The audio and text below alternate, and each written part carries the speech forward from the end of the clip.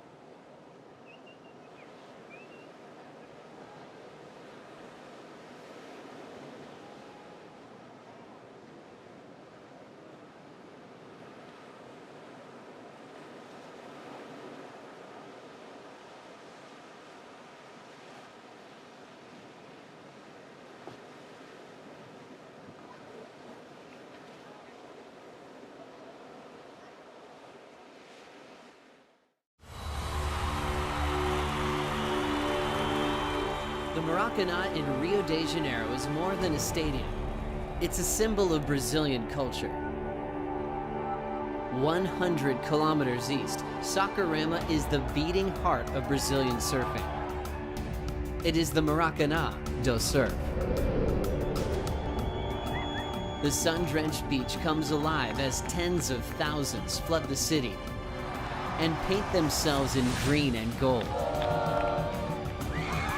Vibrant and contagious, the festival energy pulses through the crowd like carnival, and fireworks ensue.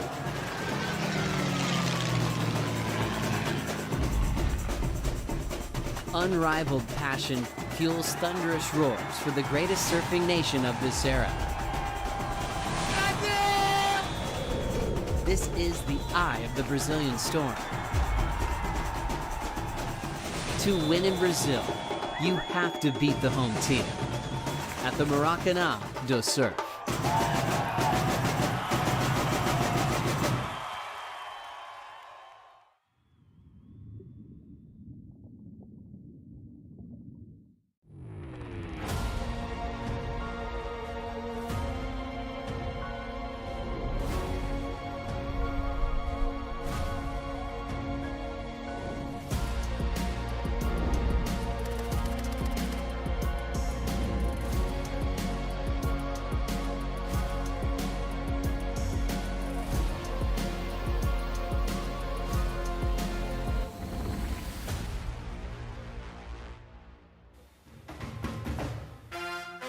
Bom dia, good morning from Saquarema, Rio, Brazil. It's the VIVO Rio Pro presented by Cero. Stop number 6 on the World Surf League Championship Tour, taking a look at the trophies, the jerseys, the excitement. Readying himself, Sammy Pupo, as well as Leo Fioravanti. That's going to be opening up our day. Men's quarterfinal number 1. A motivated hometown advantage to Joao Chianca. Kauli Vaz, we're going to see him in the quarterfinals as well. The French Tahitian has been brilliant in his surfing out here. take a picture. You want to remember this beautiful day in Saquarema. We'll get that Ferris wheel spinning. The beach will be packed. We showed up this morning, and the waves gave us a pleasant surprise. So we have been called on at the Maracana do Surf. Welcome to the set, Kaipo Girl, Maida Pops, Jesse Mendez. Maida, it's finals day. Yeah, Kaipo, like we started pretty quick here in Brazil. Like we had a blast during the weekend. And now with this potentially finals day, we're going to crown some champions. Yeah, we're going to get to you, Jesse. But first, we got to find out exactly what we're doing today. And with that, I'm going to go down to the beach with Strider Wazalewski. Thank you, Kaipo. Yeah, down here with Renato Hickle. We have got some surprises this morning. We've got great waves, offshore winds, tides dropping. What's the plan for the day? You said it all. Sometimes we get good surprises, and today was one. Nobody was expecting the surf that good, that big, and that clean. So we decided to trigger the start with the men's quarterfinals and the women's semifinals. That's called on. And we'll monitor conditions through the men's quarterfinals, deciding if we issue the green tag to finish the comp today. Great chances. The more we get closer to the final day of the waiting period, the more the storms is uncertain, and a lot of wind, a lot of rain. So if we can, we'll finish today. Well, you heard it. Sun's out, waves are here. Let's get it going. Back to you, Kaipo. All right, yeah. Thank you so much. So we are going on a yellow alert. That yellow alert is a possible finals day. So put the word out. We know for sure, like Renato said, men's quarterfinals into women's semifinals we're going to run today and take advantage of this beautiful sunny day here at Itaúna Beach, Saquarema.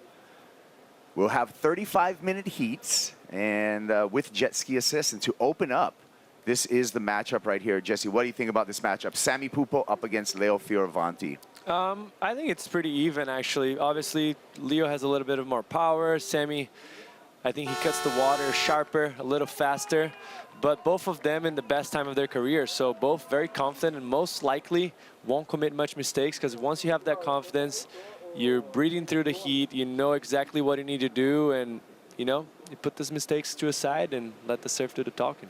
Yeah, and both of these surfers, Maida, in a top 10 scenario, Sammy Pupo, number 6 on the rankings.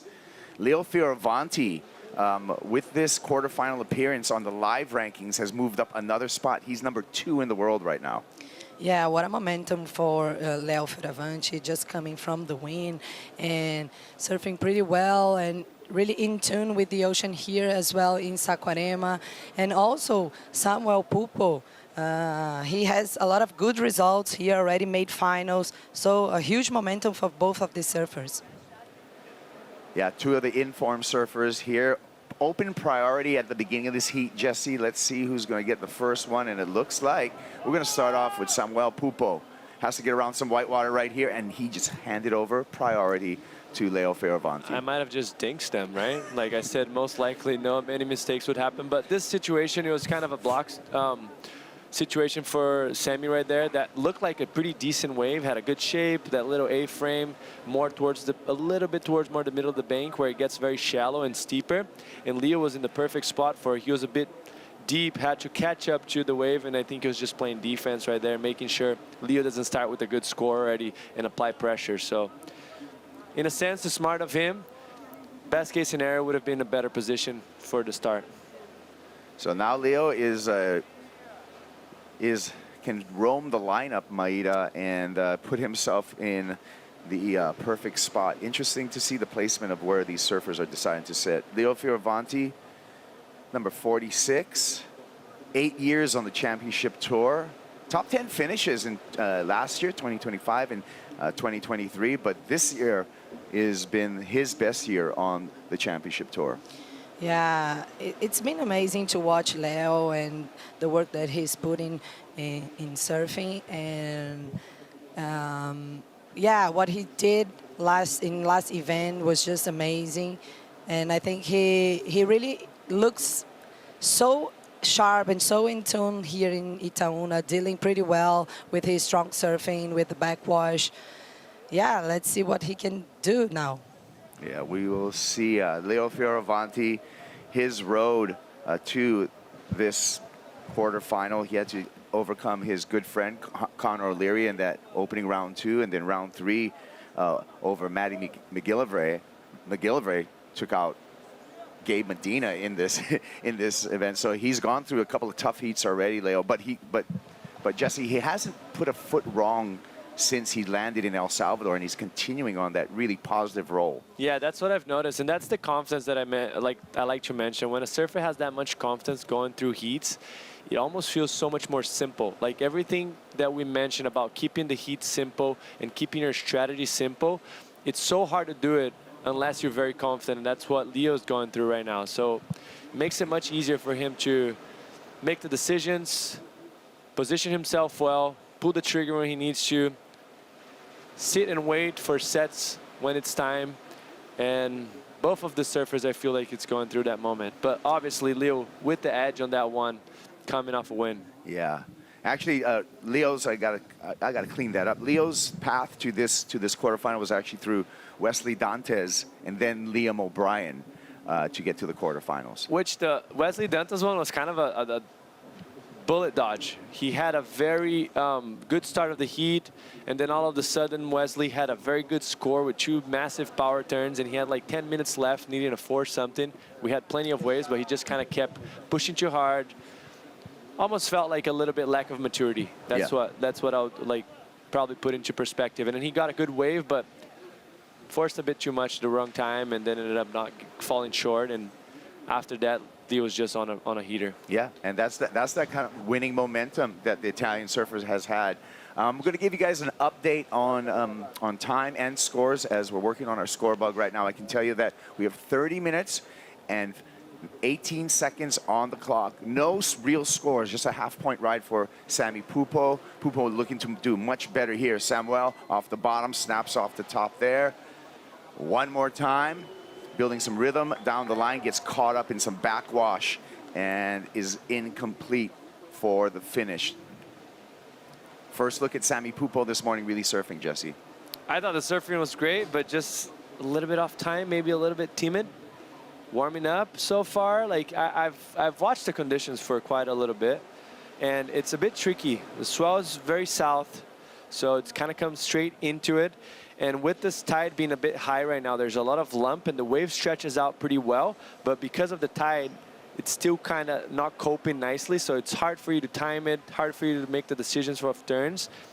And this, he started off pretty nicely, and that's the kind of fatness that I'm talking about. You can see that he's bottom turning, getting critical, but the wave is still a bit not in the hollow side, making it easier for those guys to stick their rails in. So he kind of mistimes the last turn, ended up falling. And a bit of a missed opportunity, actually, with no priority in the beginning of the heat. He could have probably capitalized and get something into the 5-point range. Right now, it's going to fall short of that. I love the slow motion that we're able to provide when you can really analyze the surfer's surfing technique and also when mistakes happen. 28 minutes, 45 seconds, and the score is in as a 3.67 for Sammy Pupo. Maida, Sammy's actually had like a pretty good track record when we talk about his performances here in Saquarema. Made the finals on CT level and has done really well in Challenger Series as well here. Yeah, it's a place that Sammy really shines here.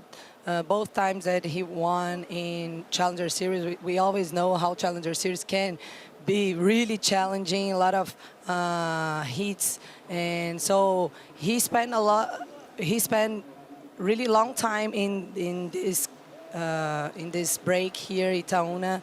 So he knows Itaúna really good. Let's see what he's going to do in this heat. Yeah, he's, like you said, a couple Challenger Series wins, made a final in the CT here. Those Challenger Series, just so many rounds in surf. So you have to be real successful, Jesse, because it is a battle. You're starting out with generally 96 surfers in a Challenger Series. Yes, it is a battle, and you have 4-man heats.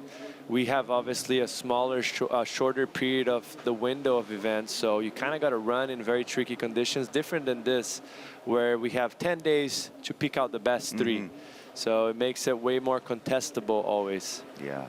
And hats off to our tours and competitions department that got those 2 big days underway, had the foresight to run 46 heats in just 2 days of competition. You see 2-time Saquarema Pro winner, Sammy Pupo. That's been the story too with Samuel, is that, you know, falling on and off the tour. Every time he's fallen off the tour with that mid-season cut, with that old mid-season cut, Maida, he was able to come back through that Challenger Series and get right back on the CT the very next year. Yeah, and of course the points that he made here in Saquarema helped him in this situation. And I think this year Samuel came to the tour totally different, with a different approach, way more confident, and he's getting the results. That's what he needed to do. Yeah. You want to win here. This is 10,000 points for the winner when you think about your ranking, and the highest heat total in the final, men or women, will win that GWM Tank 300. The Tank 300, again, we just got one of them, so it's going to be a battle between the men and the women. Who can have the highest heat total in the final will drive away in that GWM Tank 300. And they can drive away straight from the beach because it's 4-wheel drive. Drive down the beach. I actually, just a little heads up, I got an information, thank you to Mitch Salazar, that Leo is riding a 6077 squash tail. And I'm a bit surprised because looking at the waves, it's a bit small. I mean, it's not small, but he's pretty similar size than me. Now, I'll think he was going to be riding like a smaller board, like a 511, but maybe because of the conditions being so wonky and so hard to time the lip, he wants to have that stability to go through that lip more confidently and come out of the whitewash clean, more smooth, and be the board to sustain a little bit more. Let's see how it's going to play out. Yeah. Yeah, a little longer rail line on that Sharp Eye 77. That's the Felipe Toledo model. Marcio Zuvi and his whole crew have been brilliant in some of their designs, and really put out some of the fastest surfing boards in the world. Of course, we all circle back right now. Quarterfinals, Maida, both for the men and for the women. That's when you start earning points for your Surfboard Empire CT Shaper rankings. Yeah, every hit counts now, and so it's better to choose well your board and make the hits. Matt Myers, the coach for Sammy Pupo over there with the high-vis hat, but also another thing I wanted to notice on Matt was that he was wearing the celebratory Alejo Moniz t-shirt in which we're celebrating Alejo's championship tour career. Here we go. The Italians, nice snap there. 77 looking smooth so far, gets the finish, workmanlike, just tradesman-like. Solid start for Leo Fioravanti, Jess. And that's exactly what I was trying to decipher in my head when he chose that board. See him going through those floaters, those sections that were transitional. He had to put the bottom of the board going over the section. This one, beautiful open. And then right here, he goes down the line, floats that section, but look how stable he is. And once again, he was a little bit late, but he was able to go through the lip and on top of the lip, with a lot of sustain, with the board sustaining him very well and super stable, coming out very clean and solid. No wobbles whatsoever. That wave was very, very tricky to read. And right here, as this comes out of the whitewash, the board's just perfectly stable under his foot. And yeah, it was a great choice for him because the wave doesn't have too much size, but it's just very wobbly. So opting for probably that reason, I would say, but maybe I'm just making up things. No, I'm picking up what you're putting down, Jesse Mendez. Look at the crowds already forming on the beach early, well, by Brazilian standards, early Monday morning, 9:46 local time. Still waiting for score for Leo Fioravanti to see where the bar has been set in this heat. We've gone through the high tide mark as well today, and the tide dropping. Hopefully that creates a little bit more, you know, waves for us, Maida. A little bit more, a shallower bottom so that some of these waves will be able to break further out.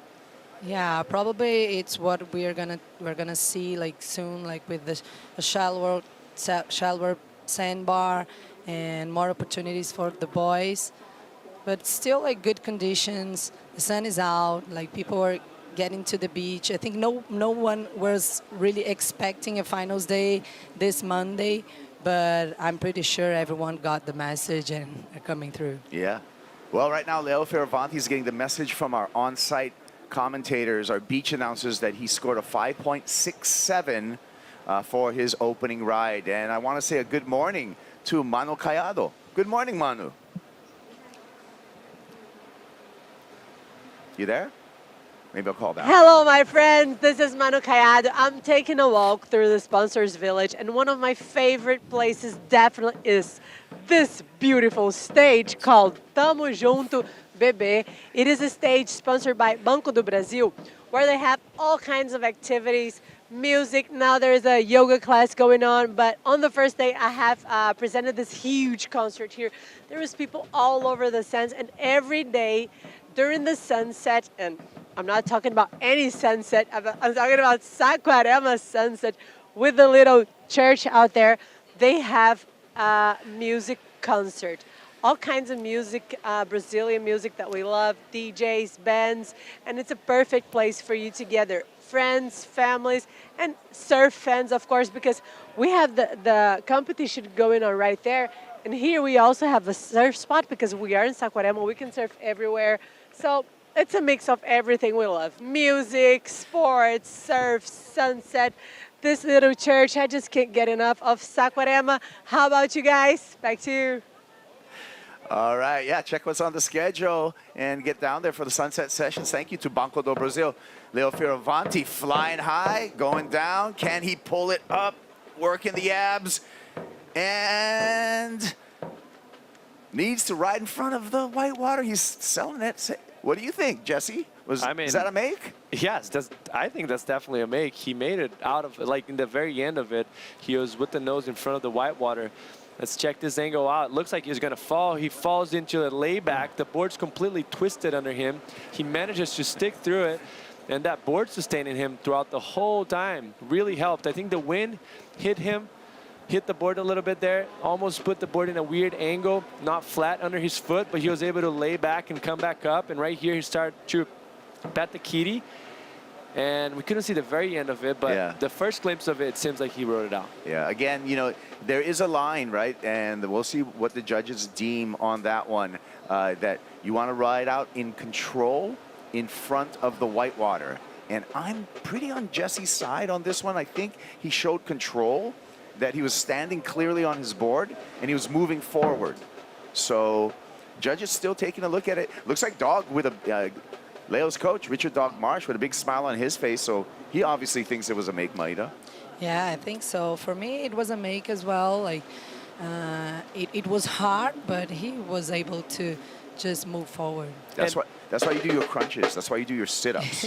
And that downtime, it's probably going to keep the score from going 1 point or 1.5 points higher because it's not as smooth. We have flow in the criteria.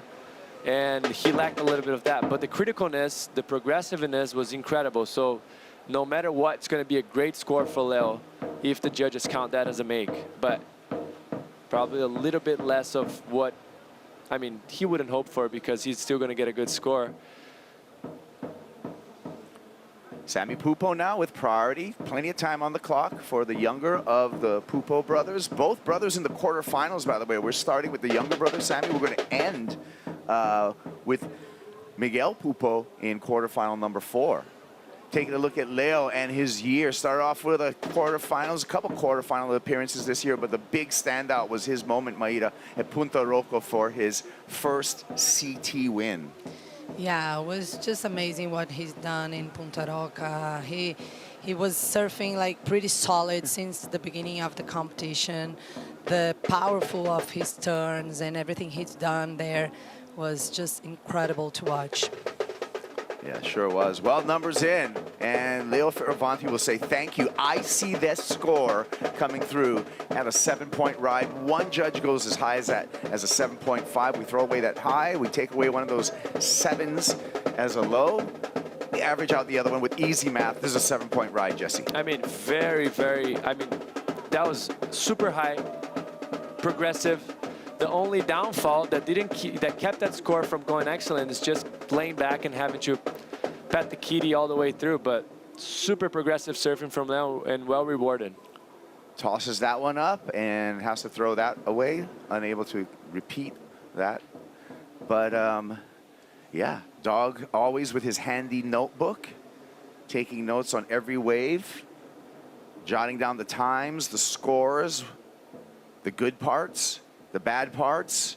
Matty Myers with his high-vis hat, always used to signal his surfers.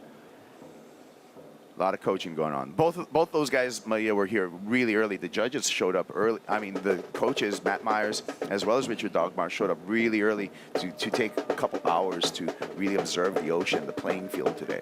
Yeah, this is really important, and we had that a little bit, that 1 hour that we got here to the comp starts, and it's really important to read because we know how large is the playing.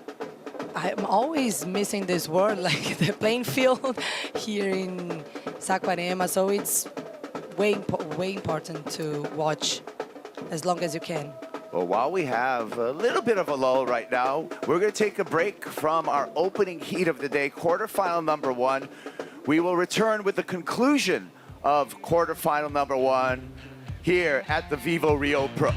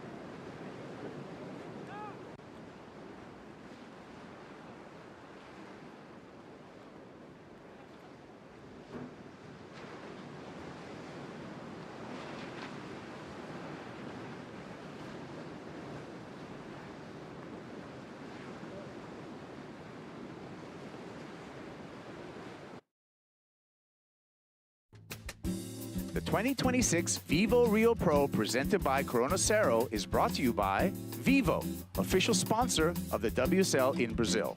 By Cero, made with 100% natural ingredients. By GWM, official automotive partner of WSL Brazil. By IC Sunglasses, official eyewear of the WSL Championship Tour. By Banco do Brasil, official bank of WSL in Brazil. And by the City of Saquarema, official host of the VIVO Rio Pro presented by Cero. Back at the VIVO Rio Pro presented by 100% natural Cero. Kaipo Girl here with Maida Pops and Jesse Mendez on the call. Out in the water, quarterfinal number 1, featuring Leo Fioravanti up against Samuka Samuel Pupo. And it is right now with Fioravanti with a big advantage, 7-point ride at 5.67. Sammy hasn't really gotten out of the gates yet, Jesse. And that's a problem. You're 2 steps behind your opponent, 13 minutes left. I mean, obviously, he's totally capable of getting a 9-point ride, but I doubt it right now. He's looking for that. He's looking for something of substance, something in between those 2 scores that Leo have. A little bit above would be even better. But once he gets that, he needs Leo to commit a mistake, and for him, you know, the rotation of priority go on once again, and he get a backup. So let's see if he is going to have an opportunity right here, looking like a decent wave. Sammy snapping there, getting some rhythm down the line. He's going to settle for a combination of 2 backhand hooks. Matty Myers likes it. The coach Sammy Pupo with the fist pump, Maida, he liked it as well. Yeah, sure. I think he's looking maybe to split that score that he needs. Like a 9-point ride is a really high score, but it was a good one. Beautiful snap right there, and really on point. The second one, you like it. Yeah, very clean wall for him. So kind of a pristine wave for a day like today, mostly with the conditions we have right now with the higher tide. As you see, he bottom turns, uses that front hand to guide him, get that nose up and vertical, and then push it back around. 2 solid turns. I think this is going to be a decent score. He's back in the heat. Notice how he uses that front arm to twist that upper body and get his board up and vertical. The nose gets beyond 12 o'clock, and then he brings it back under his chest, uses the front foot to project him outwards, and you can see that front hand also on the deck, which doesn't make any difference, but it shows that the pressure is on the front foot, and it's like an indicator showing that he's stable on top of the board and coming out of the turn with the front foot and generating speed downwards. So impressive technique for him. Yeah, the backhand snap with the front hand on the nose, really just Ace Buchan used to do that really well as Owen Wright. Here we go, nice slash there for the Italian, and just looking so smooth, Maida, just making it look effortless. No bobbles at all for Leo Fioravanti. Yeah, and it's really interesting because it's always like it looks like this, but with a lot of power at the same time. So Leo really surfing pretty well here in Saquarema as well. Yeah, that extra rail is really working in his favor. Look at those bottom turns and how he hits the lip, attacks it, but stays so stable. And that's what I was mentioning about being 2 steps behind someone. As he got a good score, a very good score probably for Sammy, Leo is just answering behind and bettering his situation with something that's matching Samuel's last wave. So we have a hands on a heat, 10 minutes left. Sammy's going to need another score. Probably like much more solid than what he needs right now. We're still waiting on Leo's last wave. So we have, yeah, a great last end of the heat. I agree. Last third of the heat is going to be very exciting. 7.33, the high mark in this heat set by Samuel Pupo. Still waiting for score for Leo Fioravanti. Feeling on the set that he's going to improve upon that 5.67. Fioravanti taking a quick look at it right. Nothing going on there. Still waiting for previous score and see how that affects the need for Sammy Pupo. This is going to be an interesting one because both of them kind of solid sets, 2 backhand snaps, just a bit different. Samuel, maybe not more critical, but more on the open face. And Leo, first one very tight in the pocket, and the second one definitely using that lip to his advantage and getting very dramatic down the line. So it's going to be interesting to see very similar waves with a different approach, how the judges are going to digest. Yeah, and the judges taking their time and just coming through right now, though, with a, as we thought, bettering his heat total, a 6.23 for Fioravanti. Now you can see in the needs column for Sammy Pupo, needs a 5.9, basically a 6-point ride, Maida. Yeah, and he's with priority, so plenty time on the clock. A 5.9, he's totally capable of. And still time, so just wait, be patient, choose a good wave, and go for it. I wonder if you get in the competitors area right there and ask the same questions to all the surfers. Which situation would you rather be? Having priority in a 5.9 with 8 minutes left with the best score of the heat, or sitting in Leo's situation, which he has a solid combination of scores, but definitely not safe right now. Both scenarios are pretty tricky. So, what about you, Jesse? In which situation would you prefer to be? Regarding the conditions right now, we have seen a few lows, and it's hard to figure out which waves are good. Probably Leo, a little bit of an edge. He's in front. All right, as we anticipate our next heat setting up, and the walkouts down the catwalk are going to happen for Morgan Siblick versus the homeboy, the hometown advantage going to Chumbinho Joao Chianca as we prepare for those surfer walk-ups. You can see the gorgeous giant LED screen. There's Morgs. Siblick having a good year. Already made a finals this year over in New Zealand. Wants to make one more finals. He's 4 good waves away from doing just that here. But he's going to have quite a big hill to climb to get over local boy, Joao Chianca. Now I like Morgs right now. Oh, I was going to say, I thought he had no leash on. Maybe? No, he's got a leash. I was waiting for that style, Maida, just like so confident that you don't need a leash. Oh my God, I think here in Saquarema wouldn't be a bad choice, you know, because the waves, like the conditions are not really tough right now, but a lot of water moving every time. And the backwash, I think it wouldn't be a good choice. Yeah, keep the leash on. Be tethered to your board. No need to swim.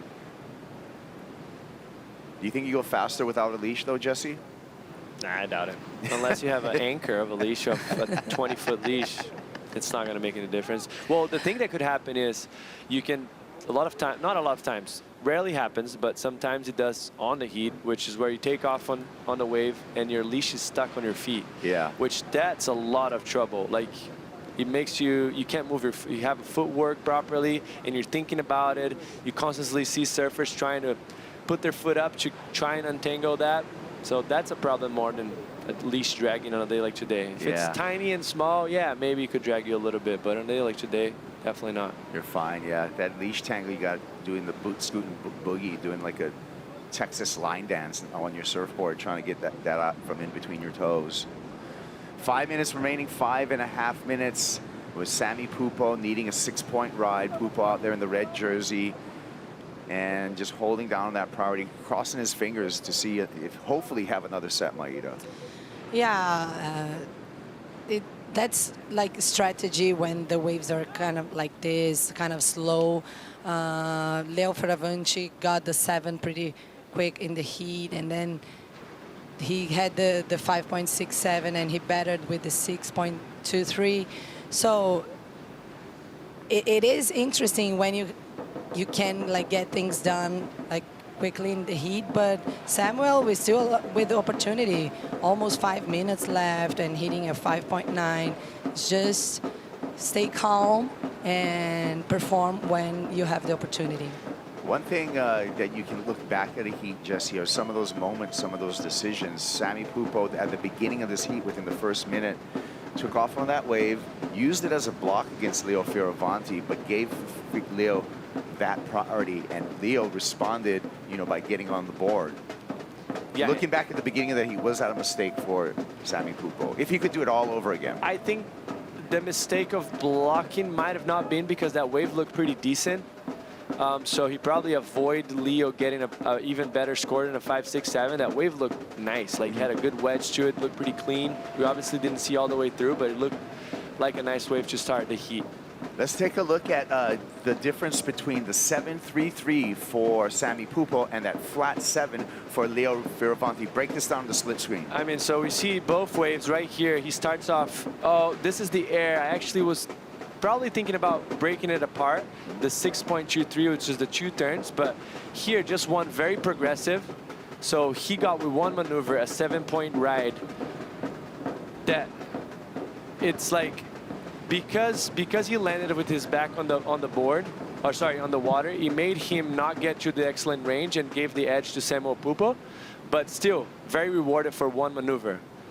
And then on the other hand, just Samuel going to town with 2 backhand turns that it's never bad for the judges. Yeah, a couple of different ways you can get a 7. 1, vaulting maneuver, or 2, the combo. And a tense time for the Pupo camp currently, with Sammy now down to 3 minutes, Maida. Yeah, of course. Like, the time is ticking. He really needs an opportunity. The ocean kind of went a little bit more slow now. So everyone is really tense. Yeah. How do you say wake up in Portuguese? Acorda. Acorda. Acorda. Please, Atlantic Ocean. We need a wave for each of the surfers. A wave chant over here. Come on. We need something for Sammy. give him a chance. He's looking up. There's tension. Is that his sister? No, it's her girlfriend, isn't Girlfriend. it? Like Leticia? Yes, Leticia. Yeah, Leticia. Okay, so significant other is stressed right now. I mean, I Yeah. would be as well. Because I don't think And the, mom and dad are up there in the stands as well, right? the problem, I don't think, is him being nervous about surfing his wave. I'll be worried about no opportunities coming towards him. There's mom and dad. Yeah, Gianni. Former professional surfer and surfboard shaper, Wagner Pupo. Sure. A note, he's actually riding Wagner's board. Nice. Usually, 90% of the time, they're riding JS's Australia board. Right. But this one, he rode it. It's his dad-shaped board. That's also. The whole event so far. And, you know, I mean, for years, Miggy was riding the dad's actual label, Ohana Pupo surfboards, right? Correct. And now Ohana Pupo surfboards make the JS's in Here in Brazil, which is a Correct. great partnership, I think. Kind of similar to that partnership with Timmy Patterson and Tico and Teco from Silver Surfboards, or Channel Islands and the guys over at SRS. Here we go. This is it. 6-point ride is what he needs. Quick start. Nice snap, looking whippy. 3 turns, and he says, I got that 5.9. Right at the minute mark. Don't look at me. I'm looking at Jesse Mendez. Here, break down this replay. Smaller wave in size, but this first turn is very critical. Look how his tail goes all the way around. Second turn, beautiful, and finish it off with a little bit late turn, which he didn't have another option. What's gonna decide this wave is that first turn. Was it critical enough? It was the best turn of the wave by far. He gets up tight, pushes that back foot, transfers the weight to the front foot, comes out clean, gets a second one, nice and vertical, but the wave is very small, and the judges like to see the intensity and size on waves. So This is true. And the reaction and the decision from the judges coming in at a 5.17, not the 5.9 that he needs. So valiant final effort, quiet crowd right now when they're hearing the news, but it is going to be Leo Fioravanti continues to steamroll through the championship tour, the Italian in yet another semifinal, Maida. Wow, my God. But actually, like, the wave was kind of a little bit small, as Jesse said. Look, the points of 5.17. Yeah, no nobody judges, gave him. Yeah. no judges gave it. I see no judge giving that passing grade to Sammy Pupo. So Samuel, he's gonna settle with an equal 5th place finish. That's a good finish for Samuel Pupo. Leonardo Fioravanti, he's gonna continue his role into the semifinals. We got more action here at the VIVO Rio Pro, presented by Cero. Morgan Siblick up against Joao Chianca when we return.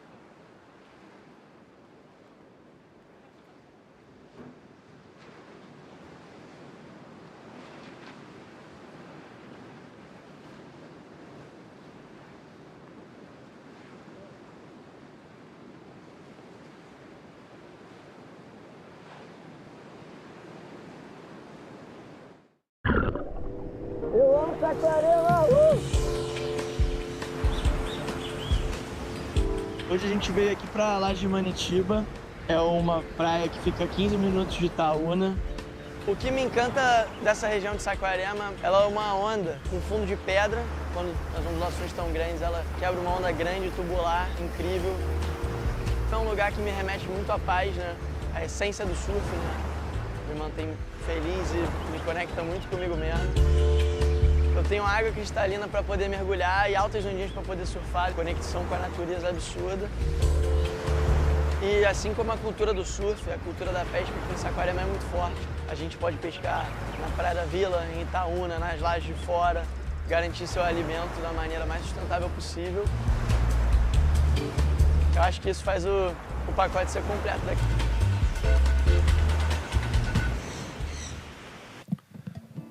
Quarterfinal number 2, Morgan Siblick up and riding. The Novocastrian.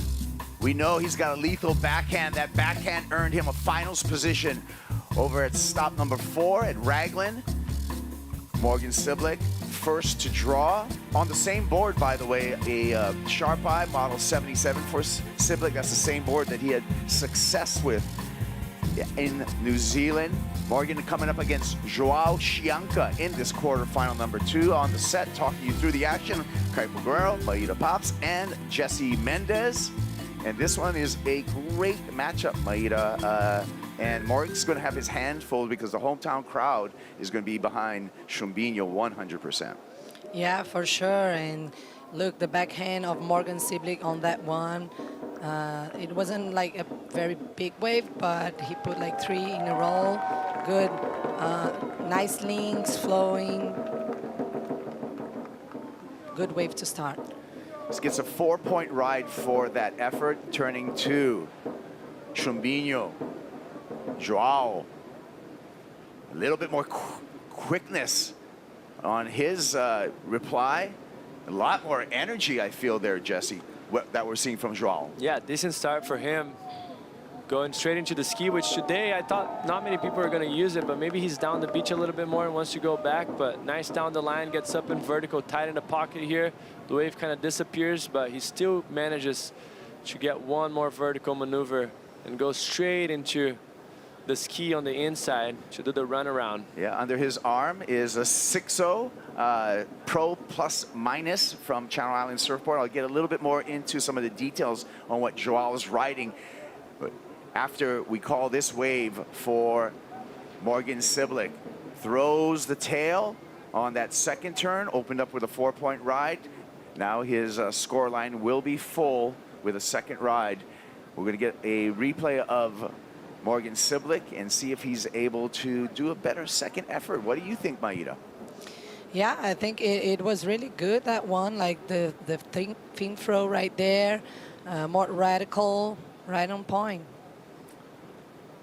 And slow motion.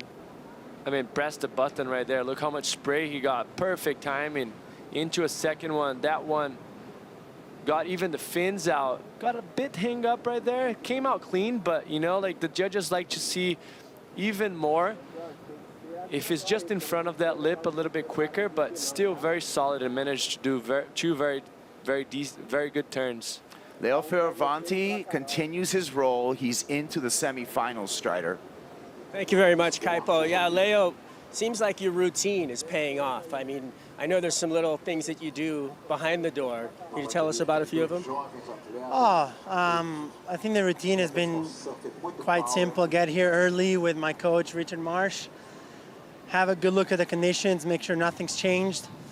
I think we've done a really good job at figuring out the bank this week, where each bank is, the deeper one, the wider one, the lineups and everything. So I feel like I'm always in good position when the wave comes, if the wave comes, and I've been also lucky enough that in the moment of my heats, the waves have come towards me. And what about your feeling on your standings right now on the World Tour? I mean, I've always dreamed of being in this position, in these types of positions, and I think I've worked hard enough to get here. And obviously you need a couple things to go your way, but I feel like things are feeling great. I'm going out with a really good mindset, with a positive mindset that no matter what, I'm going to fight till the end. And if the competitor beats me, good on him, means that he surfed a better heat. And so far, it's going pretty good. So let's keep it going. I'm not too sure if it's finals day yet. But either way, I think I've made finals day for sure now. Well, congratulations. Great to see your role this year. Can't wait to see more out of you. Thanks, Strider. Forza Italia. Dai a tutti, ci siamo. Semifinale. Back to you guys, Kipes. Bravo, Fioravanti, on to the semifinals. And his comment was that we are on a yellow alert today. We know we're running the quarterfinals and getting into the women's semifinals, but we will make a decision from Tours and Competitions if this is actually, we're going to run all the way through to the finals. And updating you with some numbers. Morgan Siblick, his last wave, a 5.83. Joao Chianca, his opening ride, a 5.17. So still a nice tight heat. And when I was talking about Joao and his equipment, it's an interesting story on Joao. This is a CI Pro Plus Minus that he's riding. And this is Morgan Siblick on his sharp eye, looking down the line, pops it into the air and goes incomplete there. Siblick just giving it a go. Under the priority of Joao Chianca, see if he could sneak one in there, but that's not going to change the situation. But what I was going to say about Joao's board is it's that Plus Minus Pro from CI. That's the same board that was issued to Ethan Ewing for his Stab in the Dark section. And Ethan Ewing coming up in quarterfinal number 3 up against Kaoli Vasa. But the interesting thing about that is the rocker. All the pros come from the same rocker family. And that rocker that's in that CI Pro has been the rocker that Joao has had his best results with. He won Portugal with that rocker. He had a semifinal finish at Pipe and Sunset with that same rocker, Jesse. That's interesting. Polar opposite conditions, right? But it shows how that rocker is very versatile. You surf Sunset, it's like polar opposite of this. And then Portugal, same thing, just a dumpy, very barreling hollow beach break. And here. Yeah. Different sizes too, like one is 10 foot, this is 1 foot. So that's just reliable, right? So it's sometimes boards are shaped for different breaks, but sometimes a board that's just matches and meshes with you, it doesn't matter where. With Joao with those CI Pro rockers and that family. And those guys put in a lot of work. Brent Powers, you know, and Britt Merrick working with someone like Joao to dial all those boards in. It matches a lot with how the surfer puts his feet on the board, like how he balances it out. And they do have subtle changes, though, in between those boards. Obviously, it's not exactly the same. They might have the same rocker, but they add a little bit of a kick here, a wider tail, whatever it is, you know, thicker board, like a little bit fuller rail. So there are differences. They're not just different in size. They would have they come from the same base, like you mentioned. Same family tree. Yes, correct. And take a look at, speaking of surfboards, we love them. Surfboard Empire, CT Shaper rankings presented by Vea, lost out in the lead, and they are going to be earning more points here in Brazil. Sharp Eye, though, look at them. Sharp Eye's got a semifinal result minimum with Leo Fioravanti. DHD has dropped down to 3rd, and JS has a chance to come up if Miggy Pupo is able to make it through quarterfinal number 4. Channel Islands, of course, Joao will be earning some points for Channel Island surfboards. Live here, Morgan Siblick, vertical stab there to finish off. Morgs, who got back on the championship tour this year after, you know, being off tour for a bit, and has had a successful year. That's especially that final that he had over in Raglan. Here's a replay, Maida. Yeah, it was a good one, just like keeping busy, catching some waves, rolling the dices. But both of the snaps were really strong. The finish turn was good. And look, throwing the tail and coming around for this critical section to end things up. So looking to better, a 4-point ride is what Siblick's mission is right now. We'll be standing by for that number. Morgan Siblick already with this quarterfinal appearance up 2 spots on the live rankings from 18 to 16. Chianca Nice extended snap there, loads up and goes really vertical on that closing maneuver, and a lot of yells coming from the beach and applause. All the energy going towards Joao Chianca, Jesse. Yeah, that was great right for him. The finish was super strong.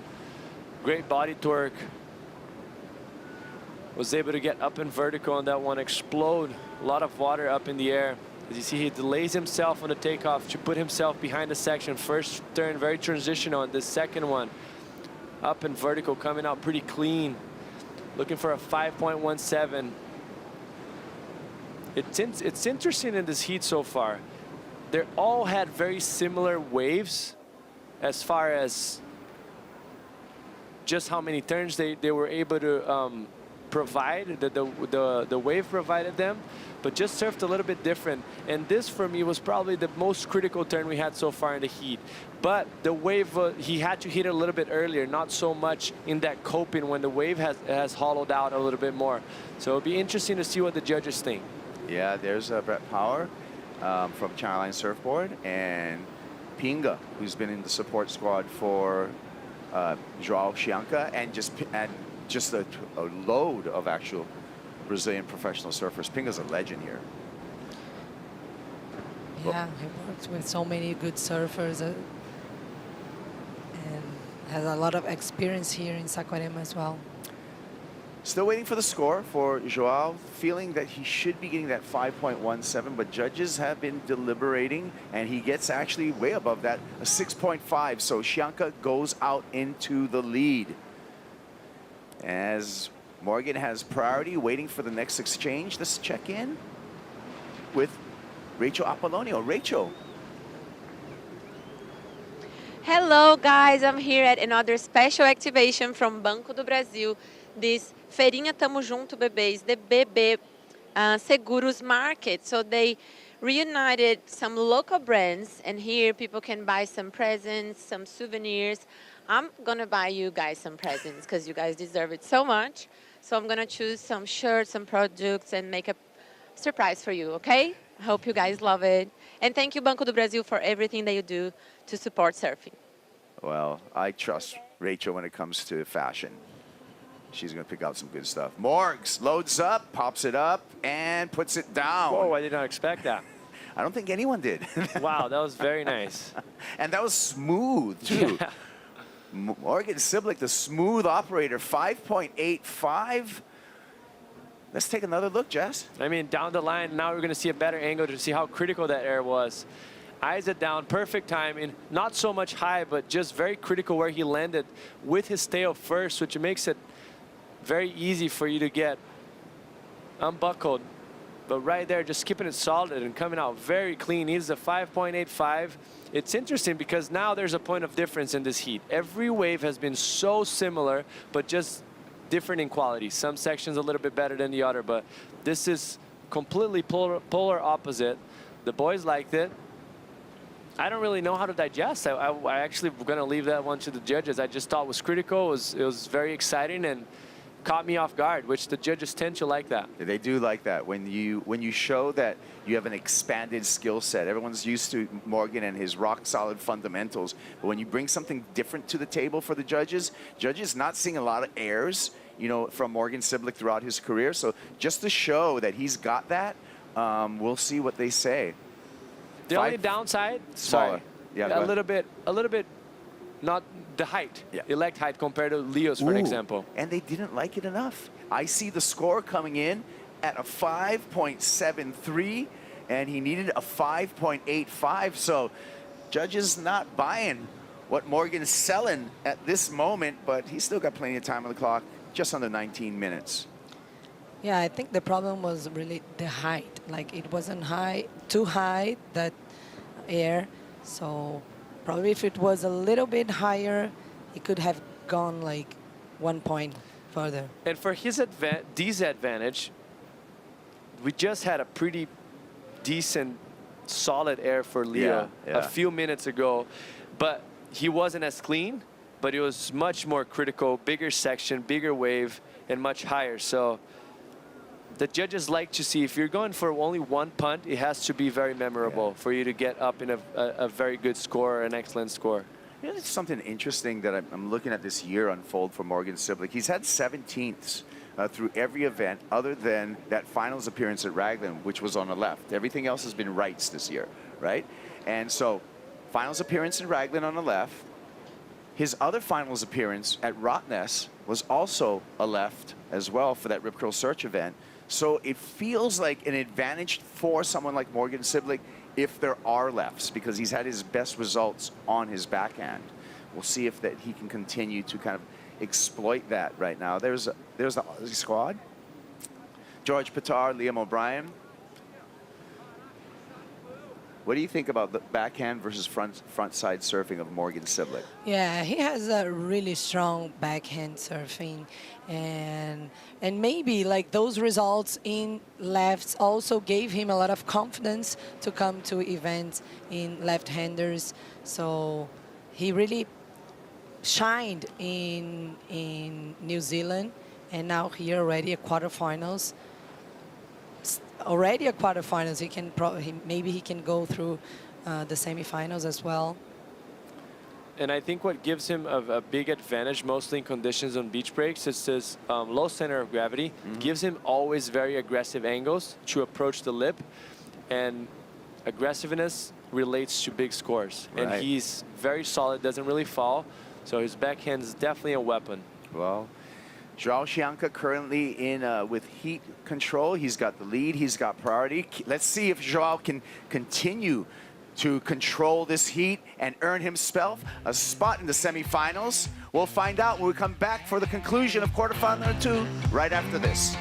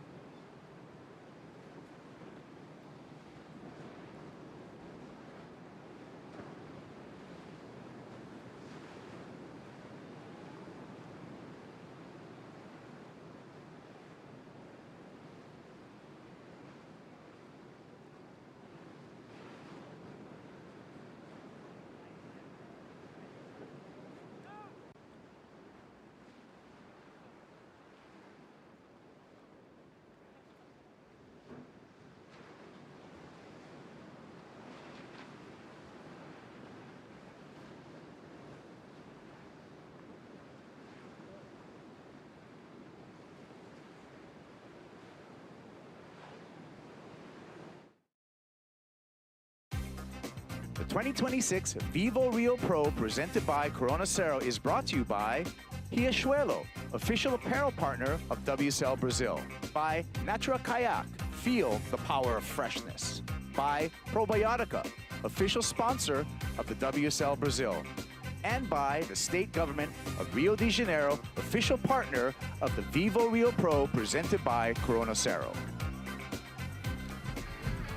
Quarterfinal 2, Joao Chianca on the backhand, winds up, stabs it through the lip there.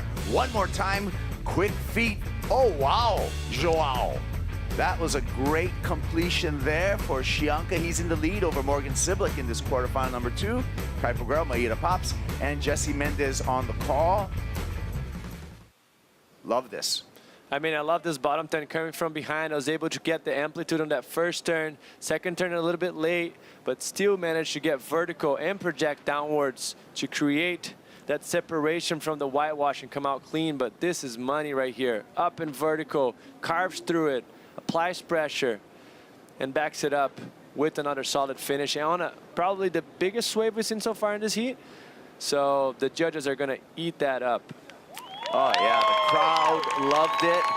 And the hometown hero is rewarded with a 6.77. You're right, Jesse.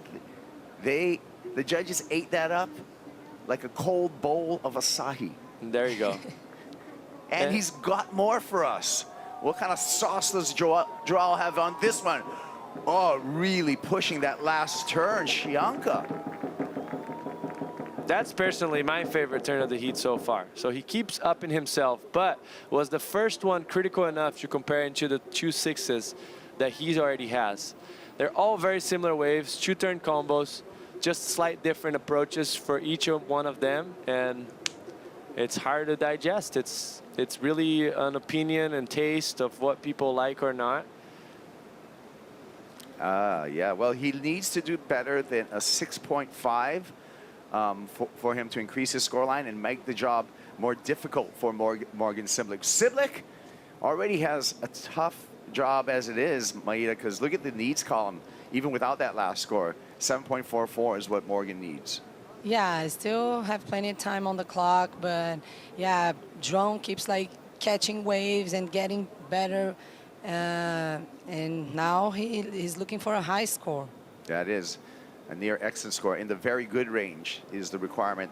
Take a look here, Jesse, of last for Joao. And that's what I mentioned. Look how flat the wave is on the beginning, but then he pushes the tail on that second one, but there's no coping, there's no curve on the wave, so it lacks a bit of power to it. Beautiful, stylish turn, but just the first turn with the combination of the second one kept that score way on the lower. Look how more lateral he is. The board cannot engage as sharp as the previous ones. Finish it off with a very stylish, nice blow tail, but uncomparable the score. And he even claimed it, so that turn feels very good, but it doesn't translate to the scoring as well. Yeah. 4.77, not change the situation, so Morgan Simlick still is going to be searching for a 7.44. Morgan does have priority, Maida, and ample time on the clock, 11 minutes. Yeah, sure. Like with priority now, he will search for a good opportunity for him. But I'm really liking the approach of João. He's looking so electric and so like with a nice intention. Every single wave that he catches. Yeah, good surfing we're watching. And he just seems motivated, excited, Jesse. Is what I'm getting even just all from the body language at the end of every ride. Shianka.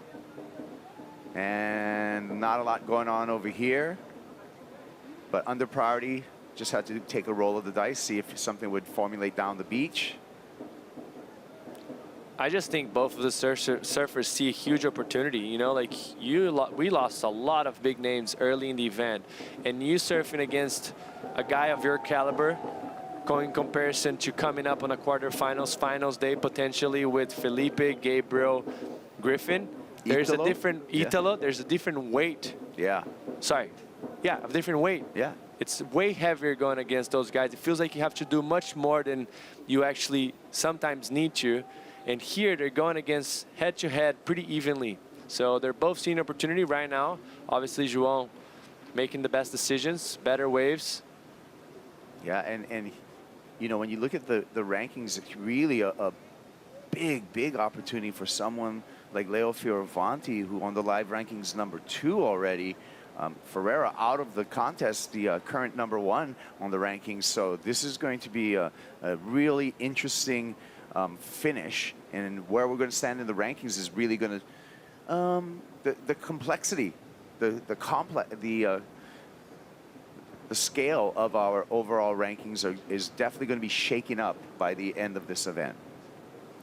Yeah, for sure. And also for these guys that are coming from the bottom of the rankings, it's a huge opportunity for them, like to take a win here, even for João, and he's up and riding.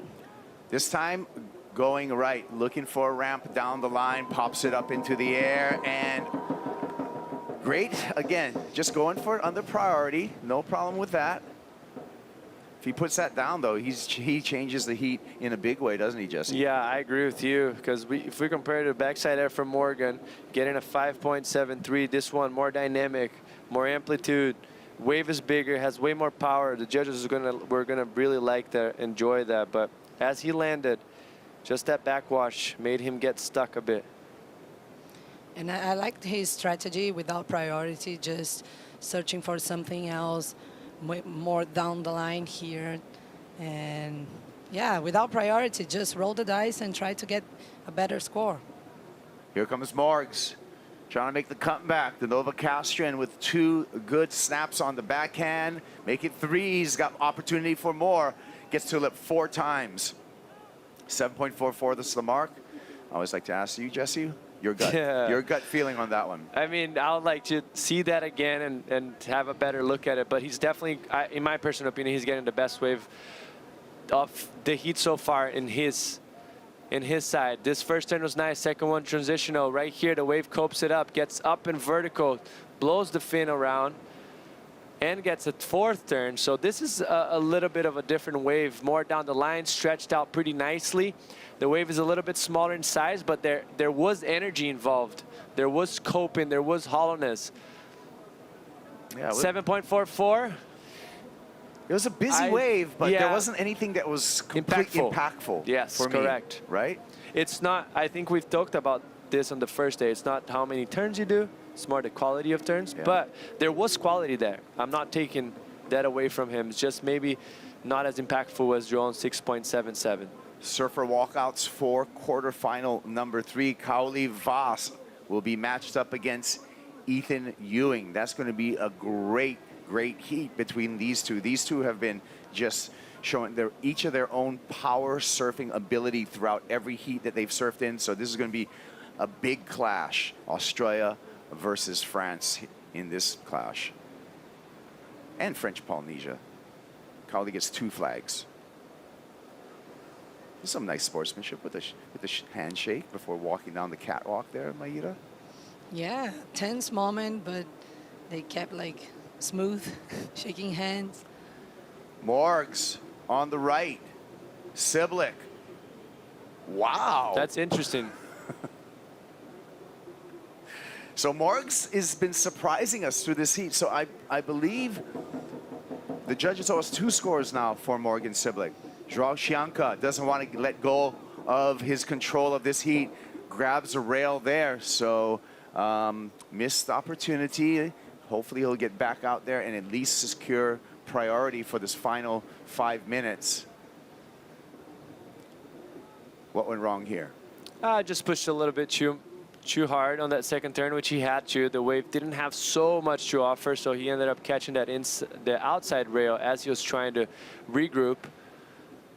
So first turn, nice down the line. The wave's very clean, but not as hollow. He pushes the back foot, transferred the weight nicely, but the nose of the board redirected a bit too much. And this is Morgan's wave. A little bit more lateral and flatter to project speed down the line for this progressive maneuver. Nice blowtail reverse. Came out pretty clean, which is hard to do. So very good combination. So mind you, as we're watching this replay, previous wave was a 6.93 for Morgan Siblick. So his requirement has been reduced. Now Morgan on that air reverse that we saw on the forehand, we're waiting for that wave score. He just needs a 6.34 to flip the heat. And the judges, way under, 5.43 for that air reverse, Jesse. It was smaller in size. I think what cost him the most is that he had to kind of go flat on that first turn. It was a nice spray turn, but pretty flat, just to project the board downwards and keep the momentum and the speed up for that last maneuver. And the air wasn't big enough. It was more of a blowtail. It was very nice, very critical, hard to do it. Not saying I can do that, but it's just, yeah, that's what kept the score low. Now, Maida, it is time for João just to stalk Morgan because he's got complete heat control. A little bit of time on the clock, priority as well as the lead. We're gonna go. Start your engine. Maida, this is the GWM recap starting here with Morgan Siblick. Yeah, very nice way for Morgan Siblick to start things off, but then João came behind with a very strong snap right there, throwing buckets, surfing really fast and in critical parts. I really love it. Yeah, he was able to be a bit more aggressive and find better waves throughout the heat, and that's what made that was the point of difference in my opinion. And the judges have took notice of it. If you want to get a score with an air, it has to be a solid air. It can't be a smaller air more down the line, but maybe he's going to have an opportunity here. 6.34 is what Morgan needs. And just missed time there, so he's just going to get the clock eaten up, trying to get back out into the lineup, giving himself one more chance as we see the crowd here at Itona. And João Chianca uses priority, goes down the line, decides, hey, I better guard this lineup and beat Morgan Siblick back out to the peak to regain priority, open priority between the two right now. Yeah, smart decision for him. Leave the door open, you know, and maybe have Morgan get a good set. And we've seen it that to get the bigger scores, if you keep it simple but solid in a good wave, you're going to get rewarded. Just keep the rails clean, show power, get up in vertical, 2 turns, you're getting in the 7-point ride. So, yeah, so you can see that decision by Chianca, a wise decision in that Morgan's way on the inside. So João should be able to get priority back and really control this heat, Maida. Yeah, I really think it was a smart decision because the wave looked good, but Morgan didn't do anything the previous wave, so better to maintain priority and control the dying 2 minutes of the heat. Yeah, Banco do Brasil, 2-minute warning, and Pinga is telling João, stay, guard the lineup, don't surf, don't let Morgan get another quality wave. Multiple waves in this set, though, and João looking over his shoulder, realizes that Morgan will not make it out to the peak in time to get any of these set waves, so he will not have to squander his priority. And now, I feel João can just lock this down. yeah, he's sitting in a very good spot because a 6.34 is a very obvious wave. It's not just you can take off in anything. So it makes it easier for you to make the decision. And not to mention the last 5 minutes of the heat, there has been at least 2 sets with multiple waves. We saw Morgan get a 6.93, a 5.43. João took a look on 2 waves that he ended up falling, one he kicked out, but maybe there's more action. João lets Morgan go on this one, deems that there's no 6.34 in this wave. Morgan's going to try to prove him wrong. 3 backhand snaps for Siblick, and he's just going to take this one in. Was that enough? That's I don't see that coming in the score needed. And you can tell that Smaller he doesn't wave, feel yeah. like, and he had the sense of needing to over surf that wave. So the second turn he pushed a bit too much and got a little hung. So it looks like there's more waves coming on the back. Victory lap. Yeah, this should be a victory lap for João Chianca. Still waiting for a score of Morgan Siblick, just to make this result official.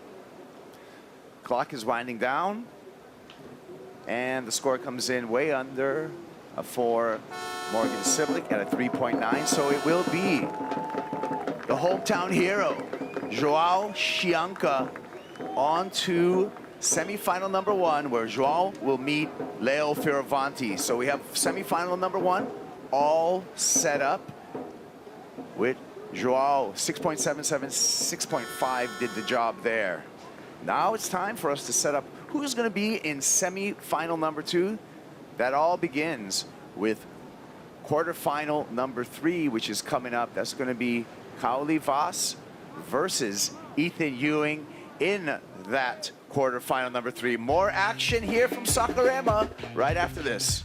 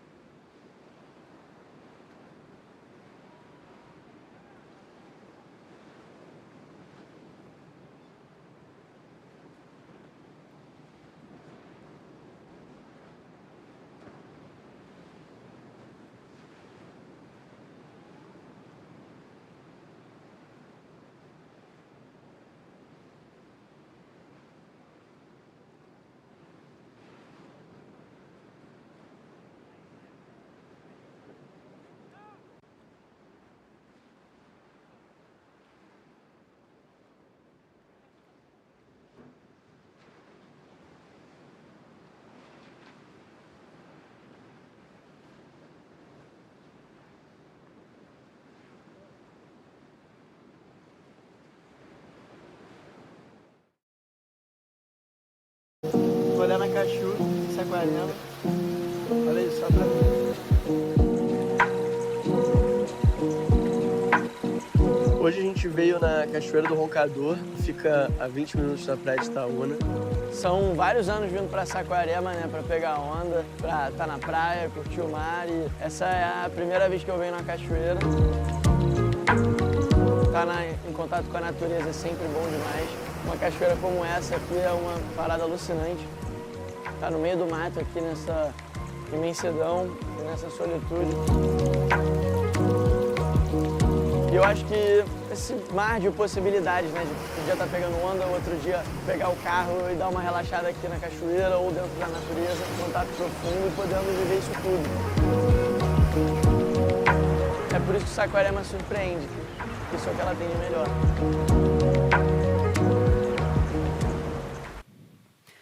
Live from the Natura Kayak Shower, Crown Prince of Saquarema, Jiaoqianka, one step closer to ascending to his throne and taking that crown and becoming the king. What a great heat for Chianca. And we've got 2 more quarterfinals to go. Chris Cote, Mitchell Salazar, Strider Wasilewski. We're pumped to be bringing you all the action live from Saquarema today. Fun-looking waves. You've already seen some big scores come through. There's ramps out there. Looking like sky's the limit throughout the rest of the day. Yeah, absolutely. I think there's a lot of short period in the water. You need to be active out there, got to move around. There's not really a defined peak either, Chris. So I think activity right here is going to be imperative for a lot of these guys to succeed in these 35 minutes that they have. I also think the tide's dropping, so we have more opportunity as that happens. And there's still plenty of swell in the water. And you're watching the lines roll in. I think they just need to get the sandbars exposed a little bit more, and we'll have a lot more action. Well, I can't wait to see what happens next. We've got an epic duel going into quarterfinal heat number 3. Kali Vost going up against Ethan Ewing. So power v power here. We've got a goofy versus regular matchup. And I mean, the tail of the tape, these guys have both kind of developed a role here in Brazil. I mean, every heat, of course, matters. You know, every surfer is bringing their A game, their very best. So if you make it through this one, I mean, there's only 2 more places to go from here. Yeah, I mean, really, when you break it down, you're needing 6 waves to become a champion at this point, too. They count your top 2 per heat. Kali Vost, he shines in those big moments. We've seen it before. Olympic gold medalist right there at home in Tahiti for Paris 24. And Ethan Ewing's a former finalist at this venue against Yagodora in the past. So 2 guys that have had success so far this season, but Ethan really looking for another breakthrough result right here.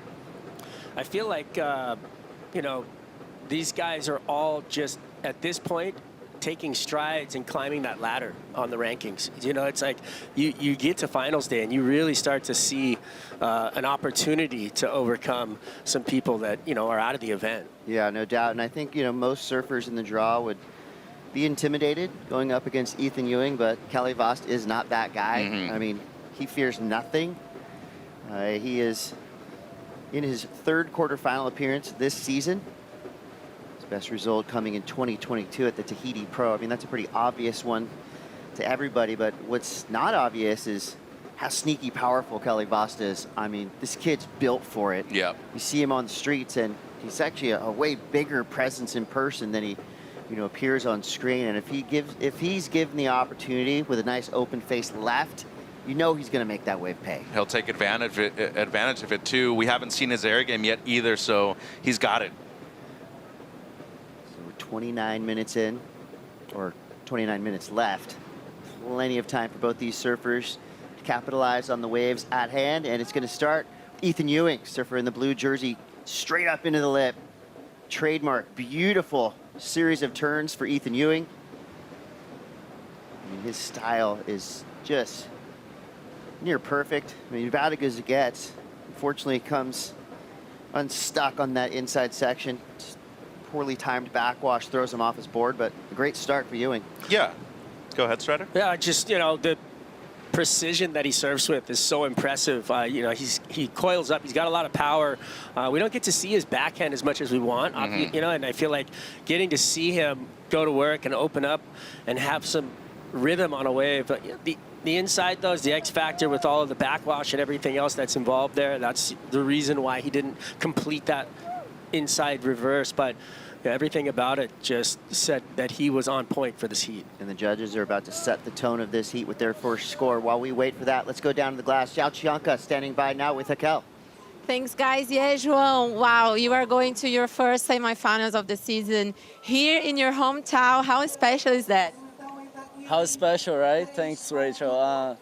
Yeah, I think I said it on my first interview, even though my English was horrible, but I said if there's any place to turn things around, should be at home, you know? Should be with my family, my friends supporting me, should be with the home crowd backing me up every wave by wave, heat by heat. So yeah, it feels amazing. And talking about local knowledge versus local knowledge, Morgan also had Raoni in his back, but how do you think, did that ever cross your mind about positioning and then you end up going better? Yeah, Raoni is the king, yeah, and I'm the prince. But follows the lead, and yeah, looks like I'm gonna be better on this game. So, but all the respect to Raoni. Raoni, it's I'm such a fan of his work and his person. We are really close, and I mean, just love the guy, you know. Huge respect to him. Huge respect to Morgs too. Coming up so strong, but yeah, today was my day, at least at that heat, and happy to move through. Can you just tell us some quick details about your board, the board that you're riding? Yeah, it's a 6.0 CI Pro plus minus. It's just a file that has been working at this wave since the beginning of the year, or since last year Challenge Series.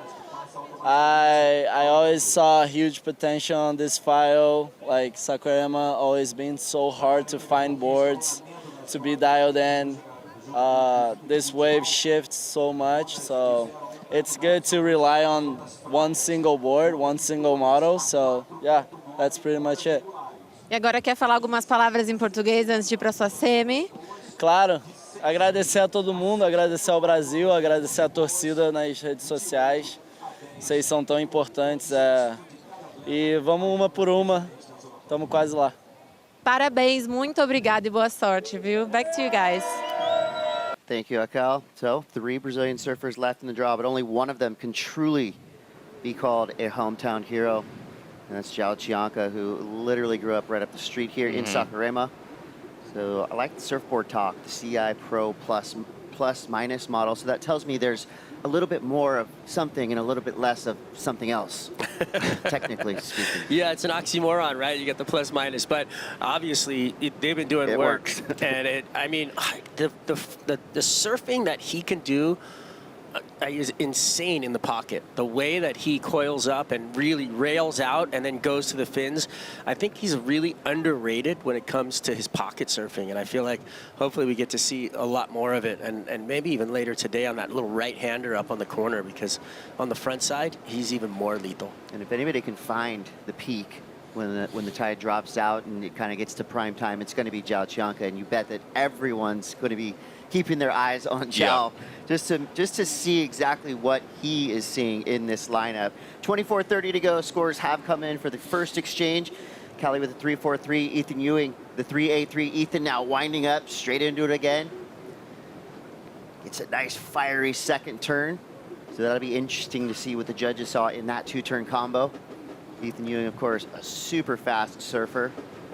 He's so relaxed, and it makes it look so easy, but what he just did was so technical. Watch him wait out the bottom turn, seeing the backwash, knowing when it's going to hit, and times it off the top perfectly, gets the 2-banger hanger and rides out of it. Like, this kind of surfing is just so precise, and I feel like he's doing it with ease and casually. I feel like I want to see him almost put some drama into the body language, because what he's doing is just pure perfection. Where does that speed come from? Because I didn't see him wildly pumping or anything like that. It just kind of turbo boosted out of nowhere. Because he goes rail to rail the entire time. I think we always forget just because he's so good on going on the forehand. He grew up at beach breaks. He's from Stradbroke, Oak Island, and that's one of the best beach breaks right there in that area of the Gold Coast. And, you know, his junior title, won at Kayama. It was tiny over Griffin Colapinto, too. Did most of his success going left, and I think it just always get overlooked how good he is going on the backhand just because of his success going on the rights, because that's where most of his wins has been so far. But 10 years ago, 2016, made the final at the U.S. Open. That very same year, he qualified for the World Championship Tour for his first stint. And I feel as of right now, really the name of the game for him just has to be finding consistency, Chris. Kali now answering back. He's going to have to do it in a big way because Ethan's last wave came through at a 7. Here goes Kali up and into the lip. Leaning into his tail. Throwing a layback at the finish. Didn't really quite get it all the way around, but I think it was kind of all he had, you know, on that end section. There was a little backwash that came up, so it'll be a decent score, but I don't think it's going to match what Ethan Ewing just did. So a 7-point ride, looking at one of the high marks of the day. What did the judges see in Ethan's last wave that warranted that high a number? Well, they need a set wave, first of all. They're really setting the standard with that. If you're on something small, I mean, I think Samuel Pupo's last wave, the potential buzzer beater right there, is a key example. And Tomas Malam working with Kali Voss, Tia Zabrowski as well at this event, coach of the French Tahitian superstars. But I think all in all, they see quality out there. They want you to be patient. They want you to be on the right wave at the right time, Strides. Yeah, and that little hiccup with the backwash, you know, that's it. That's something you can't do anything about, right? That last turn would have been a huge Larry, you know, where he would have just really dug in, shown the power that he has. But unfortunately, the wave kind of hiccuped. The flare from Kaoli we haven't seen yet today. I feel like, you know, the waves are kind of not, it don't have enough substance for him to show off the power that he has, and I feel like he just needs to be patient and wait, like you were saying, Mitchell. And if he does that, he'll find himself on a wave like Ethan had, so where he can really engage, because right there he has all the elements. It was just that little bit of backwash that took away from the finish move. Back at it. Ooh. Big carve to start this wave for Cowley. Gets a second turn in there. So that's the recipe, right? Yep. 2 big turns going plenty fast on a bigger set wave. So Cowley 1 step closer to matching Ethan Ewing 7. We'll see what the judges give him on his last 2 waves. So these 2 guys have matched up before here in the 2026 season. So we see Cowley. This turn is magic. Yeah, a lot of quality in that right there. And especially a carve on the day like today where it's so short period, guys, to be able to fit in that full wrap right there, there's extreme difficulty in that. But the key notice right here in comparison to his previous wave, this is one of the in-betweeners. That's why there's so much froth on it. It's not necessarily the first wave of the set or the last one. It's just that second in between that really allows you to get a bit more steepness on the face. He found it twice in a row right there. Good conversion, Chris. In a wave of this size, I feel like it's going to be easier for backsiders to fit those turns in. So full credit to Cowley there, who was able to really unleash, getting 6-1-7. So the head-to-head matchups are as follows. These guys are 1 for 1, but the 2026 Gold Coast Pro in the quarterfinals, Ethan Ewing just dismantled Cowley Voss on his way to a huge victory. So you know Cowley's got that in the back of his mind. You know, all of these surfers, you know, they have encyclopedic memories when it comes to, you know, past matchups. You can bet he remembers every score, every wave, and the sound of that crowd every time Ethan Ewing stood up. So Cowley's out for revenge, and that's a dish best served on finals day. And they don't like to bring up the losses. Nope. They like to bring up the victories, though. And Cowley's so competitive that you know that he's just remembering that moment right here, and he wants to really prove why he deserves to be in the semifinals for the first time as a championship tour surfer, because when he made the final back in 22 at home, he was a wild card at that event against Miggy. So this is a big moment for him if he's able to get over that hump right now. And just with this result alone, solidifying his position for potential Rookie of the Year, too. That's big right now when you consider the great rookie class that we have on the CT. And we're starting see things open up in the men's field. You know, Zhao Chianca getting his best results so far. We're seeing Cowley Voss pushing his way into the quarterfinals. So, you know, I feel like the rookies and, you know, the second, third year pros, they're putting things together now that, you know, they got the memo. Without that non-elimination round, you got to come out firing immediately. I think a lot of them were pretty shook in the first couple of events of the year. And, you know, I think that they have the right to be. Championship Tour is obviously a lot harder than the Challenger Series, and that's saying something because the Challenger Series is gnarly. Yeah, every heat is too. But the main difference there's just so many veterans at a lot of locations where they've already been to multiple times. And most of them are difficult waves to really adjust to on the fly. Bells, whether you're going to the Bull, Rincon, or Winky, that's tough. Margaret River, you can have different faces to it, and it's not necessarily the most perfect wave on the planet either, Strides. But here, a beachy, anybody should be able to surf this. Yeah, I mean, this is what they grew up on, really. This is their bread and butter. This is where they came from on the CS, and this is the opportunity for them to show every trick that they have, too, because you can be offered up so many different types of waves out here that's just wild how many different types of maneuvers that you can do.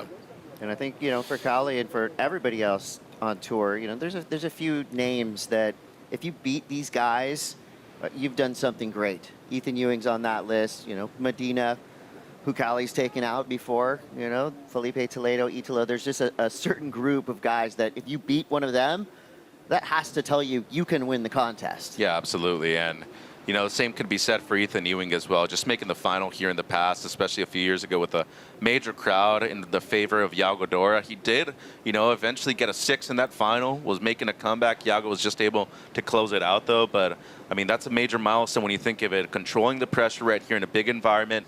And that wave alone, the 6 that he had in that final against Iago was actually a blow to a reverse, which is something that you don't necessarily see all the time from him either. So everybody has a different bag of tricks. They don't necessarily need to show it on every wave, though, Chris. Yeah, this is a cool overview of the takeoff zones we have out here today.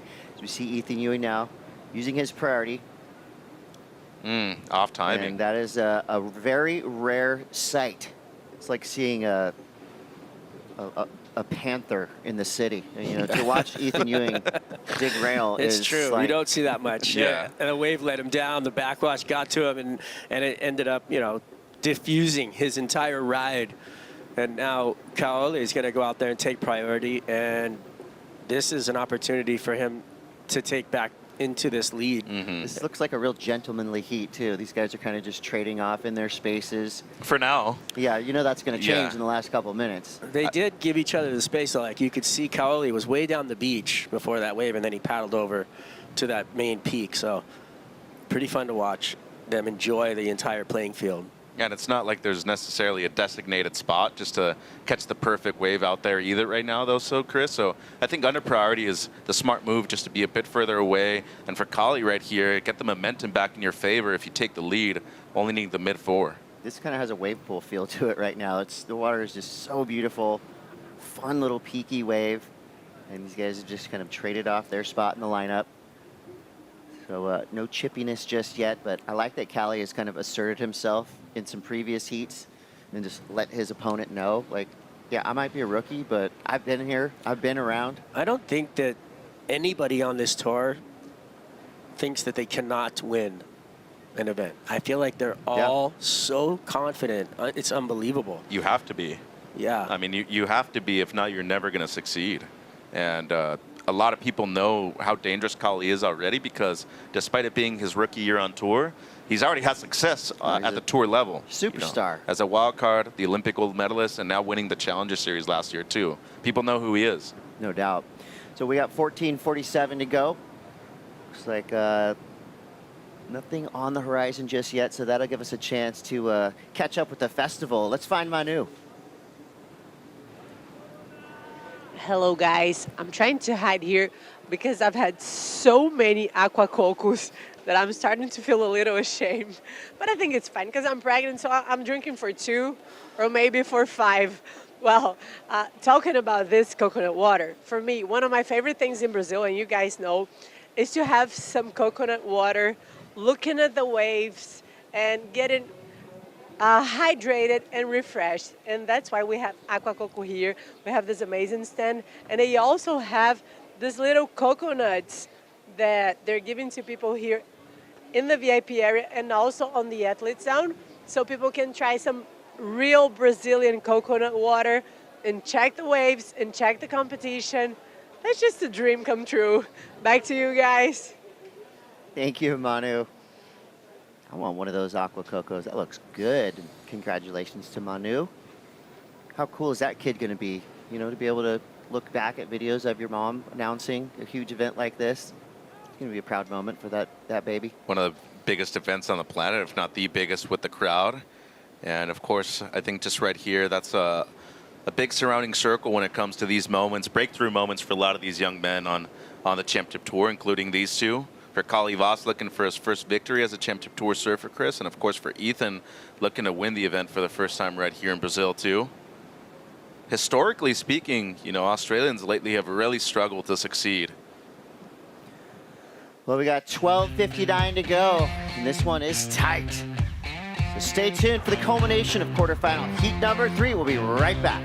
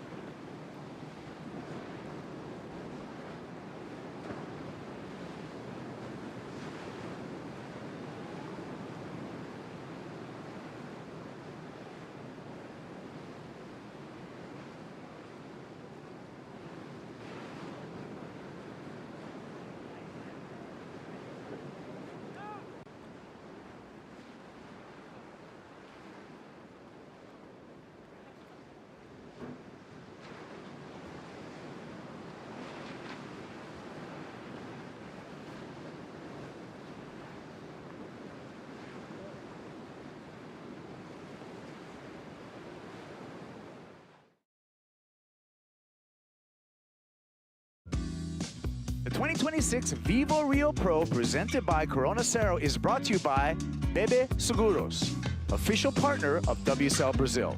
By Aqua Coco, coconut water of the champions. By Mana Poke, the surfer's poke. And by Dr. Peanut, official sponsor of WSL Brazil. Straight back to the action. We're live from Saquarema here in Rio de Janeiro, Brazil. Ethan Ewing locked in with Kali Voss. So that was Ethan's 4th wave rating. Comes through to 3.73. Still in the lead for now with a 7-point ride paired up with a 3.83. So respectable 10.83. Kali Voss with a 6.17 and a 3.67. He's right there in it. Needs a 4.67. Tricky wave to surf, but Ethan always seems to make it look good. Yeah, well, under priority, I think it was a smart move just to make sure that you're going on a wave with potential of improvement on the high 3 that you have at the moment. It doesn't judge as real quick with that one, Chris. 3.73, so still playing the patient game out there is Kali Voss needing the mid 4, which is smart considering that Ethan at the moment has the high mark in the heat. That straight 7-point ride, so haven't seen anybody go right. There's not a whole ton of them out there right now. They tend to be a bit flatter with a short period swell. I do feel like that is an option, though, for a 2-turn combination for somebody with a forehand like Ethan Ewing. It's 11:10 a.m. local time here in Saquarema. 9 minutes, 40 seconds left. So time's going to start to fly here, especially for Kali Voss, who's sitting out the back with priority. And, you know, the cadence of sets is decent. I wouldn't say it's super slow, but it really, I'm sure, makes these surfers have to think about every set that comes through. Ethan going up the beach, sees something. He's going to sell this one to Kali. Kali building speed. Nice slashing carve to start. Big section in front of him. Well done. It. So looking for a 4.67. He should get it right here. That felt pretty good. Yeah, one of those shorter ones, but very well surfed, carved to turn. And I feel like just the use of priority right there, extremely intelligent by the French Polynesian. Oh, look at this, 2 Brazilian global surf superstars. Iago Dora will be in the red jersey.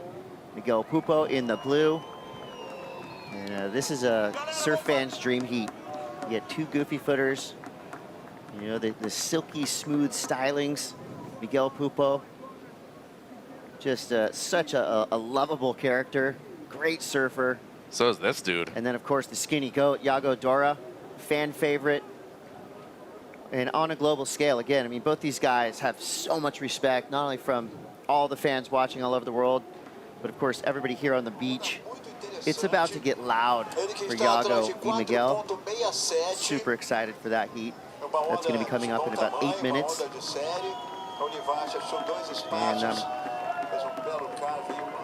a little feeling inside, something tells me the event winner is going to come from quarterfinal heat number 4. Okay. I like that call. That's not controversial. No, well, no, not at all.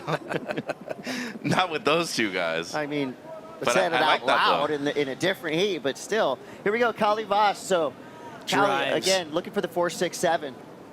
I feel like he's doing the work to get a little bit extra. Like through this turn, he's not finished until he actually kicks out the tail, and it made him a tiny bit late, but then he adjusted to the lip line to fly out into the flats to actually complete. So usually you see Cowley come up and just drive really hard on the back foot through it. So that one, he got to get to the front foot and drive out on the lip line and get out in front of it and kind of levitate to land. And that's a dangerous position with the backwash and everything, you know, that you have out there. But really, really great work by Cowley to make it dramatic after that first turn. And the IC scoreline tells us that the judges say he did more than enough. Comes through the 6.67 now. Kali Voss is in the lead. Ethan Ewing chasing a 5.84. We got a heat on our hands, folks, with 6 minutes and 40 seconds left. Ethan out the back with priority. Starting to feel those pins and needles again. Nervous Absolutely. energy rolling through the lineup. Ethan doesn't need a whole lot, though, Chris. A 5.84. I feel like by today's standards, it's really just a 1-2 punch on the back end again for him. Kali's going to keep the pedal down. Nice carving snap to start. He's trying to just kind of pick apart his opponent right now. Just keeps adding the pressure. But see how he competes, though? When he's in priority, he's patient. When he's outside of priority, he's making sure he's riding waves. You get the beach announcer to talk about you. You get the crowd involved. You add some more pressure to your opponent. That's why, you know, he is a spotlight type of person. He knows how to compete. He knows how to adjust and make those small things on the fly. And now with the lead, just wait for him to be moving up and down the beach, looking for something to improve on the low 6 with the time remaining on the clock. And we're getting towards that 5-minute mark. And here is your GWM recap. Remember, at the end of this event, somebody's going to drive off in an incredible GWM car. Will it be Ethan Ewing? Could potentially be right here. So has the high mark of the heat, a 7-point ride for the Australian, and then big comeback right here for the French Tahitian strides. Yeah, you know what? He's enjoying his kind of flow because it really started out a little low, but then he put it into drive and then hit second gear, and now he's into third. So you can just feel it picking up speed as he drives over these sections and really just slams it home. I mean, you can see him enjoying that movement and kind of getting through the gearboxes to get to the next level. There's Ethan in blue, number 33, looking for a 5.84 to advance. He's sitting on the highest single wave score of this heat, that 7-point ride. But Cowley now, a pair of 6s, jumps to the lead with time winding down. I'm telling you, he's breaking away. He's just trying to look for anything to improve on that low 6 right now. Even looking at it right, it seems right now is Cowley. And he's going to do it. Kali Voss building speed, hunting a ramp. Cowley goes to the air and can't come down with it. A little bit forced, trying to, you know, create some noise underneath around. priority and really kind of like give, you know, Ethan something to think about. I think, you know, Mitch touched on it a little bit earlier, but anytime your opponent has to look over their shoulder, it's taking away from your focus and your attention. heat, Yeah. right? So that's something that's, you know, a very small part of it, but it's definitely gonna take away from your overall comfort in the heat. Why do you think Kelly had so much success? Like, anytime he knew that he could distract his opponent doing something like that, he was doing it. It worked out 11 times to become world champion those 11 times. Well, Cowley, I mean, Cowley knows you don't win the Challenger Series easily. That is an accolade right up there with the world title, right up there, with like a Triple Crown win. It's one of those benchmarks in surfing that not a lot of surfers historically have done. So for Callie to have had that experience, I mean, that just had to set him on this path towards greatness. Callie's pit crew, they know how good Ethan Ewing is. They know they're not out of the woods yet. This is huge, though. If he's able to make the semis for the first time in his career, big momentum builder heading into the Pacific Lave, Tahiti, then Fiji afterwards. We all know how great he is over there, how accomplished he is, too. So this is a big cap in his feather if he's able to make it in these next 3 minutes, Chris. Yeah, he's given space to Ethan Ewing with 2 minutes and 45 seconds left. Set approaching. Ethan making a move. Dun, dun, dun, dun. I love it. Thank you, Strider. Oh, here we go. And let's see Ethan Ewing activate on his powers. Deep bottom turn, straight up into it. Just that trademark snap, adds a second, comes around the corner, finishes it. His low score right now is a 3.83. He's looking for a 5.84. Compare that wave to what we just saw from Callie, that 6.67. Two big, potent turns. Those were three cruisy, sparky, nice, elegant, great turns, but was that as exciting? Of this wave, the wave hit him on the back of his board and kind of slowed down his flow. You'll watch this little hiccup happen, and I think it kind of put him off kilter for the rest of the wave. It's interesting. Watch this. Right there, see him kind of lean back a little bit, and then he had to kind of readjust, and then he got back involved, but he was a little bit off on the rest of the wave. It wasn't horrible, but it wasn't what we're used to from Ethan. Right. And as you said, just disrupted the flow slightly enough to put him a little bit off pace. I think right here at the end, he's getting the score if it's a bit more explosive right there on that last one, Chris. Needing close to a 6, though, there's a lot of waves to compare to so far in this seed. If he's getting it, it's going to be right around there. And if he doesn't, it should be a little under. But, I mean, we still talk about a well-surfed wave right there, despite the disruption right at the beginning of the takeoff. With a minute to go, I'd be looking for another wave if I were still him, just to make sure I have another chance at it. He's like an organic machine.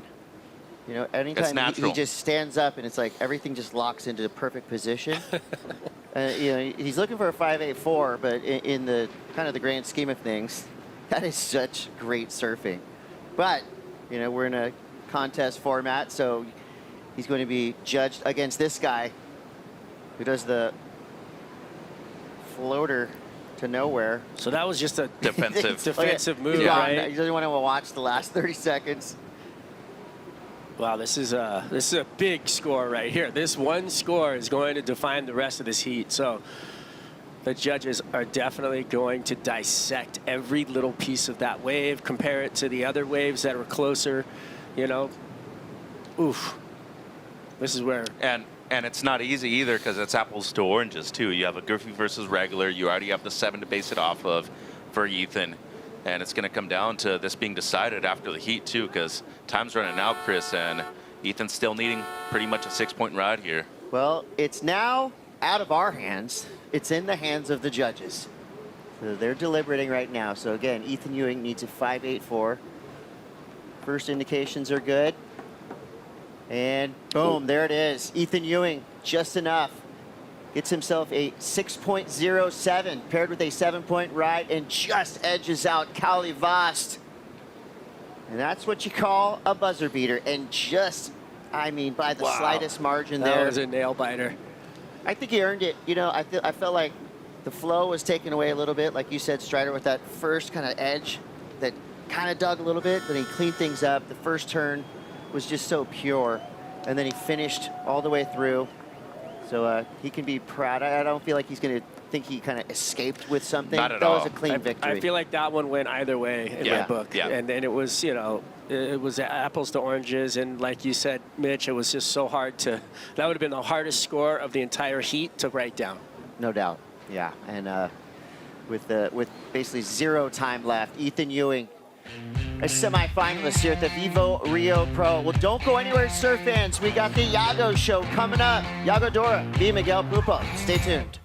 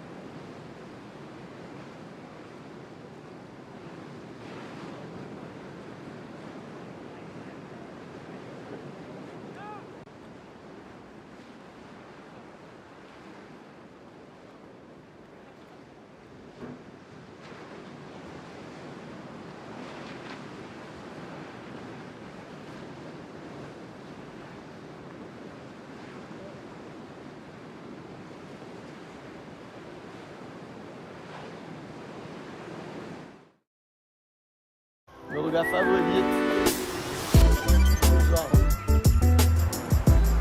É um refúgio 2 horas do Rio.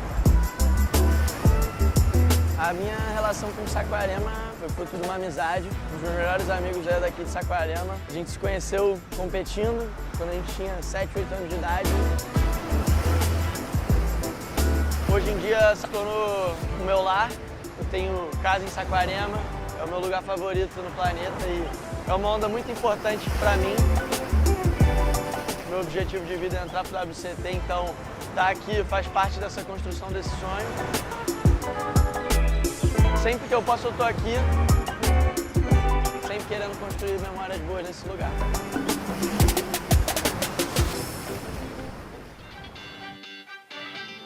Welcome back to the VIVO Rio Pro, presented by Cero. We've got an epic quarterfinal matchup. Yago Dora, current world number 3, going up against Miguel Pupo, current world number 5. It's all happening. Chris Cote here with Mitchell Salazar and Strider Wasilewski. It's all goofy-footed for the next 30-something minutes. 3 goofies in the booth, 2 goofies in the water. It's a goofy domination. It's a good day to go live. Finally. Let's go. It only took us 50 years to get to this point, gentlemen, but we're here now. So this is friendly fire for the Brazilian fan base. You know, they would have hoped that these 2 surfers matched up later in the draw, but this is what we got, and it's going to be awesome. Here goes Miguel Pupo. Yeah, this one comes in 5.33 for Miggy, looking for his career best result at the end of the year. How beautiful was that second turn right there? Explosive, creative, so different too. How about this maneuverability on the JS Strider? Looking flexible out there right now, Miggs. Well, having to adjust and create on the go, right? Like that was super creative for him to come off a section where his board slide was happening, but then the backwash threw it in there and made him do something extra. Wow, what a whip right there. This guy's definitely getting some momentum and feeling on fire.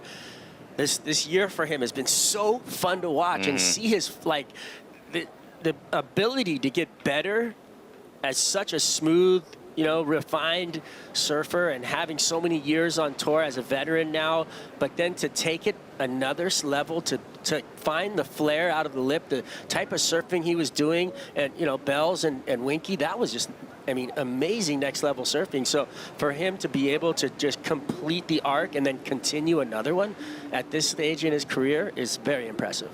It's really fun to watch. All right, we got 30 minutes left. So Pupo with a strong start, 5.33 and a 2.50. See some movement. Surfer in red. Dora taking a quick look. And another set on the horizon. Looks like both surfers with room to work. Keep your eyes on the left-hand side of your screen. Yago, not a deep paddle for that one, just had a look. All right, so this set goes through unwritten. So that gives us a chance to catch up with Ethan Ewing on the glass now with Raquel. Yeah, Ethan, wow, no matter how nerve-wracking the finish of the heats are, you always seem to use your priority well and win. Walk us through that wave, and did you think you get the score? Yeah, that was pretty stressful towards the end. I actually messed a wave up at I don't think it was like my third or fourth wave, and I thought that could have been a good score, and it kind of put me in that, tricky situation, but feels good just to, like, I don't know, finish a wave when you're under pressure, and I knew it was going to be kind of close, so pretty happy to get through that. Now going to the semifinals against either Miguel or Iago, Brazilians in Brazil, how fun is that going to be? Yeah, it's always exciting. The fans get behind them so hard, so it'll be good. Whoever they're such good surfers, so it'll be a good one. Congratulations again and good luck. Thank you very much. Back to you guys. Thank you, Raquel. Ethan Ewing, I mean, he has that feel of like a secret agent, you know, just tactical prowess. He's a man of few words. All about business. Yeah. He's not here to make friends. No. And he's a friendly dude. He wants to win. You know, but yeah, he's here to do his job, go home, become world champion eventually, and you know, this is a major result for him when we talk about him being outside of really the conversation where these guys are at the moment, and that's with the victory already this year too. So Iago looking for, you know, 1 this year. Miguel looking for number 2 so far. He did win over at Bells, and here goes the skinny goat, Chris, with priority. Dora, he's up. He's going to go into his series of turns. Quick snap on the start. Air, he throws the fin straight into the flats with not a care in the world. Dude, how did he do that? So much harder than he made it look. Oh my gosh. He made it look like he was just, you know, like cruising, rolling off a curb on a skateboard. And he's literally flying horizontally straight into the flats, the fins first landing. Bigger wave too. I mean, this wave had size. He's tall, and this wave was well overhead. But when he went into his rotation off the lip line, it looked like he was just going to go for a big front side, like almost turn to floater. And then he just decides to whip the tail completely out in front into the flats. That was a last-second decision, it looked like. Yeah, and when we talk about degree of difficulty and the judging criteria, Chris, this is where it's at. Look at where he's throwing it forward, and he's looking towards the beach the entire time. It just makes things more difficult. The steepness of that section right there at the end, that should be a major score right here for the defending world champion and former event champion, Iago Dora. Yeah, Rio Tavares represent Iago, showing us a different type of power. When I was watching his back foot, as he came down from that, and he it moved just it up. Stuck, right? He moved it on the board, off the pad, that to was the wild. above the pad, and into the wax, and then his front foot is scooted up towards the nose, so that when he comes down, the fins are out of the water and they don't engage, because that's where you can get flipped over, right? And then he slips it right around. That was just wild. That was incredible to watch all the little nuances in that air and see his foot placement. It was so cool. And we've been talking this entire event about Saquarema and the uphill landings that you're facing, and you could just see it, the most subtle yet important adjustments that he made while in the air. Like, what other sport are you making adjustments while you're in the middle of the thing you're doing? He also did all of that into the maneuver. He made a choice as he was doing it. The maneuver, you know what I mean? He wasn't locked into a frontside 3 right there from the takeoff. Once he got there, he was having to make that split-second decision, and then the movement on the board happened. All right, so Pupo got the word. Big score comes through just as he's about to stand up in this wave. But here we go. Miggy flying down the line, straight into a beautiful, hard, slashing, lip-sliding turn. And then right behind him, Dora, back to work. 3-turn combo. Chris, you might be looking into the future. It kind of does seem like the event champion might be coming from this last quarterfinal right here. Wow, some punches have been thrown. I love it. There's a back and forth hit right here that is just, this is why we come to watch this kind of, I mean, this is everything about pro surfing right here is just in this heat. The back and forth, the big punches, the big above the lip moves, like these guys are both surfing so well. These are the type of heats we love to see, the slug fest. And Iago's like, you know, he's a freestyler, right? He's going out there and just whatever the wave is kind of allowing him to do, he's taking advantage of it. But then he goes back into his tactical mind that he's been developing over the past few years and just quickly gets a backup score. Yeah, no, and a big key component right here is this, that he was on a wave right after Miguel too. You take the attention away from him, and how are these searing carves, especially that first one, but what a combination of turns right there from Iago in a really short amount of space. That second one really just a setup for that great and perfect timing on the last one with a ton of froth coming out of it. So that should be a great backup, maybe even better than his 717 already right here. Excellent execution. All the body language too, showing nothing but 100% effort, which is something the judges really take away. This wave is amazing, way overhead, beautiful snap, and then this big tail slide to finish. I mean, he weighted himself into that corner. The way that he drifted the fins on this final turn was just beautiful. So everything about it, the two-turn hanger banger. I think Miguel is underrated for how fast he goes. I mean, he's flying. You watch this wave. I mean, we're talking Kessel run in under 12 parsecs on this. You went Han Solo for us. I love it. I feel like he kind of is our Han Solo. Oh, yeah. Could be a good reference right there. The overshadowed kind of hero, it seems. Yeah, I like that. Well, 23 minutes to go. That's awesome. I wish we could add 10 more minutes to this heat. Super entertaining, but if you're a judge right now, I mean, you're stressed. I don't know. Those two I feel like they're excited because, for sure. But like when you're watching, I mean, I know they're not supposed to have, you know, any level of feelings, but the reality is they're human, and when they get to see this kind of surfing, I feel like they get excited to put down scores. But they're pumped on seeing two athletes at the top of the level boxing it out wave for wave. It's a sport of appreciation. You got to show appreciation somehow, and that's through your scores. When you throw something excellent, that feels good.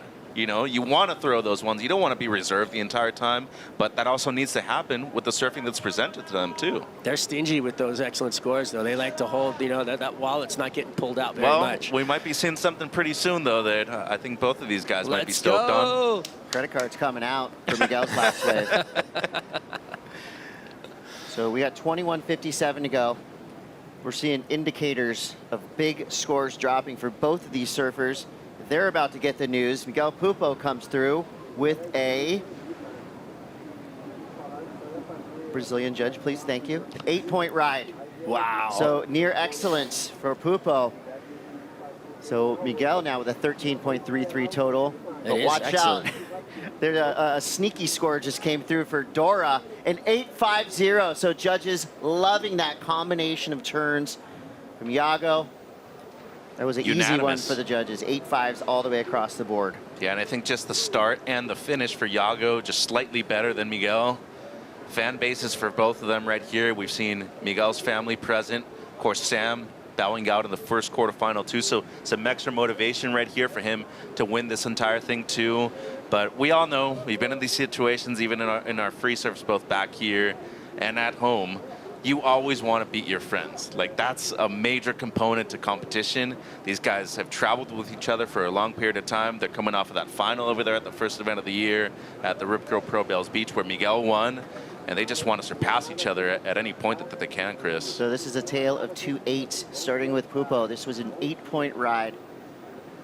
And I loved that turn. And then right behind him, this is Dora's 8.5. So what made this 0.5 better? Yeah, I just think the combination from the start to the finish just slightly better, and especially I think the timing of that last turn a bit more critical. Where Miguel has to push, Iago always has the section available right there for him, but pretty similar. I mean, only a half a point off, but I just feel like the diversity maneuvers too, Miguel's were slightly similar. Meanwhile, just a bit more creativity right there from Iago.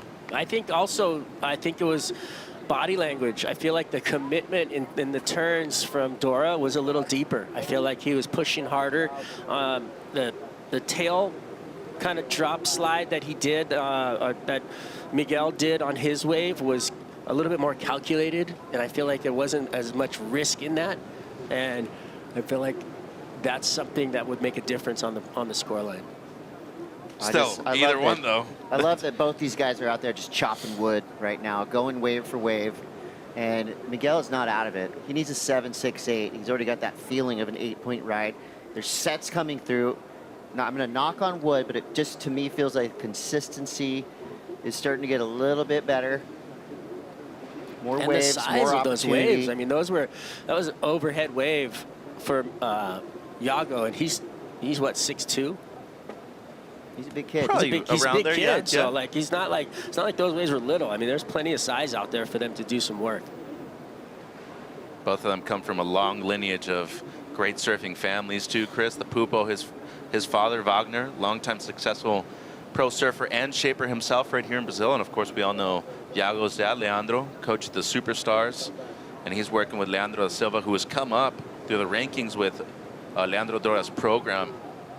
And here goes Iagote. Yeah, Iago, under priority.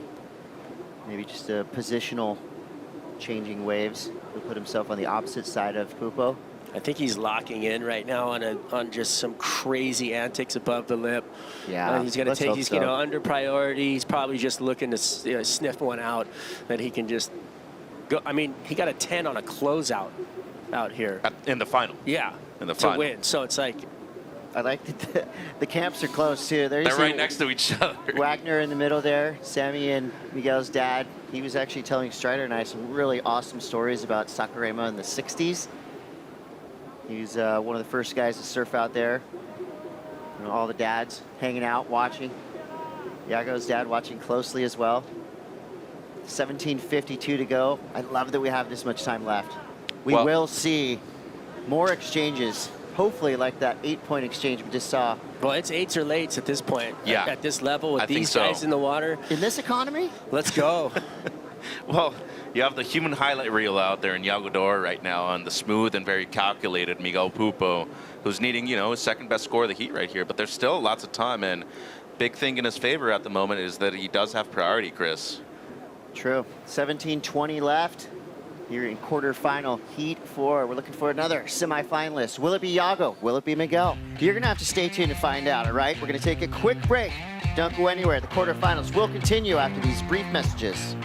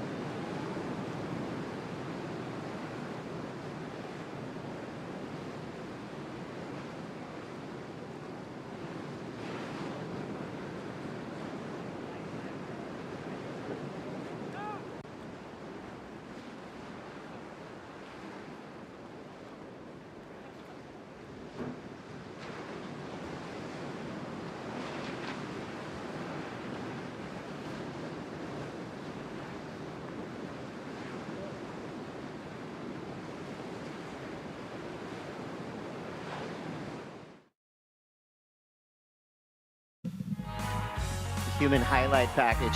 Iago Dora. Oh, that was enough for Iago to get the perfect 10. And when you do that on the championship tour, you get yourself a Yeti 110. And that is an incredible error for any human being. For Iago Dora, it's pretty much kind of just what he does.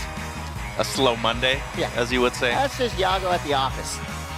Being on the beach during that was one of the most incredible moments, to feel that vibe of the crowd going completely ballistic. I thought it was an earthquake. It was, the sound and the volume of all the people canceled out all the equipment that I had on.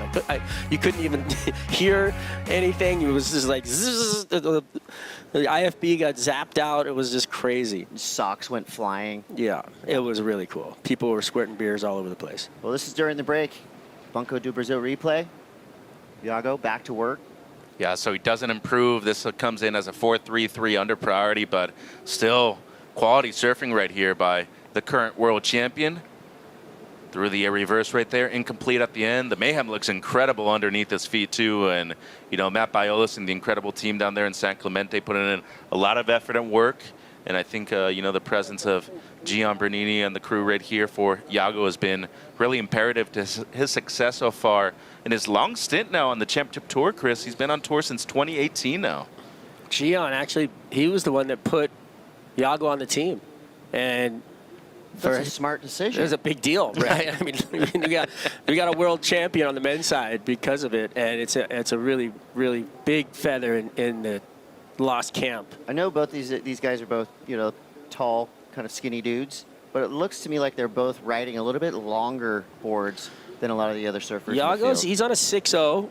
It's a 3.0 driver. It's got 30.5 liters in it, so he's got some foam in there, but it's not as much as you would think. Yeah. You know, it's not that big of a board. I mean, it's foiled out. The rails are super knifey. And, is it pretty narrow? It is, but yeah. it's not crazy. Like you would, it's a high performance shortboard. The 3.0 is just like one of those all around. It's a squash tail, so there's a difference in that. With the most of the 3.0s come out with like a rounded pin, a thumb tail, and this one's a squash. We see Iago, second priority. Quick look there. I feel like these pro elite level surfboards are so fun to look at, but to me it's kind of like high fashion, right? Whatever comes out on the runway, once that gets to the store, it's a little bit more user friendly. So while I think a lot of us would love to just grab Iago's board and go out there and give it a go, it's going to be hard for a lot of us to surf. You know, that'd be like just trying to drive an F1 car on your first go. It's really cool, though, that the shapers and designers out there, they see what the top-level pros are doing. They take the best of their boards, and they kind of simplify them for the rest of us to enjoy. The common folk? Yes. You know, you have to work when you're riding these short boards, right? It's not going to be like an easy cruiser-style board. But I think our industry, the backbone of our industry really is, you know, surfboard making. And props to everybody who works in the factories too. It's not just, you know, one person that's doing all this. And I know Johnny Cabianca's been vocal about it, and love you, Johnny. And I think your success with Gabe has been incredible. But like what Lost, JS, DHD, CI do, they employ a lot of people within our own industry, Chris. And I think it's so amazing to be able to see that. Most of them are great surfers too. And I think it goes without saying that they are just as important as anybody else in their camps too, because they're making these pros equipment. Yeah, any weak link will ruin a perfectly good board. You know, your sander has to be spot on. The person who puts the fins on, every part of building a surfboard, especially at this level, has to be done by the best of the best. And you know, if you have the chance to go visit a surfboard factory, I'd say take it. You're going to meet some of the coolest, sometimes characters, great strangest, characters, funniest, just most awesome people. I think that the success of at least from what I see with Lost, is that they make surfboards that everybody feels like they're better than they are. They have like a little bit of a flatter rocker line. There's a great foil through them, so the foam distribution keeps it pretty even. And with that, you get a lot of speed out of your board. So for me, I'll go in there, I'll grab a board right off the rack, not even order one, but I know that, you know, the foil and the rocker will be there for me, and I can feel like I'm going really fast. And then I see the video and I'm not as good as I thought I was. But I'm just telling you that they make boards that make you feel better than you are. So 10:20 left. We're locked in here, Dora v. Pupo, and it's still close. Miguel needs a 7.68. And just like that, we are entering the women's semifinals. So in about 10 minutes, we're going to see these two hammers take to the lineup. This is going to be so fun to watch. We're seeing the rise of Tia Zabrowski, probably the most talked about rookie in nearly the history of women's surfing. the youngest ever to qualify for the Championship Tour at that point, 14 years old. Yep, she's already broken records, and I think she's on her way to make more. And give it up to Nadia Aristarbe. I mean, she has a great resume coming onto the Championship Tour, but this one right here is going to be special. Both these surfers have been on a tear through this contest. So again, we're witnessing the rise of two surfing superstars in semifinals coming up next. So that's a good sign of things to come. That's right. We could roll all the way through. Man, Nadia this morning was walking back after a surf this morning, and you could see she had the fire in her eye, and she was like, oh, we're on. I feel like we're on. I had so much fun out there. I was enjoying it. Big smile, glowing, literally. So I was like, wow, there's, you know, and we hadn't even found out whether we were surfing yet today, so she was foreshadowing what we're seeing. Well, it's an all-European semifinal right there, too, because Tia from French Polynesia, Tahiti, they do represent France, both her and Kali Vos, though. So, you know, the Euroforce back in effect, Chris, especially on the women's side. Big deal. And this is a big momentum builder right here for Tia. At least a semifinal guaranteed, the first in her young career. Is that a swallowtail? I was going to say, I love the look of a good swallowtail. One of my favorites. You know, Miggy Miggy used to ride a lot of swallowtails. You know what changed everything for me is watching Felipe Toledo quad swallowtail. Yeah, that carbon fiber board he used to ride. I'm in. Oh yeah, my the gosh. dark art sport. That thing's amazing. Your head-to-head matchups here. Wow, check it out. Miguel Pupo. He's got the edge here with 2 wins. And so we're all thinking back to the 2026 Bells final, but nobody's thinking about that as much as Iago Dora. He's also, he wants it. He's got the mean mug shot too. Look at, I love it. Miggy, right down the pipe. He tries to look serious, though, and then you actually meet him and speak to him, and he's actually like the nicest dude on the planet. But I actually did have a fan out moment. I saw both the Pupo brothers standing there, and I have to get a photo. I got a great photo with them. That's amazing. My smile is nothing compared to these two guys. So it's better, as you're saying. I'll post it later. Okay. I don't want to do it mid-event. People don't think I'm playing favorites, but those guys are my favorite. They're so cool. They're so awesome. Yeah. Just, and I mean, pretty much everybody, you know, people a lot of times ask me, like, well, what's it really like? Who hates each other? Who wants to fight each other in the lockers? I'm like, honestly, these guys are bros. Like, everybody's nice. I'd say the point there is there's a lot of respect. Yeah, for sure. On this tour, and each and every one of them have it. So with 7 minutes left, there is a kind of a contest within the contest, and Miguel Pupo is part of it. So Miguel, during the Rio Pro, he has been surfing for the ocean. For every wave he catches, you can support him, and the WSL One Ocean is going to match every dollar raised towards the goal. So your support will go twice as far. Check out conservation.org/surf for the ocean.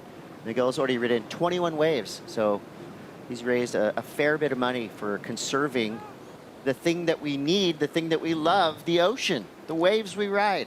Thank you, Miguel. Rad cause, and you know, we talk about him just having an incredible career, and I truly believe that without him, I don't think the Brazilian Storm would have the success that they've had so far. You look at his victories outside of his Championship Tour victories, the 2 in Tahiti, over at Bells to begin the year. He won the Coldwater Classic, where it started at the lane, finished at Waddell Creek. That is really unprecedented. You have to adjust on the fly. Waddell's not a great wave, but they finished the event over there because of lack of swell at the lane. He's won the Nike 6.0 Lowers Pro. Actually defeated our colleague Tanner Gudauskas in the final 2. Great up pipe, great in Tahiti, but got the Yagoat in front of him right now. Dora driving into the lip. Oh, watch out! Jeez, that was sketchy. Is that a? That's a concerned father right there. Yeah, a kick flip. Hopefully he's okay. He was looking at his foot earlier on because he kind of had like a similar thing happen. He did get caught up on the end of that wave, yeah. He wanted to smash through the tail of the board, but he's right back at it. I mean, obviously, Iago's been there before. I mean, he's been in every aerial situation. Anytime that board flips, though, it's sketchy. I mean, fins, you know, they serve their purpose, but there's a reason why they're so sharp. They need to be able to penetrate and just glide through the water. You can see right here that offshore just flips it around, and I don't like that. There's, you know, shin to the fin or to the rail. You know, those ones hurt. Hopefully he's okay. The wind, too, is coming from the left to the right of the screen. With that, it's not coming up under your board as much as you'd want to, so the velocity of the spin or the power through those airs have to be so point on, you know, so perfectly done, and really with a lot of speed. Actually, you have to be pushing so hard against your board to keep it connected to your foot, and the wind can easily blow it away from you when you're going with the wind, and that's what he's doing there, trying to attempt that air, so it makes it really risky. So we got 4 minutes, 20 seconds left. Pupo behind for now, sits with priority, needing a 7.68. Here's your GWM recap. Yeah, just great surfing all around from Yagot. The 7.17 right here to start things off, the very first wave of his heat. Current world champion, or former event champion, I should say, back in 2023. And Miggy, I mean, he's really stood the test of time, though, Strider. An 8.5 for Yago, his best, and then an 8 right here for Miggy. Yeah, really clean, strong surfing. A little tiny bit, maybe conservative, not conservative, but not as the wow factor that we were getting out of this man right here, Yago. Yeah, just a bit more variety on this one. 8.5 in comparison to the 8.4 Miggy. But you just see his timing perfect. Spends a lot of time right here in Saquarema going over this break and get it going right, get it going left. He really has no weakness at this moment, Chris, and still my pick to become world champion at the end of the season. And I feel like he's going bloodhound mode. He's just sniffing out ramps. You got the skinny goat back to back. Yeah, I do. Wow, I love it. I just think his determination, I think a lot of people still don't understand the amount of work that he puts in the gym outside of the water too. He's super focused. You know, when I first met him about a decade and a half ago with Leandro, his father, you know, he was a lot more social, outgoing, and not to say that he isn't right now, but I think he just understands that this is really a profession that he's put in so much time and effort into. He's not going to let these things go just to have a good time outside of it. And everyone's going to the gym. And everyone's getting better, so darn it. What does a gym look like, by the way? What's in there? Just took my first adventure to the gym just recently. I had to, you know, getting older, you start to lose muscle mass. You got to get back in the program. Went to Proactive. Next thing you know, I'm feeling better. So I think it's a good idea, Chris. Well, I think if everybody's doing it, you know, it's like, it used to be kind of a thing that was a little bit more private, right? These surfers didn't know how each other were really training and getting ready for events unless they're in the same coaching camp. But now everybody knows, everybody's got the memo, and everybody wants to get the edge. So if your opponent is doing squats till midnight, you got to do squats till 1 a.m. Correct. I mean, I think the Apple Watch, I think technology has really improved competitive surfing too. I think our boards have obviously gotten better because of that. I think fins and our equipment overall have gotten better because of that too. But another thing that's really improved as well is the way we can, you know, study our mechanics overall. And you look at these two guys, mechanically perfect, both of them, Chris. Yeah, I think one of the keys to progression has been social media as well. You know, you're seeing what's happening all over the world in real time. And you know immediately, okay, well, that's kind of the air of the week. I better learn it because someone else is going to, and they're going to use it against me. So we're inside the Banco do Brasil 2-minute warning. We've got 1 minute, 10 seconds left. Dora on top for now. Miguel does have first priority. Time is not on his side. He needs a 7.68. That would be a pretty special wave at this point of the heat. He's going to have to make it count if it comes in time. He's waited a long time to be able to get this wave too. Just looking for an opportunity right now. Hasn't really gone to the air yet so far in this event. He hasn't really needed to. He's been great on rail. Here goes Yago, though, under priority once again. Knock, knock. Who's there? It's the skinny goat. Whips it around this section. Trying to build up some speed. Wave gets a little weird. Leans into it with a little too much pepper. He goes down. Here we go. It's all about this wave. Miguel comes around the corner. Quick snap. Second turn. Pretty spicy. He goes to the air. Awkward landing for Pupo. No. And that's not going to cut it. Good and sportsmanship, I like immediate. Thumbs up to the homie. You love a close heat, too. And that one was tight from the jump. That was so fun to watch those two guys battle right there. Got a little slow towards the end. Yago did his work early on, and you know, you immediately recognize a true professional when they know that a wave just doesn't have the scoring opportunity. He had to throw a lot right there at the end. And props to Miggy, quarterfinal after a semi last year. Keeping up the consistency right here in Saquarema, Chris. Yeah, and we're all friends in the end. You know, you love to see it.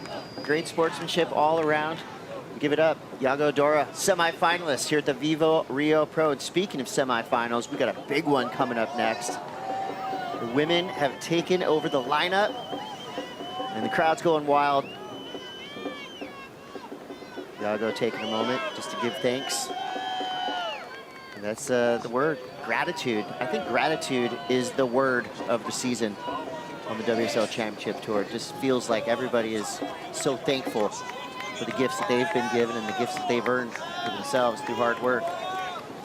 I'd be grateful for that little squash tail under my arm after that heat, but that was a lot of pressure, and the board I think took some damage. He keeps checking on it. Yeah. He's looking at it, so there's definitely something going on with the board, but he's picking the hairs out of from his shit on that one. So as Yago hits the Natura kayak shower, we are going to take a quick break, but don't go anywhere. Women's semifinals coming up next. Tia Zabrowski going up against Nadia Aristami. We will be right back.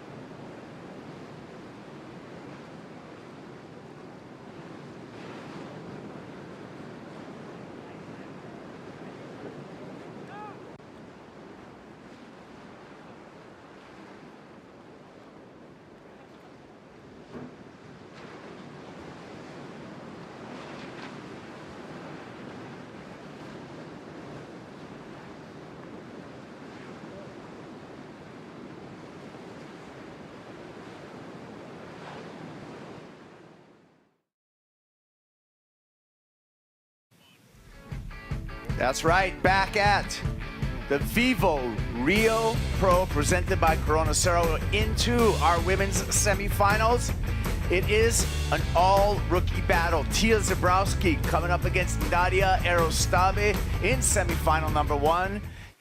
Getting a vision here of the 15-year-old championship tour surfer. Tia Zabrowski bangs that oncoming section, gets a little caught up, and goes down incomplete to start off the heat. 40 minutes we start on the clock, down to 36 minutes here in semifinal number 1. First career CT semifinals for Tia Zabrowski, our Challenger Series champ from 2025, and her best result in her rookie year on the championship tour. Kaipuguro along with Maida Pops and Jesse Mendez on the call here. And if you didn't know, now you know, green light has been issued. It is finals day. We're going to crown champs for both men and women and give away a Tank 300 from GWM for the highest heat total in the final.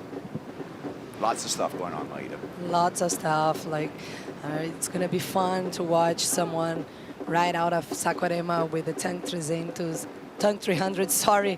I've been riding one of those in São Paulo, and it's an awesome car. Pretty good gas mileage?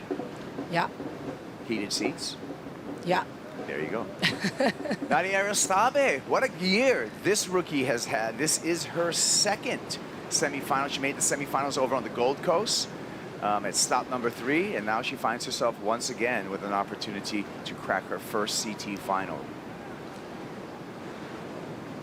Jesse, Tia Zabrowski, Has had a tough year, 17ths and 9ths, but finally maybe a breakthrough result here will change the course of the rest of her season. Yeah, she seems very in tune in this event. She worked with Raoni Monteiro leading up to the event. Now she has her coach here, but leading up she was working with him, and I saw them talking on the beach. So she got a lot of knowledge and positioning and how the banks are working and how they work in different conditions. And she seems to be solid overall. Looks like Nadia battling. Ooh, she's going to lose priority on that one. Wow, so the plot thickens, Maida, losing priority and handing it over to Tia Zebrowski, who just had a small score to start off with. Now Zebrowski with a lot of opportunity. Yeah, and a little bit of a mistake there for Nadia Erostarbe. A lot of time on the clock. Better to do this kind of mistakes in the beginning. Yeah, that's true. You don't want to make that priority error at the end. She's going to have a lot of time to come back for that. And under priority, it looks like she's looking right. Scratches into this one. She's going to utilize her backhand, which has been just so on point. A couple of beautiful hangers there on the backhand. Has to skip through this flat water here. Hits the oncoming section, goes complete. Some decent ride, Jesse, under priority. Yeah, I think she's been in form throughout this quarterfinals and on. I felt like she started off this event a little bit on the wrong side, squeezed through a few heats, and then she was surfing amazing against Caitlin Simmers. And this is showing that same sure-footedness that she had and how she's reading the wave very well. She keeps herself patient, doesn't move the board so much. That board's looking great. I think she's riding a mayhem right now. And she's definitely looking more confident in how she started throughout the event, and she could be very deadly in this lefts. Yeah, both of these surfers started in round 1 to start off the competition here. So Nadia, her road to the semifinal, had to defeat Yolanda Hopkins in that round 1. Round 2, Nadia was able to beat reigning world champ Molly Picklum. And in round 3, Nadia coming through, beating Katie Simmers to earn her spot in this semifinals. That quarterfinal win over Katie Simmers was a huge one as we look at our Riachuelo bracket at the VIVO Rio Pro. Maida? Yeah, it was a really good ride for Nadia Erostarbe beating Caitlin Simmers. That heat was really a close heat, and she's been surfing really good and beating Molly as well in the previous round. Yeah. So it for sure gives her a lot of confidence on that. Tia Zebrowski, starting at round number 1, beat Steph Gilmore, then had to go through Lakey Peterson, and then in the quarterfinal, Tia Zebrowski beating the 5-time world champ Carissa Moore. So both rookies having a run through through a lot of established surfers to find themselves in this semifinal number 1. I think 13 titles, world titles, wasn't it? What she beat? Yeah, Tia. Tia for... Yeah, to get there. And Nadia went through 2 world titles in the way of Katie and Molly, but both had to beat former world champs. I guess that's the story right there. So this is a huge opportunity. One of these rookies, Jesse's going to make the final, and that's going to be a big accomplishment. I mean, huge accomplishment. Open doors for both of them. Like I think I mentioned before, I think on Morgan and João's heat, they know they're coming in as the rookies, so they're in the same level. Doesn't have as much as experience as going against someone that has plenty of titles and been in the situation before. Looks like a nice wave here for Tia. She's going to play defense and offense at the same time. Finds the left. Zebrowski hooks up into the lip. One more time on the sharp eye. Patience, and it pays off for a nice finish. Zebrowski riding a 5'8.5" Inferno 72 model from Sharp Eye. It's a swallowtail, and you can see the looseness right here, Jesse. I mean, the read was incredible, how she timed it well to explode on that first turn, buckets up in the air, kept the flow through the transition and finished it off strong as well. I mean, personally, I think this is creeping in to be excellent. 2 major maneuvers. First one, very impressive, super explosive, transitioning light nicely and finish it off strong on a good size wave. Beautiful approach. Brasses on that back foot, but keeps the composure and the stability throughout the turn. Textbook, just explosive explosive, but at the same time with a ton of projection down the line for Tia Zebrowski, and just stomping that finish there. That's the kind of form, Maida, that I was looking forward to when Zebrowski came through the Challenger Series, coming onto the Championship Tour. That's what I thought we were going to see all year long. It's nice that it's getting started up right here at the halfway mark. Yeah, true, Kaipo. I think this event is going to be a really breakthrough for her, and getting more confident and knowing that she's capable of beating all these girls. And look the mark, what she's just done. Well, I want to see the score, and the score that I see here for Tia Zebrowski is up in the excellent range, an 8.17. Strong, strong surfing, and that is a juicy score there as I see the IC score line, Jesse. Look, a couple 8.5s in there. And you know what I see? Just confidence. Like how she is developing through the event, obviously coming in with a bunch of early losses. For a 15-year-old, it crashes you. And you could see that she was timid still surfing well, but now it's completely different. How she's so sure-footed, knows exactly what she needs to do as soon as she takes off on the wave. See the confidence right there, finishing and claiming that wave, giving herself some props for such a great and excellent work that she did on this wave. I agree with you, Jesse, because I think she has a good result here already on the Challenger Series. She made quarterfinals, so it's the only stop of this season on the Championship Tour that she had a good result. She knew that she was capable of surfing these waves with her best surfing. Yeah, she had, obviously, it helps so much when you have previous experience in a spot. Have you competed before here? Even though it could be different conditions to the times you compete, still gives you a baggage, gives you experience to make the decisions that you have to do on heats. They're not easy. So the more reps you have, the better it will be for you. Well, throughout the season last year on the Challenger Series with Tia Zebrowski, we saw her with numerous excellent scores. But for the CT this season, that is Tia's first excellent score. So I think she's just turning the corner right now, and that really is a bright light for the rookie as we look towards the back half of the year for her. Now that she's accustomed to it, she has the feeling. Like Jesse said, I see a ton of confidence in her now. And we see our top 5 waves so far, and Tia Zebrowski just made the list with that 8.17. And I remember on the first day that I was talking to someone. I mean, we've done plenty of heats, so I don't exactly remember who we were talking to.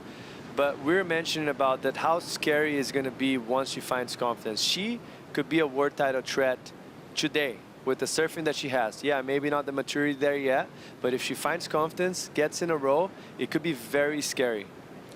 For sure, and it's going to be interesting to see, like, after this break, July break that we have, we're going to see her surfing in Teahupo, which brings a lot of more confidence to her as well.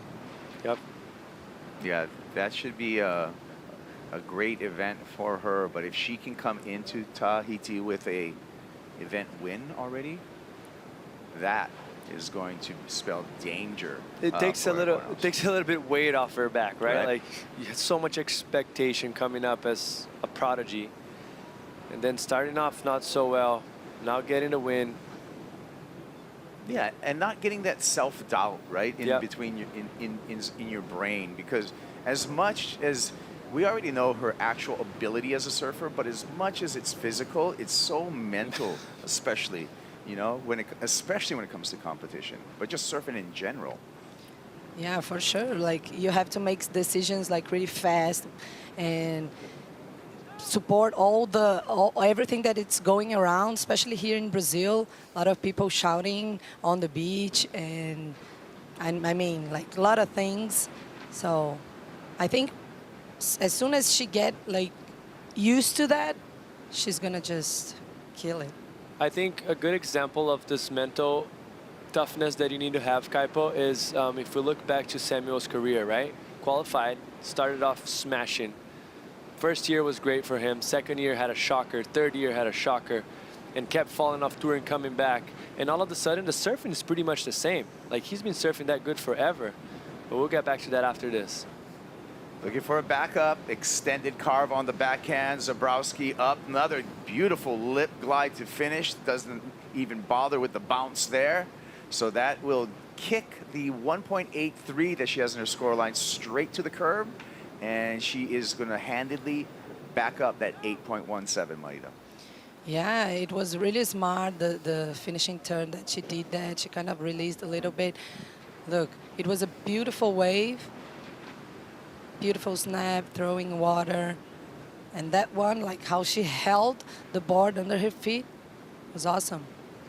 And this is exactly the type of turn that if you have no confidence, most likely you would fall. Like kind of awkward, nothing special, but a lot of bump going through. And she just looks sure-footed and solid on top of the board. As she approached this wave, the section's already breaking, the lip's coming down. She goes over and then she extends right there downwards. The board kind of gets in a weird, awkward angle. And if you're not so in tune and confident with your equipment and what you're doing, you catch a rail so easily and go overboard, and it's done. And it's so easy for you to just blame everything else. So shows the difference of how confident she is now and how things are working. See if Nadia can mount a challenge here. Has to get through some backwash, and just the backwash got her right there at the end. Wave for Tia Zabrowski. You can see it in the scoreline, 6.67. So now 14.84 two-wave total, and that puts Nadia Arostabe into a combination needing two scores of 14.84. Of course, Nadia, once she gets her second score up there, probably be out of that combination, but still way, way behind at this point, Jesse. Yeah, way behind. And similar wave to Tia's, just try to push a bit more than she probably should have. Yeah, and that backwash too, Maida, got tricky. You could see how it was gripping the rails of Nadia Arostabe. Yeah, it was just really strong backwash. The wave was really bouncing, and unfortunately for her, she couldn't pull the last turn. Saw her coach right there waving his right hand. Just probably sending a message for her not just sit on because we have 23 minutes left, but just to keep a little bit close. It's not time yet to play defense, but with the 14.84 total, you want to make sure the next good wave that comes to Nadia, you're on it. And you can capitalize and make the clock run down. Yeah, well, that combination is still in effect. So two waves needed by Nadia Arostabe. And that is going to be a tough one. I mean, I guess the good news is, Maida, that there's enough time on the clock, 22 minutes. We have 40-minute semifinals and finals, so still time on the clock, but she's going to have to start kind of getting into some type of rhythm. Yeah, for sure. She's going to need to reset. Of course, when you see a number like this, 14.84, that it's what she needs with two waves. But she will need to reset, stick to her game, and just find good opportunities to serve. I saw another sign from the coach, kind of letting closer? her know to get close, but she's actually not letting the serve do the talking, because she just let Nadia go way far inside by herself, which I think it's a bit too early still to sit on someone. Yeah. 21 minutes. It's nice to keep a close distance, just in case a special wave comes and you have the chance to blocking it and like applying even more pressure better in the 6.67. But too early to sit on someone. Yeah, it is too early, and still someone who's feeling and growing into her confidence on the championship tour like Tia. She knows she can better that 6-point ride as well and really lock this up. So no need to play tactics at this point, I would say. I would say just keep to your surfing, but do protect the main peak. Yeah. Do protect like where you've identified that where the best waves are coming from. I guess so. Like, put yourself where you want to sit and make sure you're in the perfect spot for what you feel like what's coming next, which is tricky here because those little reverbs from the rocks just pushes the wedges a little bit away from you, like in a split second. Nadia here. And Tia's going to let her take this one, and for good reason. That wave looked like it was going to break and just slipped underneath the Basque surfer. So the priority will remain the same between these two, and the situation is just getting tougher by the second as the clock counts down for Nadia Arostabe. Let's take a look at our playing field today and where we are in the world. We look at our Natura kayak, virtual eye, zooming down in Saquarema, about 100 kilometers east of Rio de Janeiro. The Maracanã do Surf, Maida, is a surf city for Brazil and a center of a lot of surfing because of the layout that we see right here. Yeah, the Maracanã do Surf, look the shape of the beach. It's really a beautiful playing field. We receive like swells from south, southeast, and southwest as well. And all the water that comes out from the river brings a lot of sand to the sandbars. And that's why we are so consistent here, Jesse. Yeah, and just the platform here in this state specifically comes very much closer to the shore, making the swells get stronger as they approach the lineup. So if you go to different states here, you're gonna lose that power throughout because it's much shallower way out the back, and here it's completely opposite. Tia, high, tight over that first section, really nails that oncoming section, doesn't ride out for the completion, but she's just looking sharp. I mean, that's the easy way to explain her surfing at this point, Jesse, just sharp. Yeah, she is on point right now. Nothing going wrong towards her, but she knew she had to push wave with a little bit less opportunity, so she went as strong as she could, driving through that closeout. Just didn't have enough power to push her back. Nice first turn down the line, generate the speed, but notice how the wave gets much smaller and hits that inside shelf where it gets a bit deeper and the wave starts to dissipate a bit. You can notice here to the left of the screen how there's no whitewash in the middle. That's because there's a shelf out the back with a lot of sand, which is great for us, don't get me wrong, but then it goes deep. So if you find that section that comes in too much, it's gonna get a little bit on the flatter side. Yeah, always, you know, because the rock formations, this side of the beach, the Itaúna side of the beach, offers generally peaky waves, yeah, right? And maybe sometimes it depends on the time of year and swell and sand situation. The middle of the beach can be walled or it can have peaks, but this is very much more dependable. I agree with you, and it's like you mentioned, because, you know, the swell kind of hits the wall, hits those rocks that you've seen on the screen right there, and comes back, and sometimes you can see them marching through, and it matches up with the incoming swell and creates a little bit more of energy in a pocket. So making it way more contestable and fur to surf overall. Obviously there's special days in the middle of the beach and the other corner, but here you can kind of find something to surf every day. Yeah, and Maida, that's probably why for Brazilian surfing this is a very important beach, because I feel like we have QSs here, qualifying series, we have Challenger series here, and also CTs. Yeah, for sure. I mean, it's really consistent. Like, you can get like good waves with the small swell. Look what we are getting today. We weren't expecting for good surfing for today, and the quality of the waves, the power and everything gives you a lot of opportunity to run a contest. Yeah, this is true. Well, Manu Caiado is always in the mix when it comes to this huge contest area. Let's see where Manu is right now. Hello, my dear friends. I'm here at the VIP area to have some delicious Guaraná. And I know you guys love Guaraná. But I have something to tell you. Do you know, I'm going to say while I drink my Guaraná already. Do you know that we have a tradition here in Brazil to drink Guaraná while we eat popcorn and watch sports? Yeah, I've been doing that since I was little. There is even a song from the 90s. Of course, I'm not from the 90s, so no, just kidding. But it is a tradition, so it's just perfect match for you to have some Guaraná, eat your popcorn, and watch the best surfers in the world here in the water in Saquarema. What a day. Back to you guys. I was hoping for the song, that she would sing the song.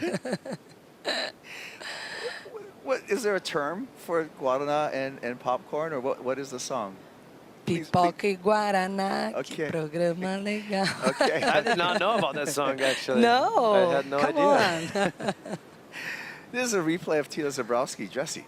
Nice first turn. The wave is starts to, it's a little bit smaller in size, and you can see there's not that stretched out wall in front. So she kind of has to squeeze through as much as she can on that wave, but there wasn't quality too bad at 6.67. Yeah, 5.33, not going to be in her score line. Still, Nadia in that two-wave combo that she needs. And Nadia now at least with priority, so, and 14 minutes on the clock, so likely there'll be 2 more sets in the 14 minutes. And Nadia needs to be on both of them. Yeah, still time, but what a strategy Tia just did, like surfing 2 good waves right in the beginning of the heat, putting a lot of pressure against Nadia Rostarbi, and yeah, 14.84. It's what she needs right now. Big snap there for Nadia. Easing through a carve. Looking for the finish. Gets the finish with a rebound. 5-point ride will get her out of that 2-wave combination. 13 minutes and 57 seconds on the clock. Take another look here, Jesse. Yeah, nice first setup carve. Like kind of a slash, and this one more drawn out. Drives through that back foot and then finish it off strong. For the wave that she had an offer, that was great surfing, but needed a little bit. For the conditions that we have right now on this heat with 14.84 total, I don't think she should be looking for something that's going to get her only out of the combination. She needs to get something solid, close, something in between those 2 waves of Tia to put herself in reality to catch up. Yeah, and she doesn't even get out of combo, actually, with that 4.67 that just dropped for Nadia Arostarbe. That will not get her out of combination. She needed a 4.85 or better to get out of a 2-wave combo. And so this is, now it's starting to look a little bit desperate, Maida. Yeah, what a missed opportunity right there for Nadia, because with 13 minutes left, it would have been a good timing to get a good score for her. Then she would have time to wait again for another set. But now, without priority, things are getting really tough for her. Yeah, to 2 step behinds with no priority.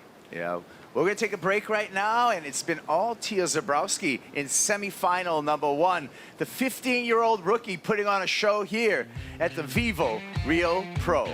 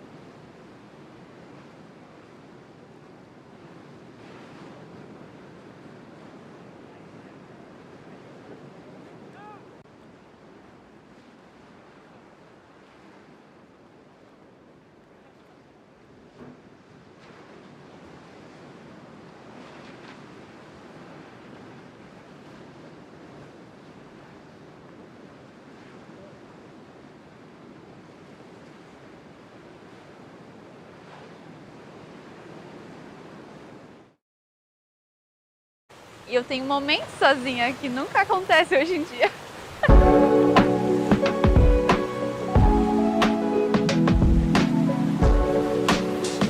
A gente está curtindo esse day off na praia de Pitangas. Fica bem pertinho de Itaúna. Tem muito cacto por aqui. Esse ano para mim está sendo muito importante porque depois de 10 anos competindo, precisa renovar as energias e eu entendi que era só isso que eu precisava. Quando eu vi que tinha a chance de competir aqui em Saquarema de novo, eu falei com certeza. Primeiro que eu amo competir aqui no Brasil, especificamente nessa onda aqui em Saquarema. Sempre sinto muito em casa aqui. Altas ondas, energia boa, uma corona Cero e o povo que sempre me levanta e sempre me deixa mais animada ainda.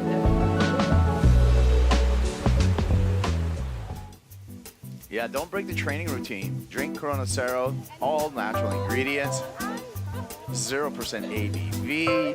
You can drink it on the beach while you sit in the sand and enjoy the best surfers in the world, or it won't weigh you down while you're kicking your soccer ball up there playing some machinha on the beach. Sunny day, sudsy waves, good company, great surfing, Ferris wheels, skydivers. And look how many people on the beach right now, Kaipo. It's a regular Monday today, it's not a holiday. So a lot of people just wanting to follow the competition. That's right, if you called in sick for work, hide from the camera. Don't let the boss see you sunning it up here at Itauna. Get into trouble that way, but probably worth it because there's been some outstanding surfing, especially by the young French Tahitian Tia Zabrowski. Jesse, we saw her talent at a very, very young age. You know, winning, I think she won the European QS at 13 years old, won the region. Then she qualified at 14 years old. And then at 15 years old, she won the Challenger Series. What's next? I mean, winning her first event, which doesn't seem, it could happen. She could lose the seed still, but she's basically 2 waves away right now. If she is smart enough in this heat to keep one of the next 2 good sets that come here out of Nadia's hands, most likely she's gonna make through, and then she's gonna get someone with obviously a little bit more maturity, experience. Previous finalists here, either Sawyer or Caroline Marks. And then she's got to redo that once again. 2 more waves, keep it simple and very hard to do. The first time I've got really impressed by her surfing was when she won on Ericeira in Ribeiradilhas. It was just amazing what she was capable to do there. Yeah, taking that win over there in the Challenger Series in Ericeira for Tia Zabrowski, where she got the invite as a wild card actually that year and came in just as a wild card. People have heard about her, but not really exposed into international competition so much. International competitors from California here. The walkout for semifinal number 2, Caroline Marks coming out, and she's going to be up against Sawyer Lindblad, the 2023 world champ. Caroline Marks coming up against the 20-year-old out of San Clemente, California, Sawyer Lindblad, who has had a tremendous season on the championship tour. Both goofy foots, both earning points for the CT Shaper rankings for the Lost Mayhem Cruise. So Lost, you did it again. You're guaranteed a finalist here in Brazil. Yeah, both of the girls are surfing so well, so in tune with the ocean here. And Sawyer already made a final in 2023. So let's see if she can make again. Yeah, 2023. That was with Katie Simmers. And she's made a final already this year, coming off of a runner-up finish over there in Raglan. Couple of semifinals, so this is actually the 4th semifinal this year for Sawyer Lindblad. Nadia taking off on that one. That wave had no future to it. So now at under the 6-minute mark, Jesse, I think it's pretty done in semifinal number 1 as we saunter up the beach with Sawyer Lindblad. Yeah, it's getting, the gap's getting further and further away. Need a consequence of things to happen and your performance to click And once you are in this position, like your confidence really vanish. Yeah. Yeah, and there's just physical limitations with time. Yeah. You know, 5 minutes, chances of catching 2 waves, and they would have to be really meaningful waves. It would have to be 7.5, you know, 7.5 points each to, and there's generally there hasn't been even waves of 7.5 points in this quick of a section. In just 5 minutes, chances of those 2 quality waves coming through are very, very few. Because that's the one thing that's a limiting factor, right? It's not a wave pool. We know that the ocean has a rhythm. We've been studying the rhythm throughout the day. Tide dropping, water's drawing. It is getting shallower and steeper on the waves, but it's also slowing it down, and it's also making these lulls a little longer. Yeah, that's why it's so important, like, to watch before a lot the conditions and to figure out a good strategy to come to a heat. And I think Tia's strategy was just on point. She found 2 good waves right in the beginning, put a lot of pressure on Nadia. Hey, Jesse, I'm going to start up a Tank 300 with our GWM heat recap. Let's see how it all went down in semi-final number 1. Tia Zebrowski looking sharp. I mean, all eyes on Tia. Just perfect timing, power, flow, speed through the weird transitions that we have here at Saquarema.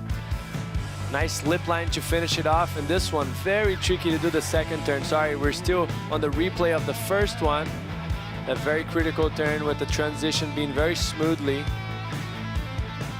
And right here, which most likely will be that second wave. First turn, nothing special, but the second one, so hard to get it up there and make it dramatic. She kind of did a lip line downwards, matching the power of that wave and coming out pretty clean. And this is basically Nadia's highlight for the heat so far.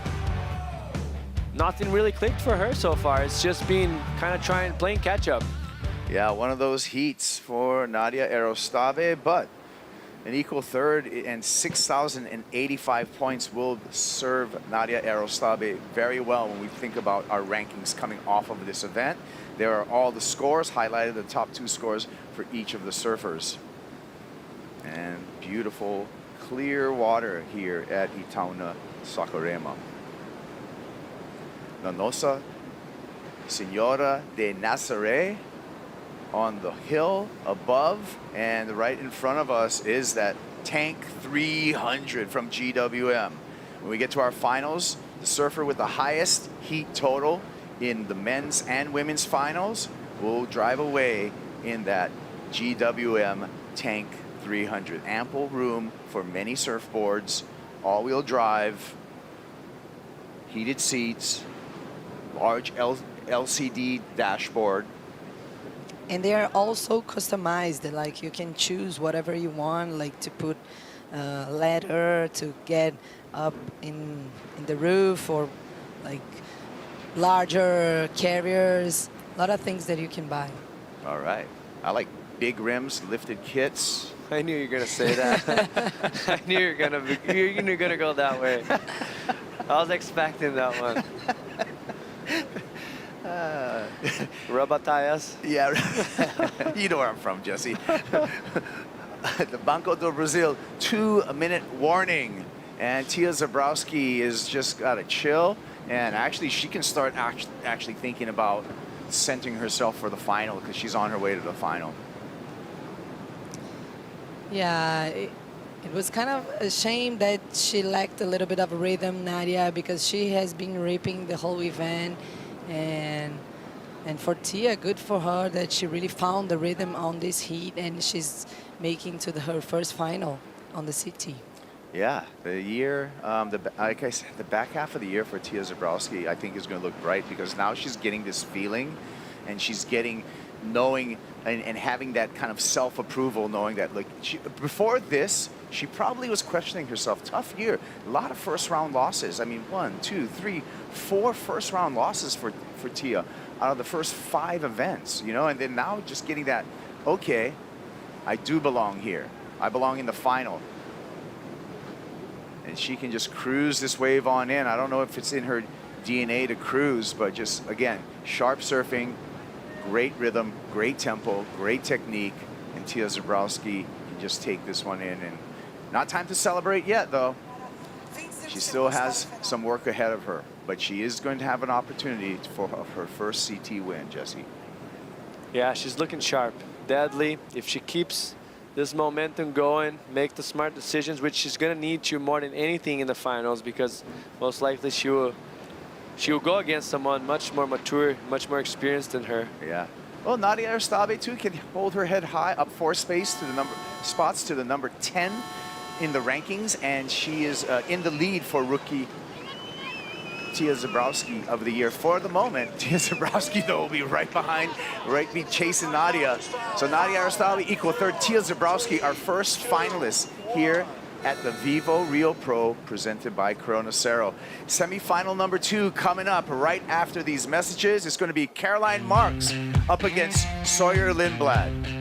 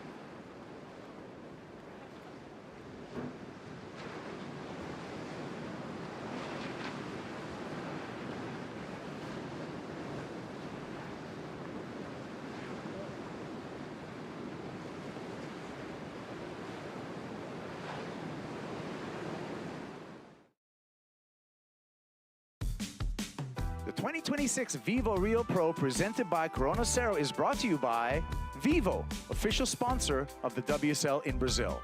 By GWM, official automotive partner of WSL Brazil. By Yeti, built for the wild. And by Maitera, official sponsor of WSL Brazil.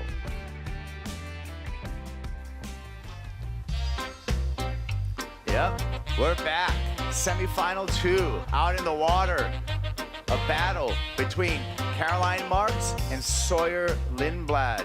Who's gonna meet Tia Zebrowski in the final? We'll get that decided in the next 37 minutes. Welcome back to Saquarema. Kaipo Guerrero, Maida Pops, and Jesse Mendez on the call here.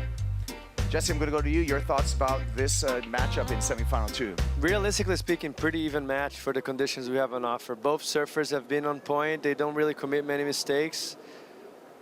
They're kind of grinding and fighting the inside. Let's see what has to offer for Caroline.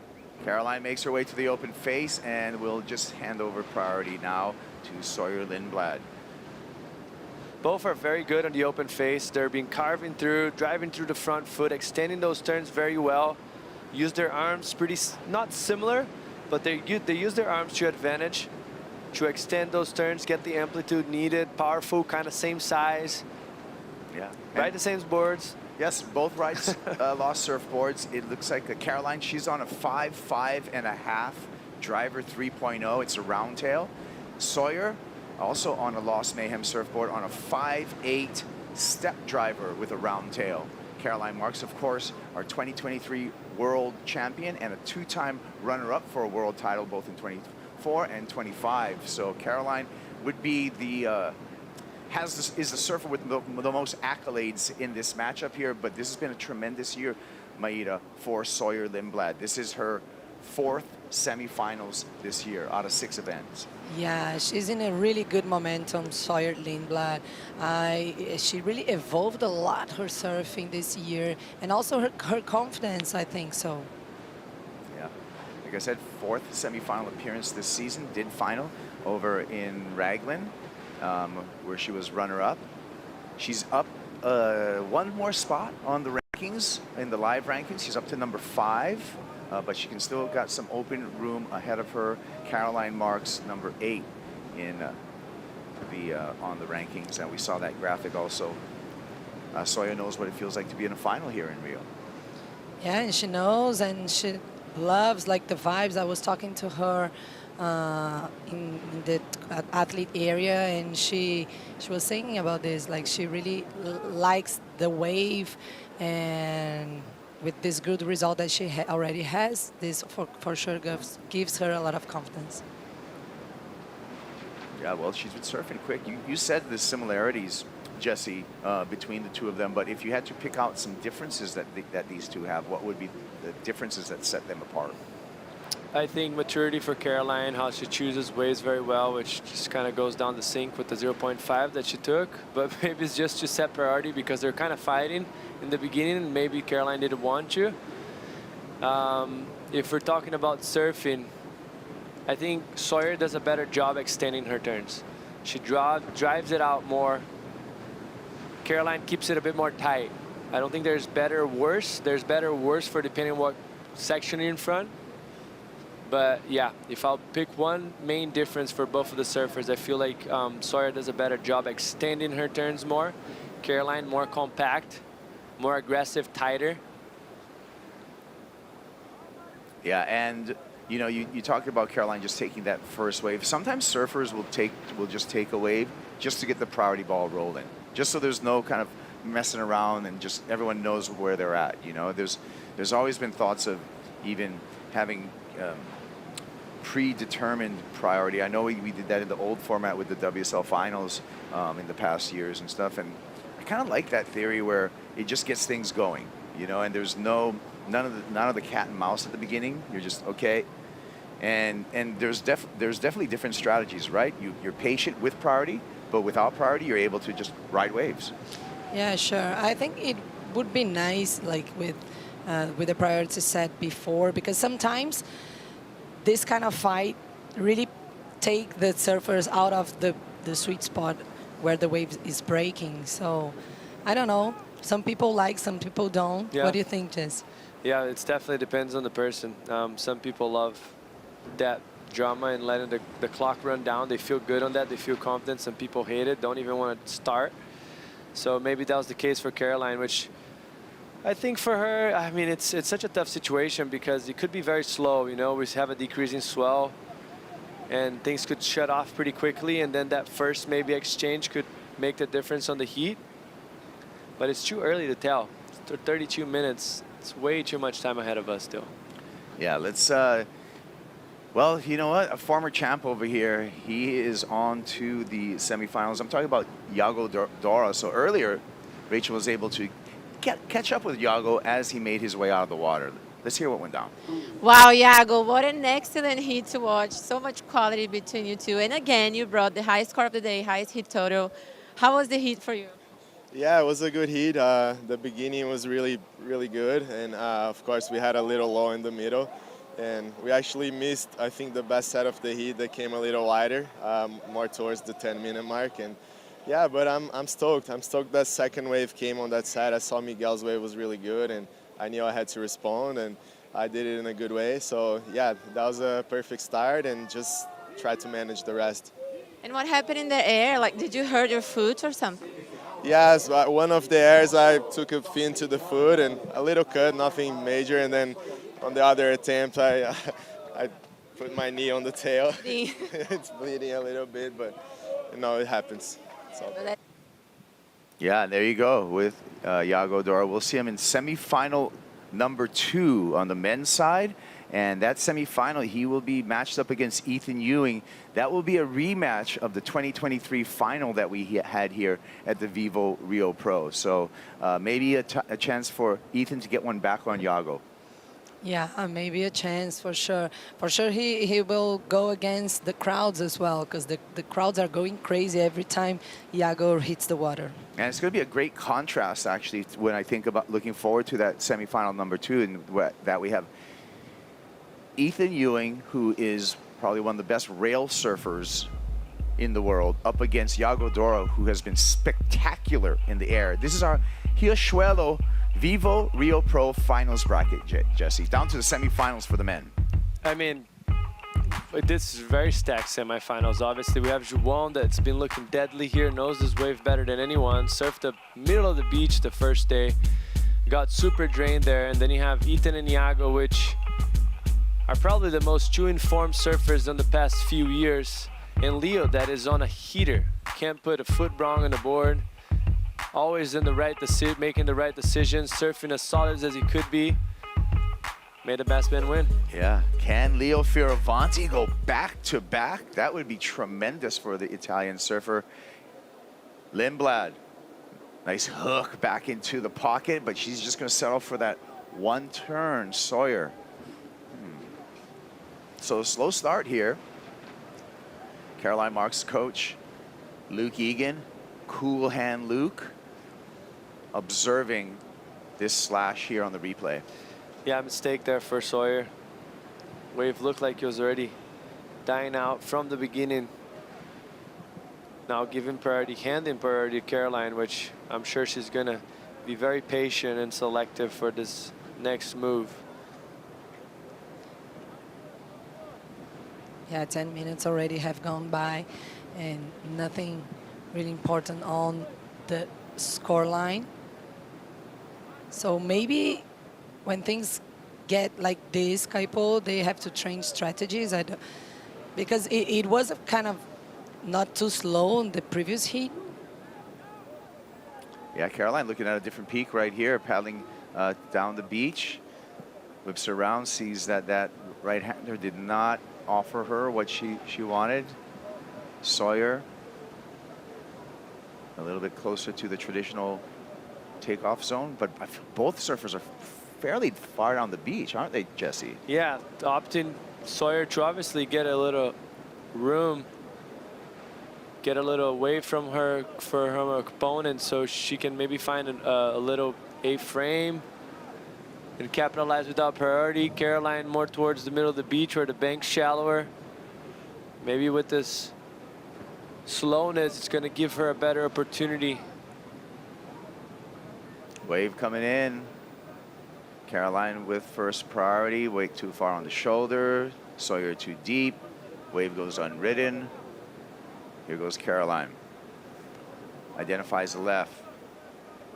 Zaps that first turn. Snaps that second turn. Loads up and lip glide finish for Caroline Marks. Behind her, saw blade Sawyer Lindblad.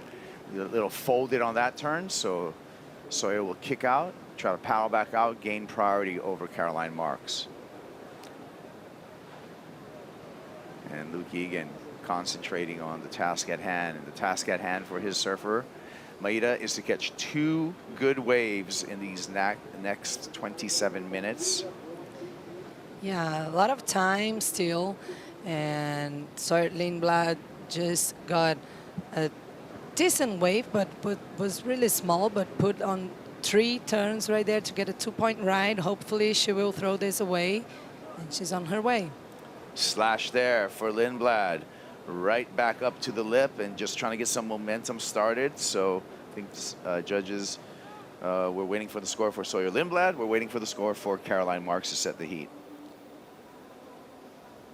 Replay here, Jess. Yeah, steep wave, nice first carve. Maybe went a little bit too high, so she had to project that one. Couldn't redirect the board as much as she could have probably, and then finish it off strong with nice flow. Good work there for Sawyer Lindblad. And here, opening up a bit more, brings that board all the way around.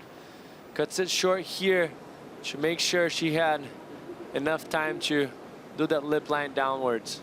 Yeah. Caroline Marks right here. We're watching the wave again from another angle, from your seagull angle up here. 5.17 for this effort right here for Caroline Marks. Right, 3-turn combo. Good way to start, 5.17. So now she's back to with priority. Yeah, the season for Caroline Marks, this is her first semi-final of the season. She's been fairly consistent. She's number 8 in the rankings coming into this event, but has not cracked it past the quarterfinals for this year. Marks hunting here, and she's going to use priority. Swoops that first turn, looks ahead, sees nothing going on there. Wave loses a lot of its power right underneath her feet. Yeah, uncharacteristic mistakes. I feel like Caroline commits very little mistakes on wave choices throughout every event. But so far in this heat, already took off on 3 waves that didn't go over a 1-point ride. Maybe this last one will just over, but it's not going to change anything in the hit scenario. All right, so score just dropped for last wave of Sawyer Lindblad. And Sawyer with a 5.67. We can take a look here at the results for Caroline Marks. Like I said, she's been pretty consistent. She's made 3 quarterfinals, but this is her first semifinal all year, Maida. Yeah, she really found the rhythm here in Brazil, and she's up and riding. Big snap there to start off with. 23 world champ with a crash on that oncoming section. So Caroline Marks will ditch a 1-point ride that she has in her scoreline. A 2.51 will give her the lead over Sawyer Lindblad. I believe she just took the lead. Yeah, she doesn't need much to take the lead. That was a great surfing from her. Smaller wave in size. But I loved how this last turn here, she kind of enters a little bit early, so she drives through the turn before she hits the lip. So that gives some more amplitude and also throws more spray into it. Beautiful, kind of a start of a down carve into the lip. Very aggressive approach for Caroline. Yeah, solid surfing. And, you know, the surfer with more experience is Caroline Marks, but the youth right here, the 20-year-old from San Clemente, has just been sparky, and she's on a run there. So nice fight back there from Sawyer Lindblad in this exchange. I enjoyed that exchange, Maida. Yeah, me too. As you mentioned before, Jessie, a little bit more extending her carves right there. Beautiful surfing for Sawyer. And I was going to say, as we go, let's go through this replay right here, Jesse. Yeah, nice open turn right here. Uses those arms to bring her board all the way back around. Cuts this one short. But just to make sure, that was just a good read of the wave, knowing and recognizing the incoming section. Skips the fins out, goes into a layback, pulls herself back up. That's Caroline Marks as we come back to live action. So judges are going to owe us 2 scores for Caroline. Oh, I'm sorry. Previous wave for Caroline did drop, a 6-point ride. So Caroline's in the lead. Judges owe us a score for Sawyer Lindblad. Caroline Marks to give you the situation. So we're waiting for those scores. Lindblad, you can see 5.51 is what she needs to take the lead. This is the last of Caroline Marks, Jesse. Yeah, she went big. She kind of needed to, but it was a bit of a tricky turn. She got stuck in between going for a proper blow tail and just off the lip and landed on her back. Came back up. Tricky to do. Not going to reward that much. Not much of a score. A single turn. Yeah, shows but the judges want a lot more control through the entirety of your turn. Anytime you go down and have to pull yourself back up, you will not be maximizing your points. Priority with Lindblad. She can take the lead with a 5.51. If she's able to take the lead and hold that priority, she will have heat control, and heat control does go to Sawyer Lindblad. A 6.5 on the last ride for Sawyer. And priority. However, 1 more score is owed to us by the judges for Caroline Marks. Marks needs a 6.18 to take the lead back off of Sawyer Lindblad. Maida has been back and forth this entire semifinal. Yeah, I think they realized that the conditions are shifting a little bit, and because in the previous heat they saw Tia get an excellent score, 8-point ride, and so they're trying to maximize the opportunities that they are having. This heat's far from over though. 21 minutes, they're way too close. I wouldn't be surprised if both of the surfers better both of their scores. Yeah. Well, let's look at the history between these two surfers as we look at the head-to-head matchups here between 3 times matched up. 2 wins for Caroline Marks, 1 win for Sawyer Lindblad. That happened in 2024 for Lindblad in the quarterfinals right here in Saquarema. Max heat scores, pretty similar. Average heat scores, pretty similar. Max wave scores, pretty similar. But slight edge when we look at the analytics to Caroline Marks, Jesse. I mean, yeah, I'm surprised on that average heat score. Pretty low. Like for this caliber of surfing, sometimes you just surf against each other in very tricky heats like this one. There hasn't been many waves. As long as they kind of actually surf pretty well with 12-point total, 11-point total, but pretty random to see that low of average scoring heat of surfers that are pretty much title contenders. Yeah, yeah. And a title winner in the way of Caroline Marks. Just under 20 minutes, and it is going to be a, I feel right now, Maida, it is a heat of opportunity. You need the opportunity. You need the wave to come through, and you need to have priority when that opportunity presents itself. Yeah, it's true, Kaipo. That's why, like, you really have to maximize the opportunity that you have. Like, use your priority. No, don't make mistakes, because we haven't seen so many good waves break. So be smart with priority. Yeah, it is going to be a tactical play, if you would, for priority right now. It's a very sketchy heat so far. Like, both surfers surfing super similar. Like we expected when we spoke before the heat started to unfold. Sitting on the same spot right now, not many opportunities coming towards the wake. Keeps the nerves high for both surfers. It's not really about the surfing doing the talk, but making the right decisions more than anything. And that's added pressure for both sides. Clock continues to tick down, and Sawyer Lindblad's happy for the clock to tick down. She's got heat control with the lead and priority, so she can really dictate the complexion of this final 18 minutes in semifinal number 2 to control it. Any opportunity that comes through, I'm sure it's going to go to Sawyer Lindblad. So things are looking up for the surfer in her 3rd year on the championship tour, having the best year ever of her career so far. Stay tuned. More of the colors of Brazil on the way. It's finals day here in Saquarema.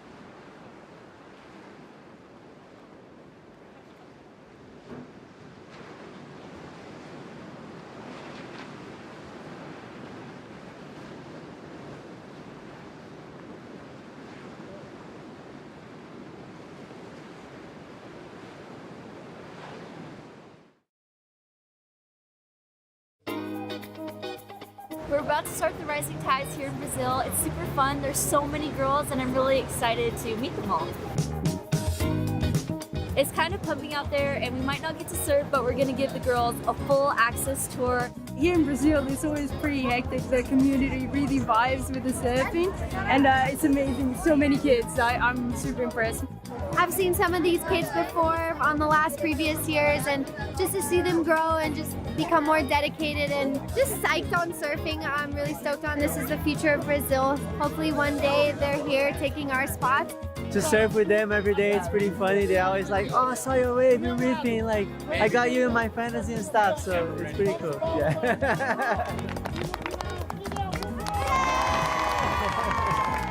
Yeah, it's so nice to give back and try to inspire them in some way, you know.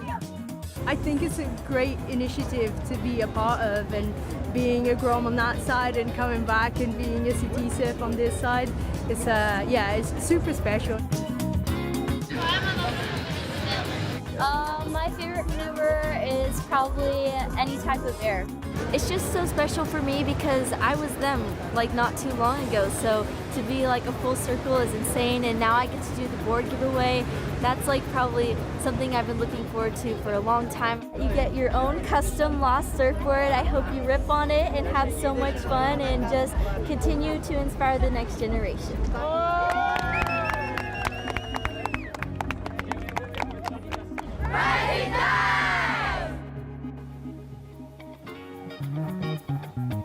All right, well, thank you, IC, for supporting Rising Tides. Beautiful day here.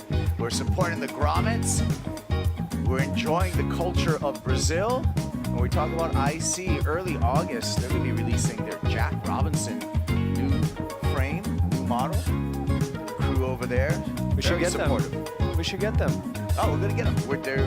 They're gonna be the presenting. IC's the presenting sponsor of the next championship tour stop, the Outer Known Tahiti Pro, presented by IC. That window starts August 8th. But let's just focus on what's in front of us right here.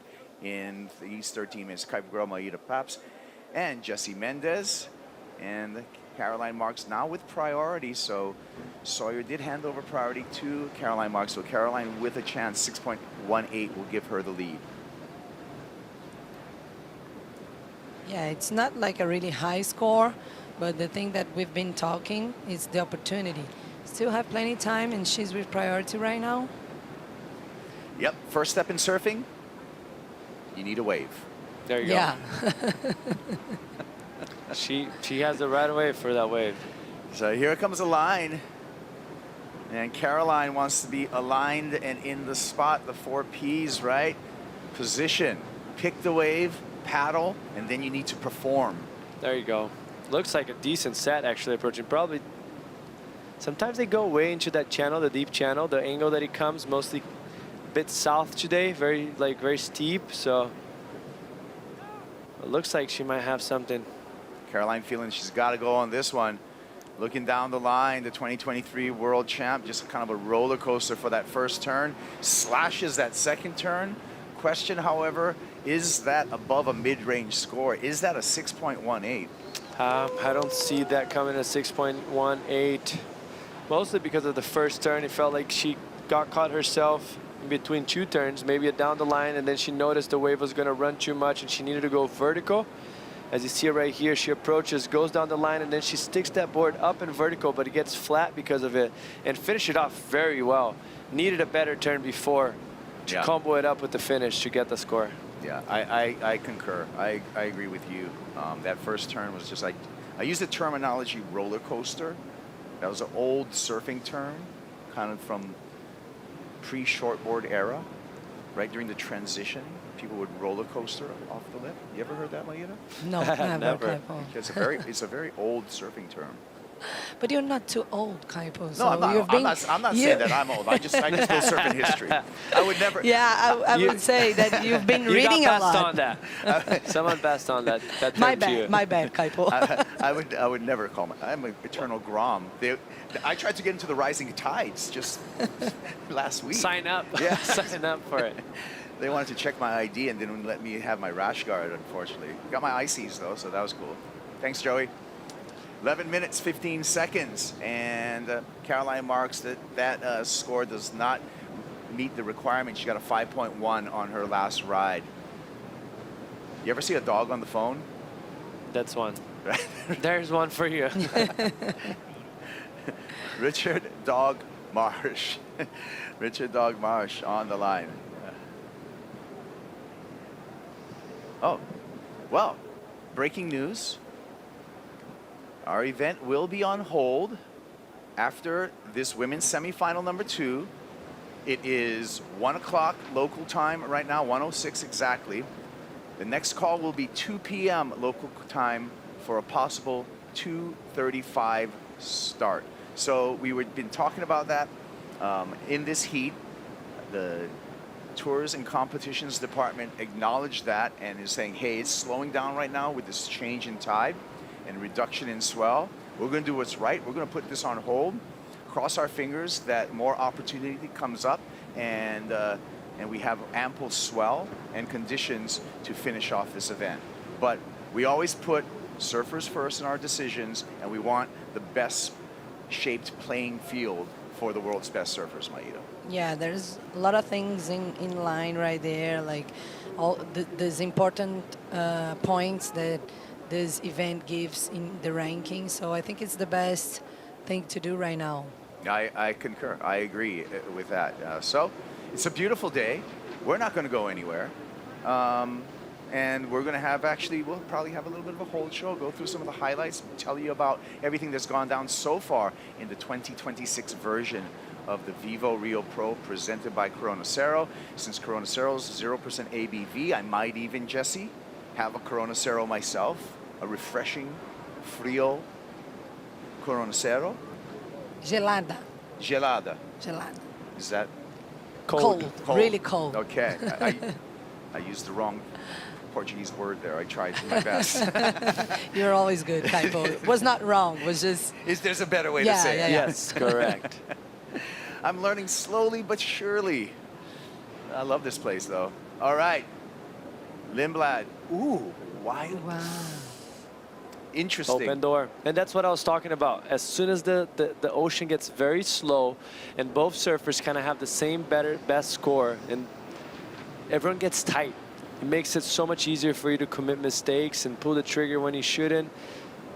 But now that pressure goes to Caroline. So it's not just like, oh, that was a mistake from Sawyer. She, blew it. It's done. Now Caroline has to pull the trigger on the right wave still.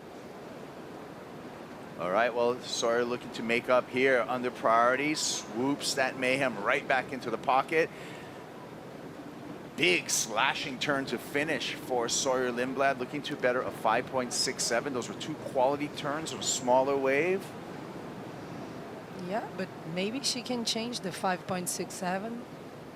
Yeah, I think there's a chance as well. Yeah. It was a smart surfing, like really fast the last turn. Take another look at it, Jesse. Yeah, sneaky little wave here. Nice first carve. Brings it all the way around and finish it off very strongly. Puts those arms up, great body expression. Dramatizing for the judges. It's a presentation. You gotta make it look as hard and smooth as possible. And she did that very well. Wave downside, wave on the smaller side. First section was pretty soft, but surfing was there.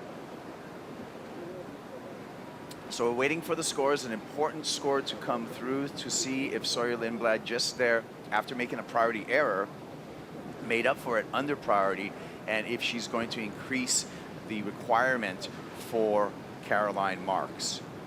Red Bull Jet Ski, always happy to just zoom you back out into the takeoff zone. You can see how far Caroline Marks is from that Red Bull Jet Ski with Sawyer Lindblad on the back, making his way back out.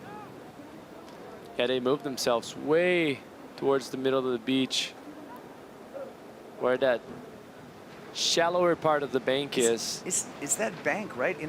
It's the same bank in front of the Leo Neves Training Center? Is it right around there? No, Leo would be even more. Even further. Even further. Leo actually would be a little bit further than what João surfed that first day. Okay.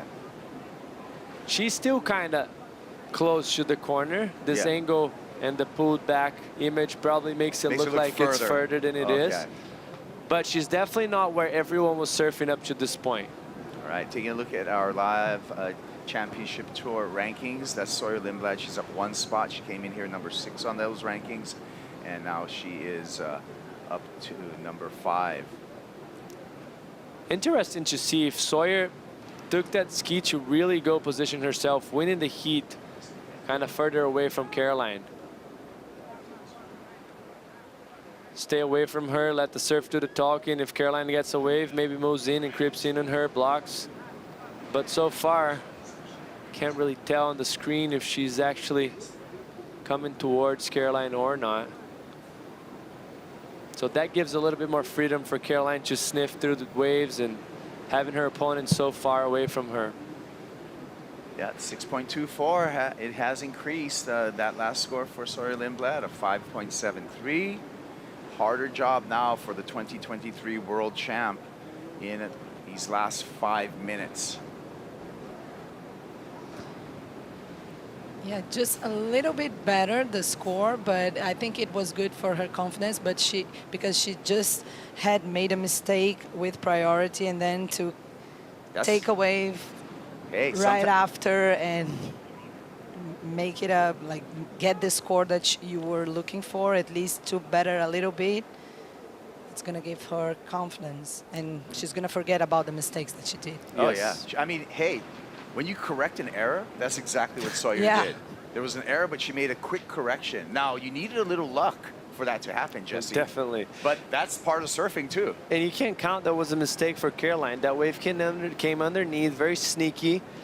She most likely would have not the score that she was previously needing anyway, so everything kind of worked in Sawyer's favor. But that could all go down the sink if Caroline gets a good wave and turn the heat over. Yeah.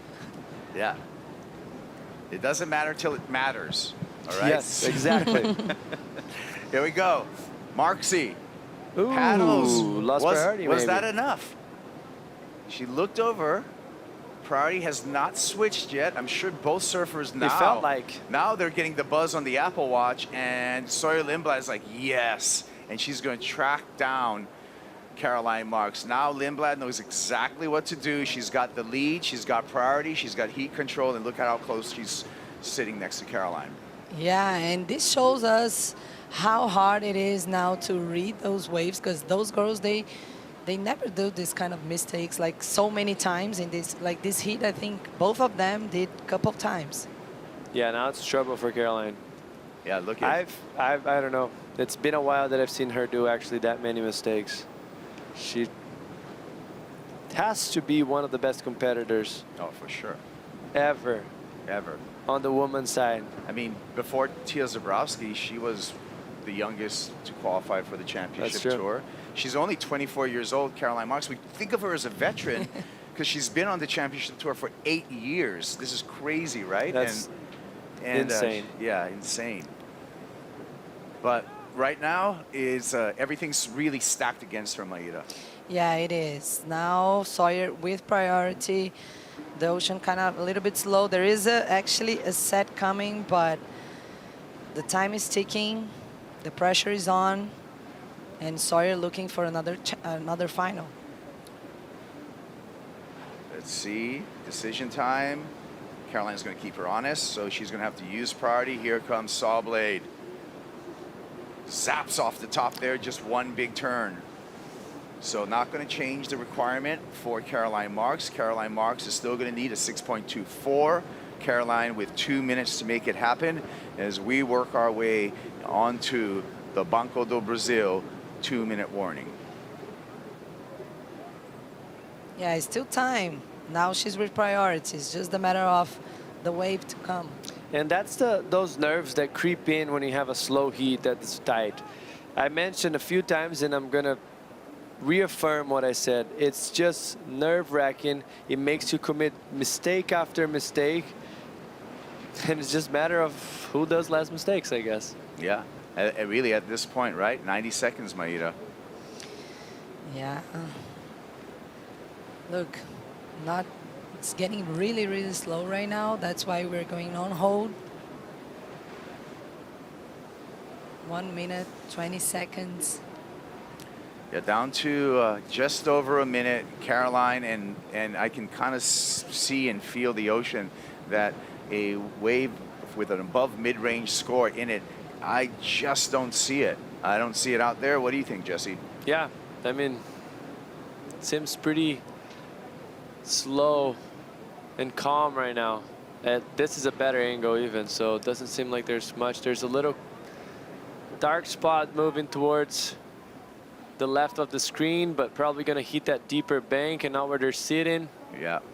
So, and even though it didn't look anything special, you want to see the ocean getting a little bit darker, you know? It shows that that wall is coming with a bit of more pressure and power towards the bank, and right here doesn't look. That's the dark spot that I mentioned. It's moving in towards the main peak right in front of the scaffolding, closer to the channel there, but it's pretty small. Looking good for Sawyer. 10 seconds. Well, we are just going to count this down, and we can congratulate Sawyer Lindblad making yet another final. So here she is, focused, ready. We're going to see Sawyer Lindblad coming up against Tia Zabrowski in our women's final. There's the final numbers for you. 12.23 for Sawyer Lindblad, enough to move into her second final this season. Caroline Marks will exit Brazil with an equal third, heading to Tahiti. So we're going to hang on right here. We'll take a break. We'll be back to keep you updated on all the things happening here at the VIVO Rio Pro, presented by Cero. We'll come back with more news for you right after this messages. Stick around.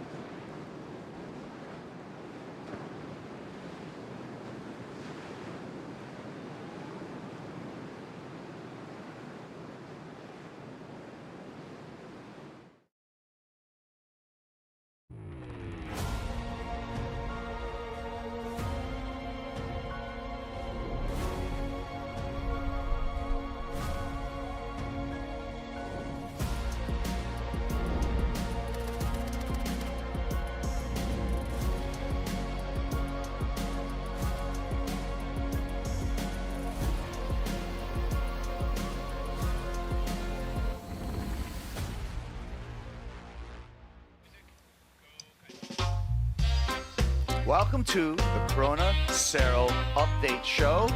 Of course, we want to keep you updated. That's what we're here for. We've put the event on hold after the women's semifinals. We have our women's finals all set. We got lots to do while we're updating you and we're enjoying a cold Corona Cero. For example, the Ferris wheel. Also, a beautiful beach day on here in Saquarema, and welcome into the set. I'm Kaipo Guerrero, Maida Pops, and Jesse Mendez talking us through. Jesse, we are going to have a first-time winner on the women's side for the VIVO Rio Pro. I mean, this is very exciting, and it's one that we've been wanting to see progress through the event that far, which is Tia. Obviously, one of the best surfers to ever step on the board on the women's side. Like the way she serves, how good she is in such a young age. It was a matter of time, but she was struggling, and now she's here to stay. Yeah, what do you think so far of the performances, both of our two finalists on the women's side, Sawyer Lindblad and Tia Zebrowski? Yeah, true, Kaipo. Sawyer, she has a little more experience here. She made finals already. So it's going to be interesting how both of them are going to play. Yeah. Really interesting. Well, let's hear Sawyer, her second final here at the VIVO Rio Pro. Sawyer is with Manu on the glass. Hello, everybody. Yes, I'm here with Sawyer. It's a beautiful day, but the waves are a little challenging. They have changed during the day, but we know the good surfer has to surf in good waves, in bad waves, and that's what you did. You adapt yourself and won a tough heat. One more semifinal in Saquarema. What was your strategy out there, and how does it feel to be on finals again here? Congratulations. Thank you. Yeah, it feels so good to be into the finals. I made the final here 2 years ago and got second, so hopefully I can do one more better this year. And yeah, the waves were pretty hard in that heat. They were just kind of rolling, and it was hard to be in the right spot. But yeah, we'll see what they do, if they run the finals or not, but I'll be ready. And you did a good job. And now you have to manage your emotions, because we don't know exactly when the finals are going to be, if it's going to be today, tomorrow, or Thursday. And how do you manage all those feelings and get ready for this big day? Yeah, I think just stay calm and just surf the final as any other heat. I feel like in the past I've made the final I've made it to be so big, and now I'm just taking the approach to surf it as another heat, surf it as a round one heat. So send a message for your fans, family, friends that are cheering for you. Yeah, I'm sorry. It's okay. Hi to my mom and my brother watching at home, and my grandparents. I love them so much. Congratulations again. Good luck. Back to you guys. Yeah, we're going to keep the Lindblad family updated too. Dad Mark's here with Sawyer, and Sawyer in her fourth finals appearance. Let's see if she's able to take the big W. You know, she's a three-time runner-up in CT finals, but she's have an opportunity here to have her first CT title win. She's going to be coming up against a informed teenager. I'm talking about Tia Zebrowski. Maida, let's take a look at Tia in her semifinal match up against Nadia Aroslave. Yeah, it's going to be an even match. And this semifinals, she was just killing it. She got a really good left-hander look. Very quick snap right there, sliding the fins. Beautiful finish to get an excellent score. Just sharp surfing, and we just knew it was a matter of time before she broke through, Jesse. Yeah, and she has been just growing throughout this event. You can see how much more confident she looks just in her eyes and her smile, how she walking and stepping on the board. It looks that much better, and it translates to big scores and her being very dangerous to the opponents. Here is just Nadia couldn't really find a rhythm out there. Yufu from Sharp Eye Surfboards, who's been in the camp of Tia Zebrowski. So excited for her first CT final here. Let's take a look at the numbers coming through here. Big scores, 8.17 for Zebrowski. Yeah, and she's going to the finals with the opportunity to leave Saquarema with a tank 300 as well. That's right. Winner, whoever has the highest heat total in our men's and women's finals will get that tank 300. Take a look at Riachuelo VIVO Rio Pro finals bracket and our finalists, Tia Zebrowski, Sawyer Lindblad. Your thoughts, Jesse? Yeah, contrast. I think it's about time for Sawyer to take the win. She has 4 finals, you mentioned? Yeah, this is her 4th one. 4th one, okay. So she has the experience, she has what it takes. She's surfing amazing. And I think after beating Caroline, which is the person to beat, the world champ, obviously left in the draw, that's my pick, but it's anyone's game. It is anyone's game. I mean, both very talented surfers on the women's side. So looking forward to that final. Again, we are on hold until 2 p.m. local time, where we'll make a decision if we have a 2:30 start or not. The swell has dissipated quite a bit, so we want to give our semifinalists for the men and our finalists for the women ample opportunity. On the men's side, we have semifinals set up, and we have a former winner in the draw in the way of Iago Dora. Yeah. Iago's been ripping the whole event. It's going to be interesting to have them on the semifinals. Yeah, Iago will be in semifinal number 2 up against Ethan Ewing. Take a look, though, at our quarterfinal. All Brazilian match here. Iago Dora up against Miguel Pupo. He sees the door open. He sees the opportunity of all those big names besides Leo Fioravanti falling off early, and this is the opportunity for him to take another win and climb up the rankings. But now he has a big draw in front of him. Ethan Ewing's been surfing very solid. How's Miguel Pupo? He's had a great year on the championship tour.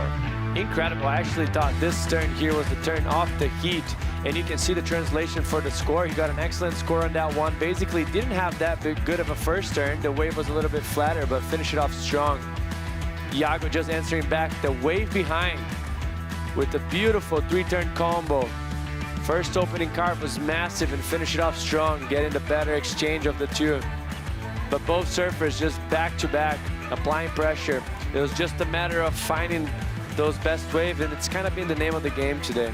Look at Iago. I mean, both surfers with excellent scores. 8-point ride for Miguel, 8.5 for Iago Dora in that quarterfinal.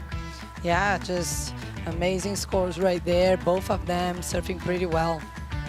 Looking at our Riachuelo VIVO Rio Pro bracket for the men, and we can see our semifinals are all set up. It'll be Leonardo Fioravanti up against Joao Chianca, and then a rematch of the 2023 final in semifinal 2 with Ethan Ewing and Iago Dora. Your thoughts, Jess? I mean, the first one, I'm going with the local boy, which even though it's a very, very like 50-50 match. Like both are powerful surfers, both are very well experienced, have won events both of them have won events before. Just Juan has the local knowledge, but on a day like today, that deep into the event, they're all in tune with the equipments and how the ocean's working. So I don't think there's that much of an advantage. Yeah, Maida, I know two surfers that in that semifinals for the men that will have the advantage energy-wise on the beach. Yeah, for sure. Iago Dora and Joao Chianca, for sure. Yeah, for sure. Like the Brazilian crowds are going nuts every time they hit the water, so they have this on their advantage. Yeah, they have their work offer. Well, WSL One Ocean doing some great work everywhere we go. Let's take a look at some of the stuff that's been going on.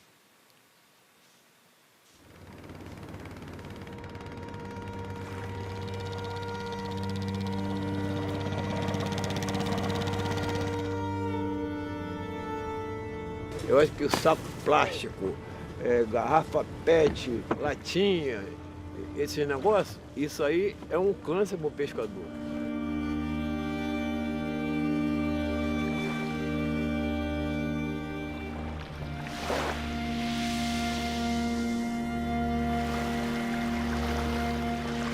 A gente precisa mudar essa situação. Um ambiente que é feito para o lazer tão grande, para a vulnerabilidade, para a natação, para o esporte da vela, né, para o surf, e ter isso tão destruído por causa do lixo, da falta de políticas públicas.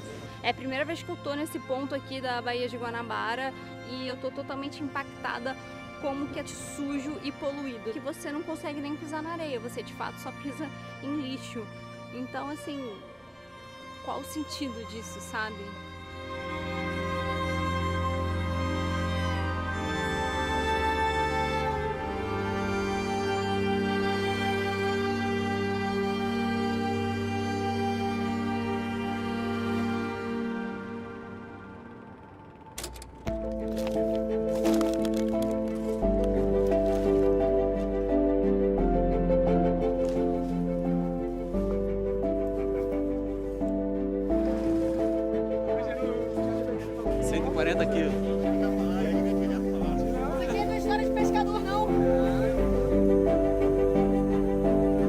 Eu acho que a natureza ela é muito perfeita, ela foi feita para ser pura e não cabe a nós estragarmos isso tudo.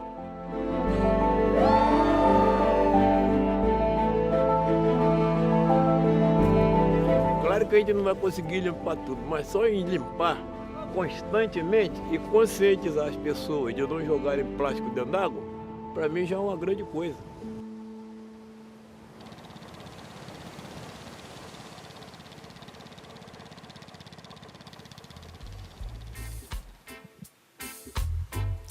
Great collaboration there with WSL One Ocean, and we just got to take care of our One Ocean. It's something that connects all of us as surfers. Again, we are on hold till 2 o'clock local time, looking at a possible 2:30 start to get underway with men's semifinals. And while we're waiting, we're going to take a little look back at 2025 Inside Pro Surfing edition of the VIVO Rio Pro. We'll see you with an update a little bit later. Tune in to WorldSurfLeague.com and stay tuned in for all of the updates here from Saquarema.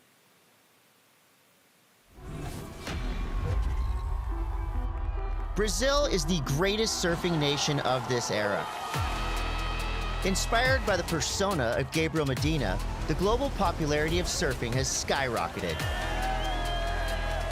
The fame of Brazilian world champions has fueled a storm of passion for surfing worldwide. This Brazilian storm is a movement in the sport. He gets a section and goes absolutely ballistic. Once a year, the WSL Championship Tour journeys to Rio de Janeiro. Attendance records are smashed and surfing performances reach new heights. This is a great sign of things to come. A huge backhand hanger. There is a look at the decision, eliminating the favorite. This is the biggest stage in surfing. If you want to be the best in this sport, you have to go big in Brazil. Just give him a chicken skin.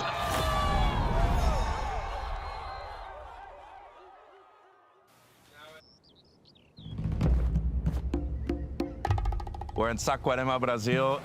It's the biggest stadium in surfing that we have worldwide. The waves can be exceptional, but this is really more about the culture and the lifestyle than anything else when we come here. There's energy in this town even before the sun comes up. It's almost hard to walk down the street. It's packed with people. You're honestly trying to find your line in the road just to get down to the beach to see the waves, and then the beach is just as packed. They're playing foot volley down the beach. They've got food, they've got beers, and they're having so much fun. It's almost like a festival because of our surfing, which for me is just an honor to be a part of. There's no better feeling than that. The waves here get amazing. You basically will get these sections to get either into the barrel or into the lip. Most people here are fully engaged in what's happening in the water. And I think that's what separates this crowd from any other crowd around the world is they're cheering for good surfing. They know the surfer that they love, so they're here to support. There's so much emotion that feels like that goes on in and around the events. But yeah, you got to get into that energy, you got to tap in and have fun, man. There's no other event on tour that it's like this place.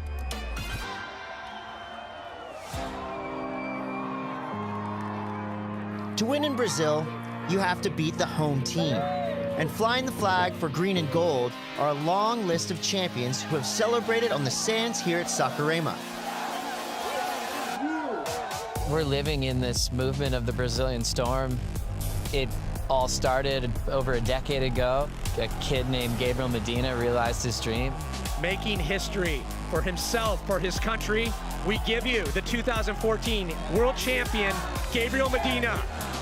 Gabriel took the whole country with him, where they've completely taken over pro surfing. I think Brazilian surfers on the championship tour are the most well-rounded surfers in the world. Progression, power, waves consequence. I mean, they all do it all. It's kind of like an unstoppable force at the moment. This tour could literally be dominated by the Brazilians. So if you're coming up against a Brazilian, you're going to have a crowd and all that energy, all those tens of thousands of people against you. Felipe Toledo gets the crowd on their feet. It's intimidating. You look towards the sand and there's 50,000 people on the beach. And that's something that you have to overcome in this event for the non-Brazilians. For the Brazilians, look at the track record. Your champion of the VIVO Rio Pro, Italo Ferreira. Champion in Adriano de Souza. For the 4th time, Felipe Toledo. Thiago Dora tasting victory for the first time in his career. They all feed off of that local energy, and it's equaled titles here.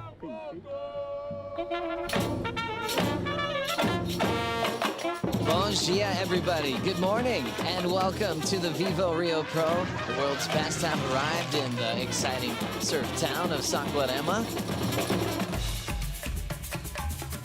The VIVO Rio Pro is the only WSL Championship Tour event in Brazil.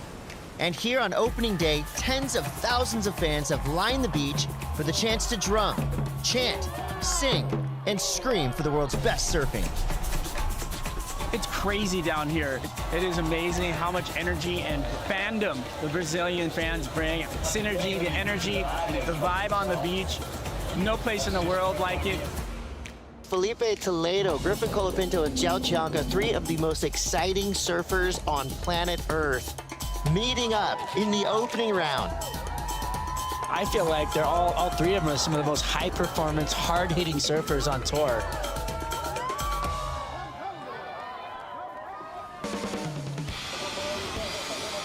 Zhao Qianca, the strong start. Surfing really well, strong on the corner there.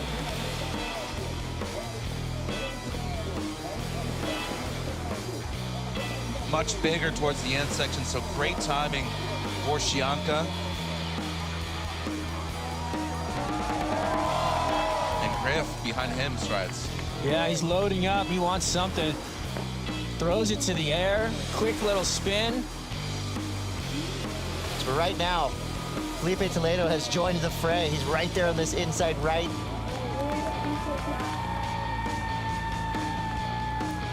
Oh, Zhao. With priority, yeah. Going hard at something.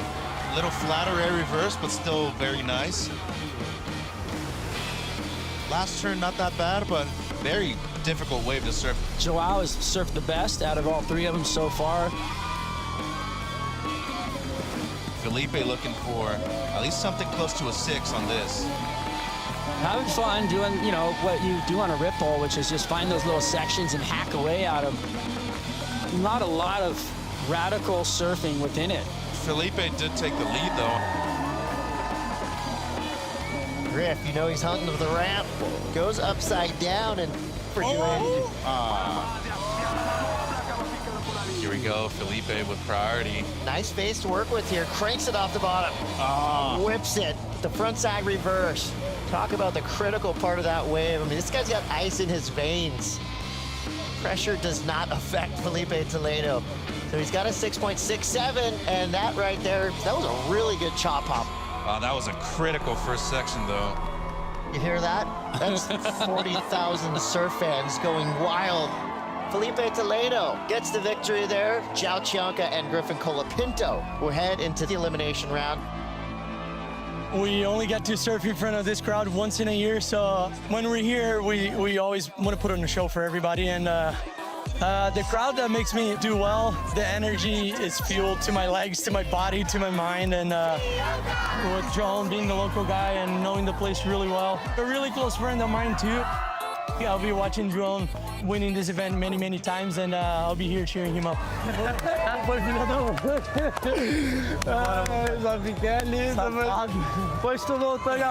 The locals call him Chombino. Up next, we avoid the noise on the quiet side of Saquarema. Fish. I feel so blessed to have everyone home receiving me. The balance is completely different from the environment that I'm living. Always a reset time for me. It's the good part of life. Zhao Qianca is the newest Brazilian prodigy to be winning events on the WSL Championship Tour. Cianca calls Saquarema home, and he proudly represents this community on the World Tour. João values a balance between his career and personal life. And when he's not traveling, Chumbino enjoys spending time with family, friends, and loved ones. Yeah, Joao's pretty mellow. He's really cool and comfortable and calm in his demeanor. The Chumbo household has everyone from grandkids to Joao in between travels. He wants to be home with his family to soak all that up. Good thing here in Saquarema, we know everyone, and everyone knows us, so it's always easy to get stuff. Home is so good for me because the balance is completely different from the environment that I'm living at the tour and traveling and trying to make movie parts. Basically, always a reset time for me. So this is our little local market. There's no contest happening in this area. Like you can see the local people here coming to do the normal thing.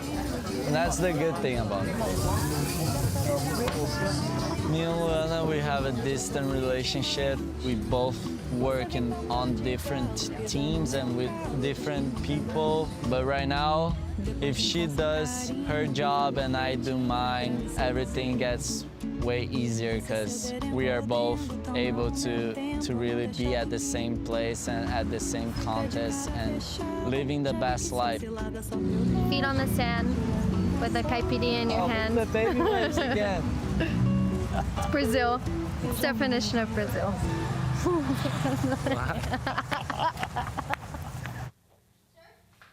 Sir. When you have people around you that share the same dream and vibe and energy, the potential and the chances gets way higher. It's another day. It's a little bit.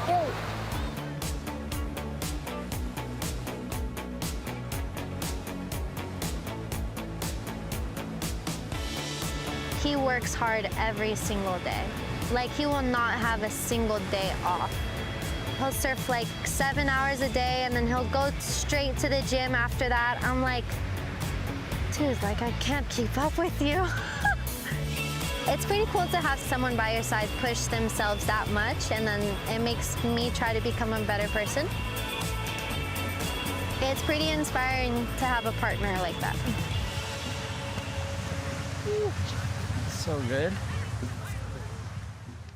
Joao Cianca, when I first met him, was the most confident kid I've ever seen. I met him out here in a surf session, and he told me, I'm gonna be on tour. I'll see you soon. I'm born to this stuff, you know?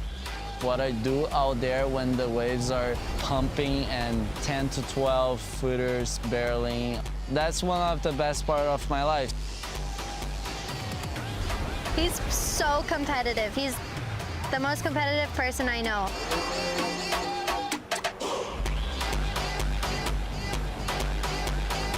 I just hope I can be an inspo for the next generation and see more of us on the tour 10 years from now or 5 years from now.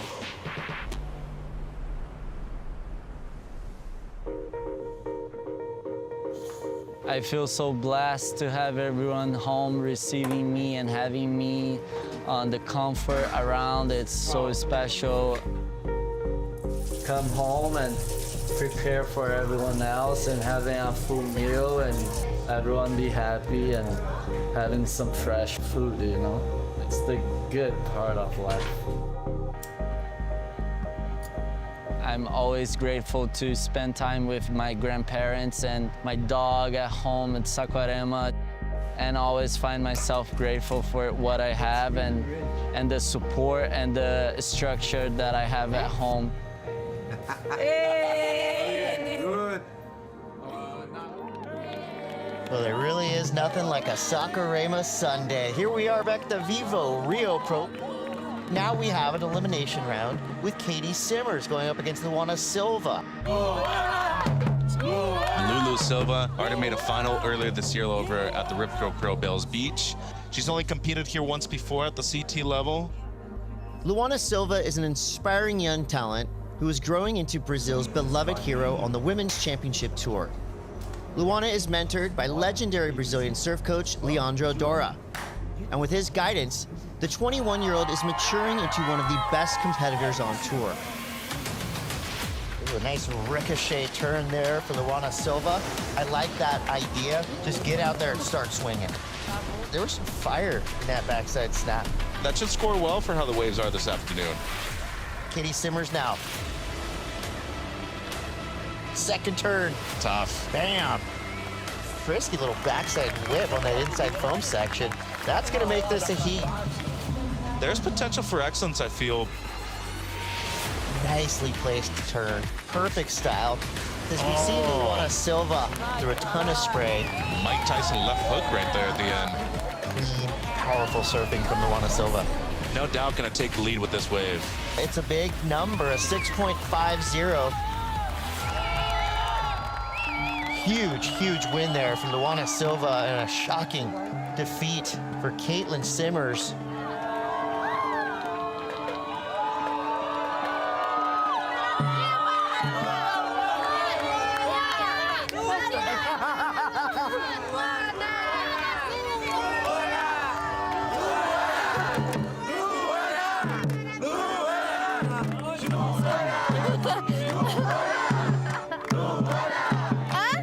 I can't even hear. This is insane. It's like the best feeling ever. I've never had this happen. Seeing this for me today, it's incredible. It's like, no words.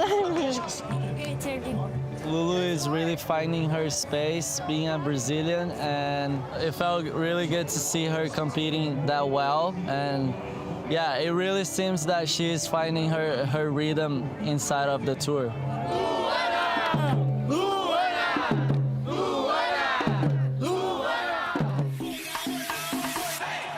Up next, it's about to get loud. Italo Ferreira takes the stage here at the Saquarema Surfing Arena. Goes full into the flats. The crowd wants the 10. That guy's a madman.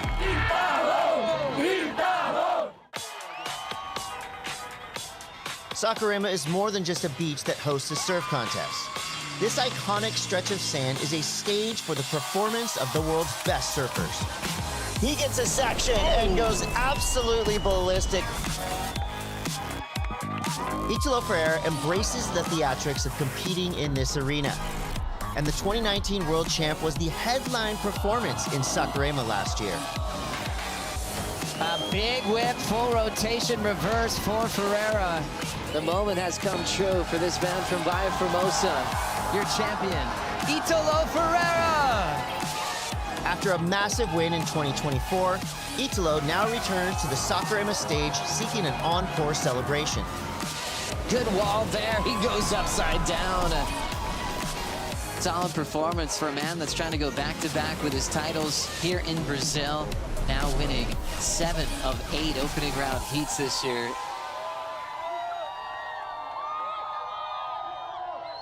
Portanto, galera, uma salva de palmas para Crosby e Italo Ferreira. Good luck. And now in the round of 16, Crosby Colapinto versus Italo Ferreira. We saw Italo doing his Italo thing, right? Jumping out of the contest area, running to Red Bulls, throwing. And Italo just, I think, kind of was like, oh, I forgot my Red Bull. You know, he's like going back, and then he just goes, I think now I'll walk out.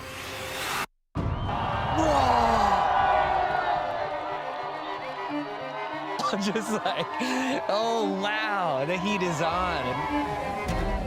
And here's how this thing started. It was a paddle battle from the jump, but it was Italo Ferreira getting the edge. As it stands now, Italo quickly into the lead with a 5-point ride on this last one.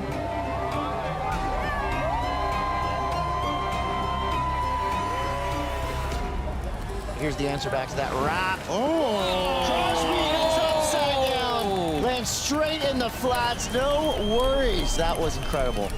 Now it's going to be interesting to watch the answer back by Italo. The reaction. And, you know, because this is where he rises to these occasions, and I cannot wait. Know this guy can hunt and find the ramp. He does. Goes full. 5 into the flats.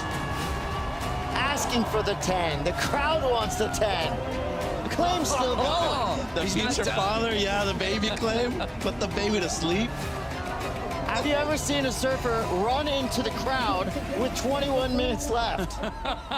Where is he? Yeah, he just came in for some high fives and some vibe. I've never seen this before in an event. He ran into the crowd. There's 25 minutes left in the heat or something. He's in the crowd, high-fiving, like kissing babies, signing autographs, and then he gets back on the Red Bull ski and goes back out.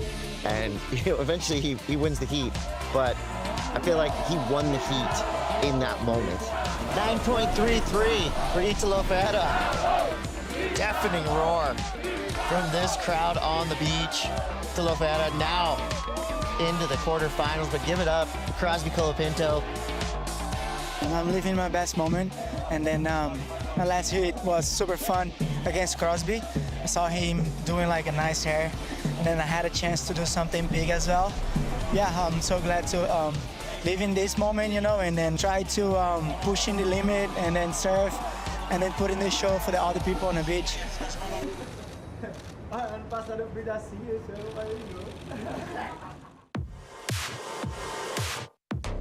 Felipe Toledo. They call him Mr. Saquarema. Let me tell you, these people are ready to have a good time, and they are ready for Felipe, as you can hear right now. A four-time event champion here in Rio, Toledo doesn't just win, he dominates with perfect 10 scores and jaw-dropping rides. Massive 540. Launches a big straight air, lands it in the flats, finds it, and gives us the Ginsu on the net. In the tube, driving through, and he comes out after the spit, gets the crowd on their feet. One big move, and oh my goodness, that was crazy. Are you kidding me? Oh boy. As he's looking for his 4th event title in his country, the crowd is firing him up. Felipe faces Miguel Pupo in a friendly fire heat between two Brazilian veterans who both are sentimental fan favorites. So let's watch Miguel Pupo here going to left side. Finding a left, that's one of the smoothest competitors on tour. Is able to pick up his feet after that carve into a float. Third maneuver, attacking the oncoming section. Veteran of the tour, Miguel Pupo, turns in a 6-point ride to kick things off against the best ever in Rio de Janeiro. You go into these heats with Felipe, and you got to stop what you're doing. He takes over these lineups. In motion on the left, and just throws down a massive backside snap. And it almost always looks unscripted. Typically, just smothers his opponent with big scores and the energy of the crowd. Felipe late under the lip, but somehow stomps that first turn. Another section, working hard for this one. Another air-dropping maneuver that will make him change his surfboard. You could tell Felipe was in a high gear. Ends up breaking his board on a 2-turn combo, makes a switch, next board looks better. There's a blast there on the backup board. They get through a messy section, another 2-turn combo. It's really looking like Felipe is just going to be walking through on a chance to win his 5th title in Brazil. Miguel still only chasing a 4.67. Under priority, he's got this right that just is starting to bubble up. The rights have been full and flat at this point. There's been no scoring potential whatsoever. 1 minute left.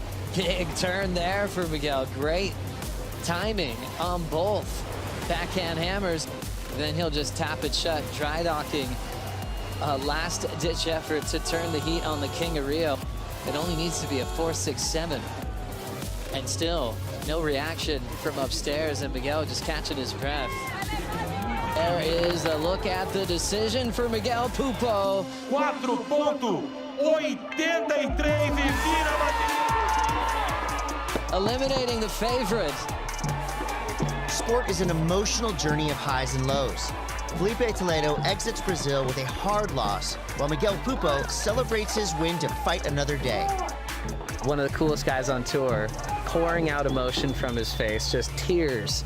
You're going, man, this guy's been on tour for a very long time. Going back to 2011, I don't think I've ever seen a pour out of emotion that deep, that real, like Miguel Pupo beating Toledo at the buzzer.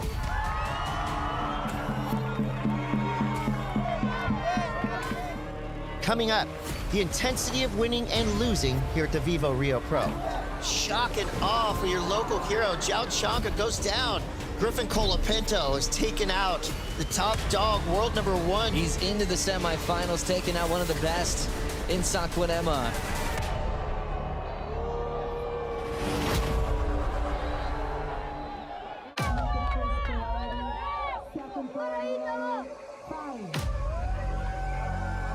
I think I'd rather make a living in the fast lane. The pressure of surfing a contest in Brazil is far greater than any other destination on tour. International competitors feel the anxiety of having the entire beach rooting against them. Brazilian surfers face the stress of underperforming in front of such a passionate crowd.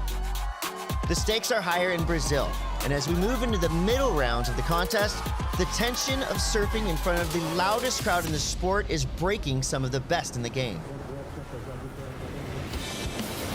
Crowd's growing, the vibes are high, as usual here in Brazil. We've got Griffin taking on Joao. What the heck just happened there?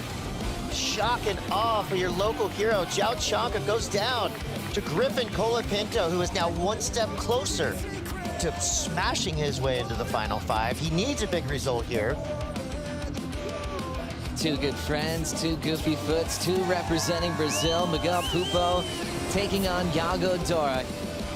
So advantage Miguel Pupo, who already has the high single score. World number 2, Iago Dora. Loading up, big inverted tail-high reverse attempt. Dora leaves with an equal 5th, and the road for Miguel Pupo continues to line him up towards the finals. Probably the most technically sound rail surfer on tour, going up against one of the most unpredictable springy surfers in the world. Just like that. Uh-oh. Congrats to Ethan Ewing taking down Italo Ferreira. Power gets the edge. You hear a pin drop in the crowd. The air is just being completely sucked out of the environment. Final remaining Brazilian male in the draw. Miguel Pupo providing these hometown surf fans something to go wild for. Right behind him, Cole Hausman. Deep bottom turn straight into a big power hack. Through the bump, no worries. Oh, wow. That was a well-timed combo right there. Cole Hausman, a finalist here at the VIVO Rio Pro.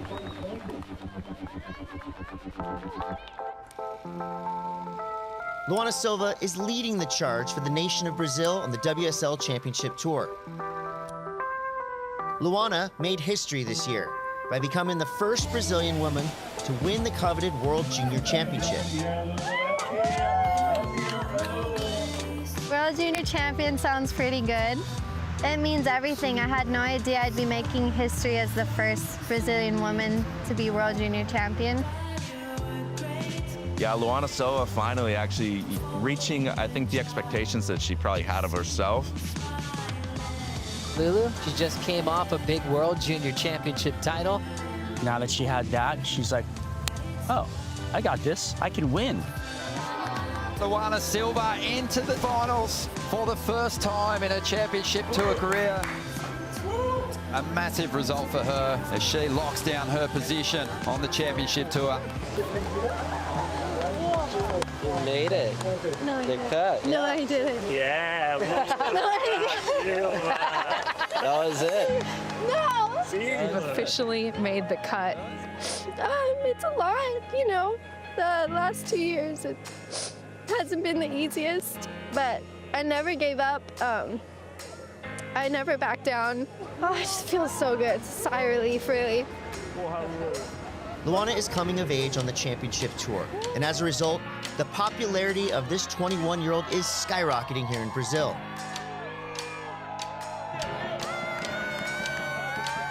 Luana Silva, her growth has been incredible. She is definitely one of the most improved surfers on the championship tour. Style, power, you know, how fast she's going. She's flying that flag, and she's kind of representing Brazil right now in an amazing way. when she comes to Brazil, she gets to feel like, wow, everybody wants me to win too. They're matching her desire to do well on the championship tour. Just had big ups and downs right here at this location. But having her partner, João Chianca, be a local from here, I feel like has really elevated her performance when it comes to surfing at this event in particular. I saw her run down through the gauntlet. You could see her elevate. Her steps got higher and faster, and she just turned the corners. And that was strictly just thriving off the energy of the crowd. Maybe she could do that in this event and take a win. As we prepare for the women's semifinals, Silva will surf against 2023 world champion Caroline Marks. Luana will be the undeniable underdog in this heat, but there is no question that she is the fan favorite on the beach. Lulu with a chance to take this event win for the country of Brazil, and she's already firing away on the back end. It looks like this is the first wave she got, the 5-point ride. Nice up in vertical to finish it off. Lulu controlling this one so far with a 5 and a 4.17. Caroline Marks drives into the first section. Caroline has really just had this completion. Luana Silva with a lot on the line. She has a chance to bring home a title for Brazil. It's been since Andrea Lopez in 1999. Caroline Marks trying to get in this heat. There's a little snap there that can turn in the pocket, just smaller wave that didn't have a whole lot in it. And here's Lulu.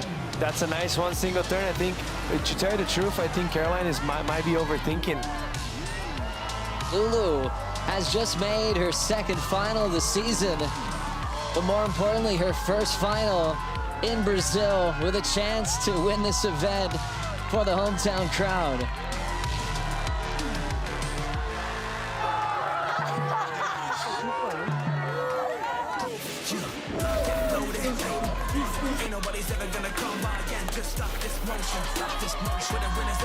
Luana Silva makes history. She will be the first Brazilian woman to surf in the final heat here at home in 26 years.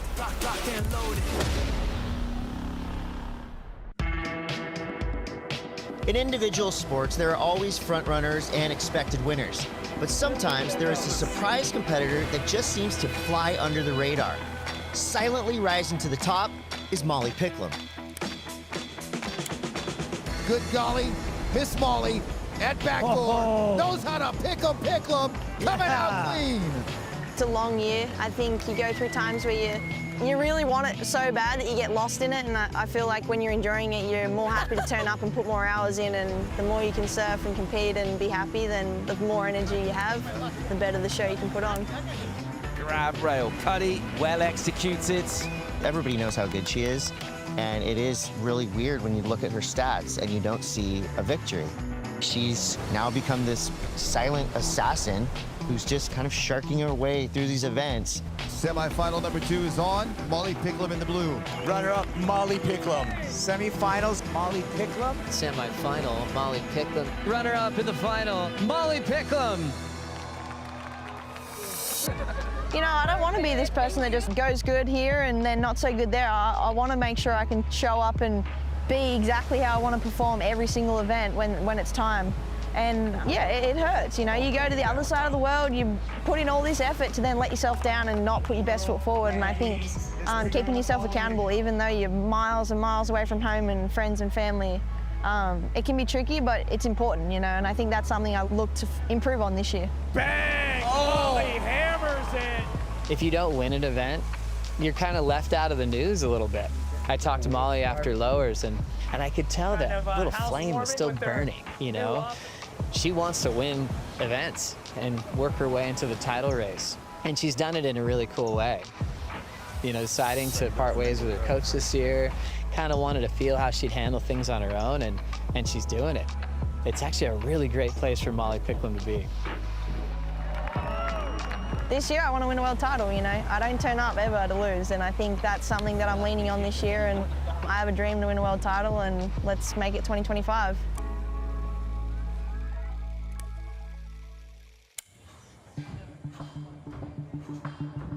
Molly Picklum is on a mission to win a world title.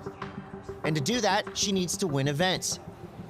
Here in Brazil, Pickles has quietly earned a spot in what will be a very loud women's final.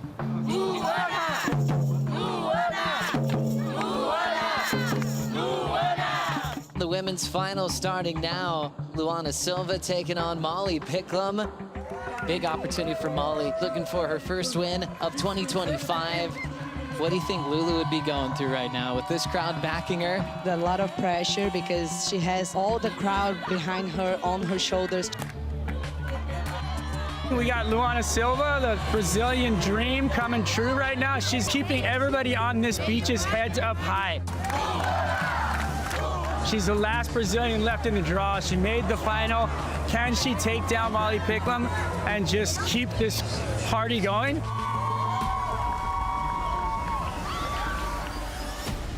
First wave goes to the Australian Molly Picklum, tagging a big section.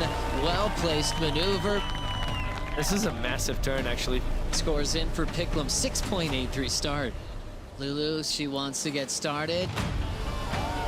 Great surfing right there for Lulu. This final turn right here. Perfect time.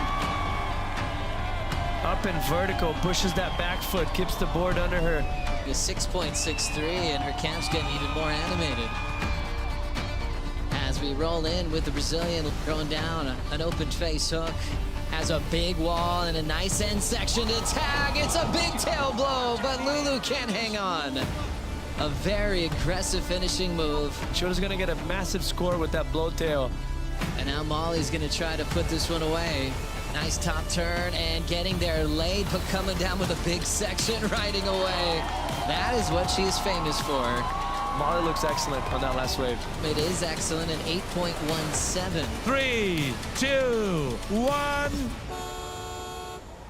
It will be Molly Picklum taking out the VIVO Rio Pro, her first win of 2025. Molly Picklum is so stoked right now. After all those runner-ups and finals, this one's extra special. I worked so hard this year to really put my best foot forwards, and actually before I was going out, I was like, felt nearly emotional because I was just like, okay, I get another chance, you know, to try and get a victory. I've dreamt so much of like winning here in Rio too. I'm like a real energetic person. I love the Brazilian energy, and to get a win this year means so much for sure.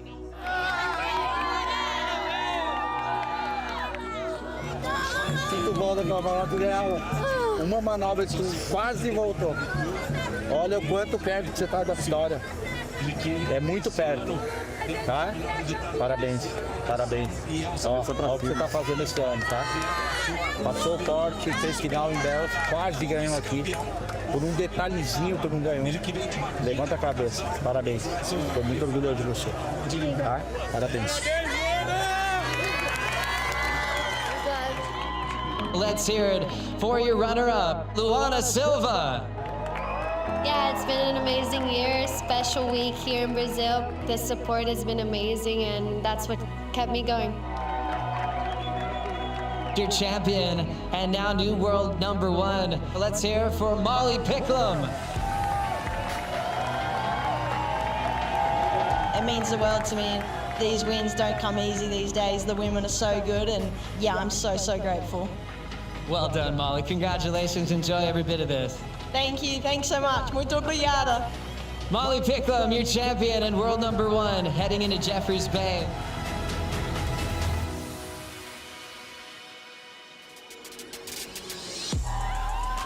Brazil is the undisputed loudest event on tour. As a competitor, you have to embrace the rage, turn up the volume, and sometimes throw down a freestyle rap. We're in Brazil, what a thrill. Who's gonna make a killing on these waves? Italo's out there flipping around. Cosby's going to town. What are you gonna say? Saquarema town, hey. That was so good.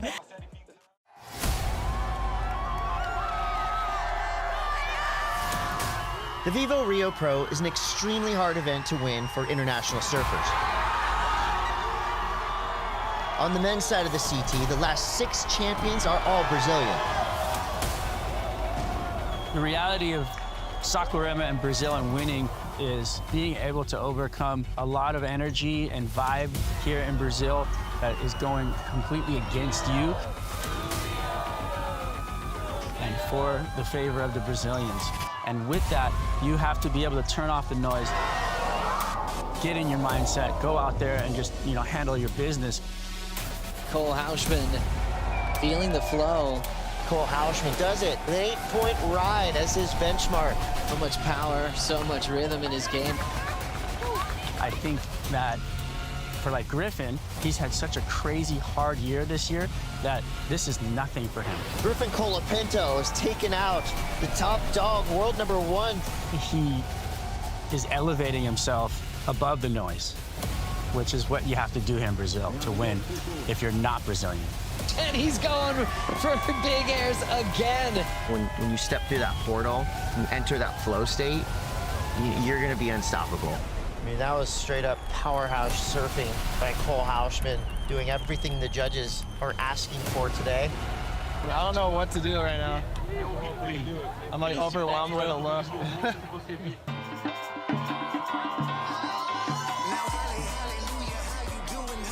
Professional sport is undeniably centered on training, coaching, strategy, and the proper mindset.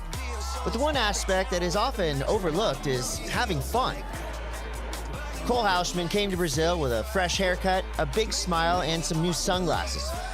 His confidence is through the roof, and the powerful goofy foot lights up the left with some of the biggest frontside turns of the event. Huge tail smashing turn, freeze the fins. Yeah. 1, 2, 3. Hats off to Hausman. Griffin Colapinto is thriving in this pressure-filled atmosphere by simply having the most fun. Colapinto, going left, blasts his way all the way to the final, going up against his homie Cole Hausman. We're in Brazil, what a thrill. Italo's out there flipping around. Cosby's going to town. What are you gonna say? Saquarema town. Hey, turn that frown upside down, cause we're in Sac Town. Hey. That was so good. Griffin Colapinto and Cole Hausman are the standout competitors here in Saquarema. And the two Californians will surf the final heat of the VIVO Rio Pro. This will be fun. This should be fun, huh? Well done, dude. Well done. It's time for the final. Griffin Colapinto taking on Cole Hausman. Two good friends, two guys from San Clemente, California, going head-to-head for the first time in Brazil. There's going to be speed and power from our man Cole Hausman, and we're going to get the same thing from Griffin, but he's got a mad air game to show us as well.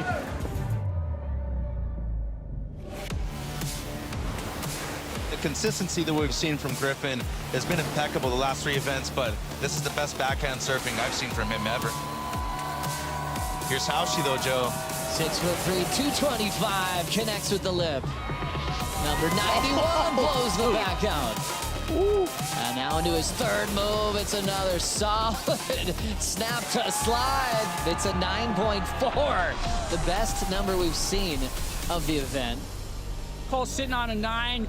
Griff knows he needs a bomb of a score, and all of a sudden the biggest set of the day comes through, and he's in position for it, takes off. Colapinto with priority, and he will load up on a double overhead section and tagging it. A huge backhand hanger. Still trying to fight for the finish. Colapinto gets it. Cole on the left out front. Lanes back, blows the board out the back. Griff now needs an 8.68. And now Griff's got a big ramp, shooting from the sky. Big slob, full road, incomplete. Breaking the streak for Brazil since 2017, now belongs to USA. Cole Hausman takes out the VIVO Rio Pro. Honestly, I just went out there surfing with my best friend, Griffin. We're just hey, it's like an expression session. We don't even know what we're doing. It's just we're just gonna have fun, and I was let's have a good battle. And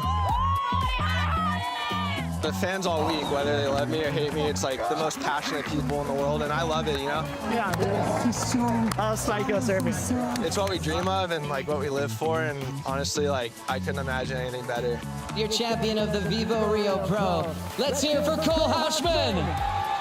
The VIVO Rio Pro concludes with two good friends congratulating each other on the legendary Saquarema stage. To share another final with Griffin is the dream. Honestly, I've had 2 finals on tour and both have been with Griffin, so I'm just trying to take it in. I'm pretty speechless, honestly. Next time on Inside Pro Surfing, the WSL Championship Tour returns to Jeffreys Bay, South Africa. The whole tour is heading to the best right point break on the planet. It's one of those canvases that is inspiring. It's like one of the great wonders of our surfing world.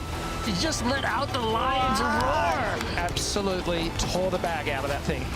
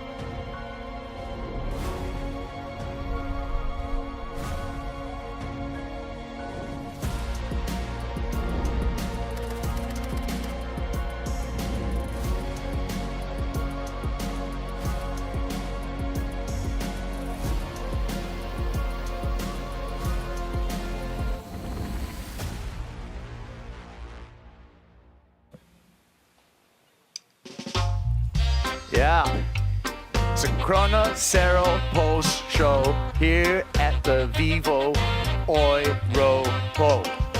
Yeah. Hope you're enjoying it. We sure are. We had some great waves this morning. They kind of dissipated through the day. We're going to get you caught up with everything on the Cero post show right here from beautiful Saquarema, Itaúna Beach.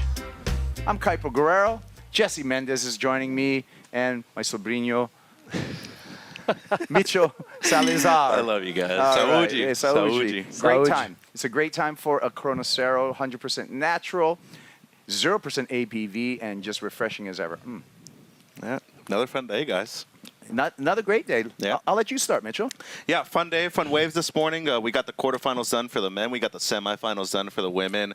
Sorry, Lindblad into another final right here. Tia Zabrowski, though, what a performance. She's catching fire right now, Kipes. Yeah, she sure is. On the men's side, any highlights for you? I think Iago was the highlight for me. He surfed it so actually, Miggy, I got to give props to him because his surfing was impeccable. Just a matter of finding that second wave. Great heat. I think that was the highlight. Both goofy footers. Make it easy for me to watch. Yeah. Well, the highlight for me, you guys, was seeing the local guy, the hometown hero, João Chianca, come up and make his way into the semifinals. First, Chianca, Jesse had to get past Morgan Siblick in the quarterfinals this morning. Yeah, that was a very even match. Both the surfers have different approaches, but their strengths are pretty similar. Just today I felt like it was one of those days that because it was a bit slower, it was a matter of finding the waves and finding the rhythm out there. And that's what happened in this heat. Actually, Morgan went quite progressive, both on the right and the left, but it wasn't enough. Needed a little bit more height, a little bit better wave selection. Yeah, and I think, just the way he was able to compete out there, knowing that he was going against the local boy, that brings him a lot of confidence going into the next few events. But for João Chianca, his best result in a long time, Kaipo. Semifinal finish at least guaranteed right here at home. Looking comfortable, riding a pretty much brand new model that CI is coming out at the moment. And a good heat total, a couple of mid-sixes right there for João. 13.27, João Chianca onto his best result of the year so far with this semi-final placement. Can the local boy go all the way and take the W here? Well, here's his path. He is going to have to first get past Leonardo Fioravanti, and then in the final, he's going to face either Ethan Ewing or Iago Dora. Ethan, Iago, that's a rematch from a final in 2023. But one thing I can say, Jesse, is both João as well as Iago will definitely have the crowd on their side once we resume competition. Yeah, that's going to be obvious. It's going to be also a little bit of added pressure for those guys. It's a motivation, but also a little bit of extra pressure. They know how to deal with. They've been here before. Mostly Iago have been to finals days, and I expect nothing but great surfing from them. Yeah, me too. I look forward to it. You talked about it on the top of the post show. Tia Zabrowski, how she's had a slow year, Mitchell, so far this year, but this is a breakthrough event for the rookie, making her way into the final. How did she do that? She had to get past Nadia Arostabe in this semifinal. Yeah, that Inferno by Sharp Eye looks amazing. It's a swallowtail. She's had success here before at the Challenger Series level, and I think she's just replicating right now here on the Championship Tour. She had about 12 points in the first 5 or 6 minutes. That's pretty unprecedented, especially when you look at the quality of the waves that we had on offer this morning. I feel like she just found her rhythm, Jess, but more importantly, she's really found herself in this event right here in Saquarema. Yeah, she peaked the rhythm at the perfect timing where the waves are still a little bit consistent, and then she kind of froze Nadia. She waited, I don't know, 15, 20 minutes to paddle for this wave, and the wave lacked a little bit of coping, a little bit of curve on it, so she could apply great turns. The surfing was there, just needed better waves.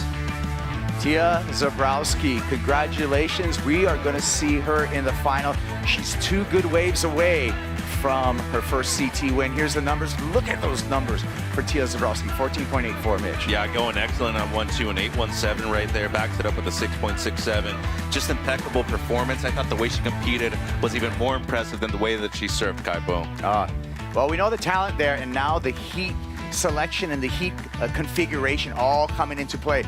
On to our women's final. We're going to have a new winner here at the VIVO Rio Pro. Will it be the rookie, Tia Zabrowski, or Sawyer Lindblad? She's going to have a second shot at taking a win here at Saquarema. Can Sawyer do it? And her 4th time being in the final, so I think it's about for her to break through. obviously going against someone that has less experience than her, which previously, most likely, I can't recall it every final she had, but the ones that I remember, people that had more experience. So she has the edge on that.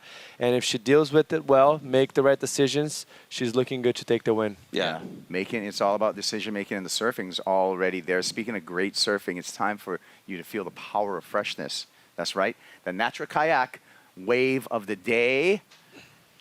This is a great wave of the day. Mitchell Salazar. Who could it be? Drum roll, of course. Yagodora. The Yagoat, an 8.5 on this one. And as Jesse said, what a heat right here against his good buddy, Miguel Pumpo. Timing on point. How about that finish right there? Nice and classy. But the combo of major maneuvers for something excellent. He has 2 of the top scores out of the event, Kuiper, one of them being this 8.5 right here. Former winner out here in Saquarema, and you can see why for Yagodora. Natural Kayak wave of the day. Well, what we had to do today is we put the event on hold for a little bit, and then we had to call it off just because the swell dissipated. You know, we started with some fun waves in the morning, but now we have to call up Surfline, Jesse, and take a look at what the data they can provide us and the Surfline forecast. Here we go. Yeah, let's digest this. It's a tricky end of the forecast, but there's a few gaps that could come in pretty handy. Tomorrow the swell turns a little bit more southeast, which is favorable here for the corner, but it is a bit smaller. And we do have the high tides in the morning, which doesn't help so much. Looks like by the end of it, we have a day on Friday, maybe Wednesday in the morning as well. There's a few gaps. We just got to figure it out the best one. Yeah, look at Friday, 4 to 6 foot cross offshore. Sign me up. But like you said, an opportunity perhaps Wednesday morning, a little bit more swell on Friday. We'll see what it brings us. Yeah, they're gonna be pockets. We just gotta make sure we pay attention and the forecast stays the way it is. And we only got 4 heats left too. Yeah, that's like so the thing. quick. Yeah, we need 3 hours pretty much to finish the event right here. So all is possible right now, Kaipo. We just need that little window right there and have it for a couple good heats. Yeah. Well, right now, you guys, we are going to take a break from our Cero post show. When we come back, we're going to bring in a special guest, a man that we're celebrating his career on the championship tour. Alejo Muniz will join us on the Cero post show when we return.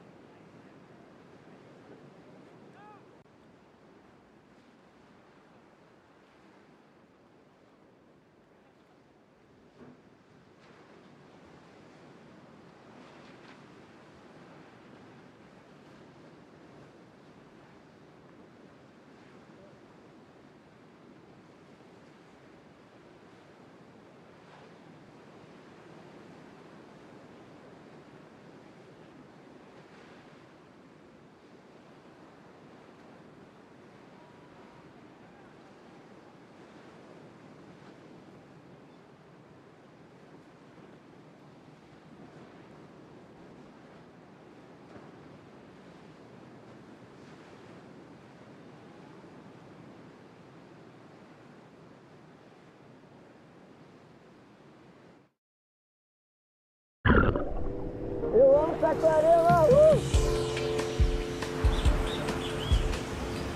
Hoje a gente veio aqui para Laje de Manitiba. É uma praia que fica a 15 minutos de Itaúna. O que me encanta dessa região de Saquarema, ela é uma onda com fundo de pedra. Quando as ondulações estão grandes, ela quebra uma onda grande, tubular, incrível. É um lugar que me remete muito à paz, né? A essência do surf, né? Me mantém feliz e me conecta muito comigo mesmo. Eu tenho água cristalina para poder mergulhar e altas ondinhas para poder surfar. Conexão com a natureza absurda. E assim como a cultura do surf, a cultura da pesca aqui em Saquarema é muito forte. A gente pode pescar na Praia da Vila, em Itaúna, nas lajes de fora, garantir seu alimento da maneira mais sustentável possível. Eu acho que isso faz o pacote ser completo daqui.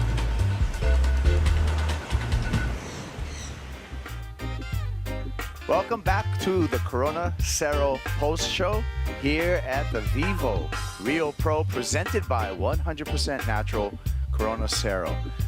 We've had a great day of competition. We just got 4 more heats left, but we are celebrating right now the career of Alejo Muniz. Thank you for joining us on the set, Alejo. Thank you guys for having me. And congratulations on a great career. Thanks so much. First of all, where did the decision came? I know you announced it at the beginning of the year. This was going to be your last time on tour. What made that you have that decision? I think it took me 8 years to get back here. Last year after the cut, it was really hard on myself because I was riding the bubble. I was 22 on the rankings, and I had to wait in Australia for a week to see if I was in or out. That was really heavy, and I didn't want it to have that feeling again. You know, I started to feeling that, and I was traveling a lot with Adriano. He was my coach last year, and I started asking him how he felt when he started to think about retirement, and every answer he gave it to me, it was the exactly feelings I was having. So that's when all started, middle of last year. So yes, I went back home. It wasn't an easy decision. I had to talk to my wife and everyone around me, my family, my friends, but I think it was the right decision. I'm having the best year of my life. Even that I'm not getting results, it's the best year I'm having for sure. Well, let's look back at your career, Alejo. I'm looking back to your first year on the championship tour, 2011. You came out in an absolute bang that year. You had 2 semifinal appearances, one at a huge event in New York City. Tell us a little bit about that. Yeah, my first year on tour, I didn't know what to expect, you know. I wasn't supposed to qualify the year before, you know. I was just traveling with Jesse and a few other friends, and it all happened. It was just like a really far dream before that. So yeah, it just happened so quick. So that event in New York was really special because we were coming from Tahiti straight to New York, like a new event. And I already had like some good results at the beginning of that year. And I was just happy to be in New York, you know. I was happy to be there. I was with my coach, Paulo Kidd. And yeah, everything was happening in an easy way. And I ended up losing to Owen Wright on the semifinals. So it was amazing to have that first year there. Yeah, and you had another great semifinal matchup in San Francisco at Ocean Beach up against Joel Parkinson. Talk about that event. Yeah, that event was really special too. My first year on tour, I traveled a lot with Julian and Michel Bourez. They are 2 of my best friends until today, and I was learning from them because I was a lot younger than them, and that was like another new event on tour, and no one was like really know how to surf the wave, and it looked like really like Brazil, so I felt like home kind of. And we had Miguel and Gabriel already on tour too, and Gabriel ended up winning that event, and I lost that semifinal. It was a really close heat too. So yeah, I think those were one of the best results I ever had and most fun I had. I have a question for you. Out of all these years, because obviously I stopped competing, you stayed on tour much longer than I did. What do you think that you take out of it from all this career that you had, that something that you're going to carry through your whole life? If it's a heat, if it's a wave, or if it's the moments, the friendships, what do you think is the most special that you're taking out of here? After yesterday, to see my friends and my family all together, I think the friends I made, you know, Jesse is like family to me. My career started a long time ago. When I was 14, I had to move from my town, Bombinhas, a small town, to I live really close to Jesse, pretty much next door. And I was only a kid, 14 years old, coming from a really small town. I used to cry a lot, like missing my parents, and it wasn't easy. But from those hard moments and through like all those years, the friendships I made, I think that's the biggest trophies I have. Yeah. Well, you know, we still have this Brazilian storm that is so strong.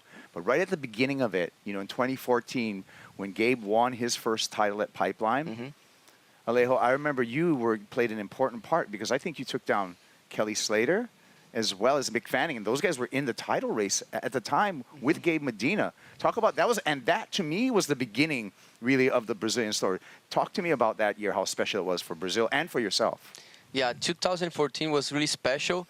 I feel like everyone got to know the Brazilian Storm that year, but I feel like the Brazilian Storm was made or built long time before that, you know, when we were 14, 15, traveling together and competing a lot here in Brazil. But 2014 was amazing. I think it changed the Brazilian surfers forever, and we still carrying that, you know, that trophy from there and everything that Gabriel taught us.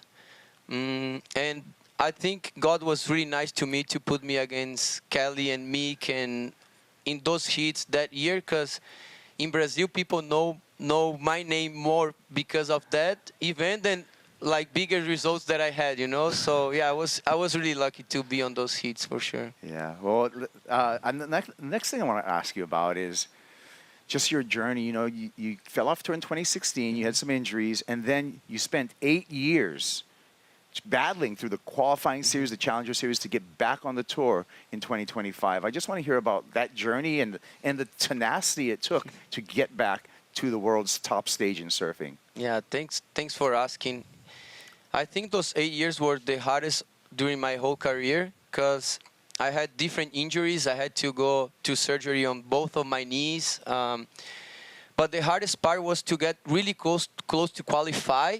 Sometimes I was top 10 on the last event and fall off. So those moments were really hard to get back and try one more year, you know, the next year. But I feel like I've been always a warrior, you know, since I was a little kid, since I left home when I was 14. It never was really easy for myself. And I believe I could do it, even after the injuries and everything. And I had a lot of faith in God and in myself. So I just trust that if I put like discipline and hard work and keep pushing, I was going to get there. I wasn't sure, but I had that feeling, you know. But those 8 years were really hard on myself. But you know, a dream is a dream. I chased that dream, and once it become real, it's the best feeling in the world for sure. And how's the feeling that you had coming back on tour, and then at Burley Heads, coming back for a semifinal finish there, taking down all kinds of big names, showing the world tour? Yeah, at first it was really shocking. Adriano actually told me before, he was like, man, I know you've been on tour for like 6-7 years before, but it's different now. And I didn't really believe him at first, because I was like, okay, I've been there for 6 years. They pretty much the same surfers, not many changes, but it got so much professional. Everyone is super ready, and it's been really hard. So until that event, it was really hard for me to make hits. And for some reason, I love the Gold Coast. It's a place that I love. The wave looks a little bit like the wave I have at home, so everything changed right there at that event. Unreal. Well, now, what's the future like for you? Once you dust it off and finish off at Pipeline, what's the future hold for you?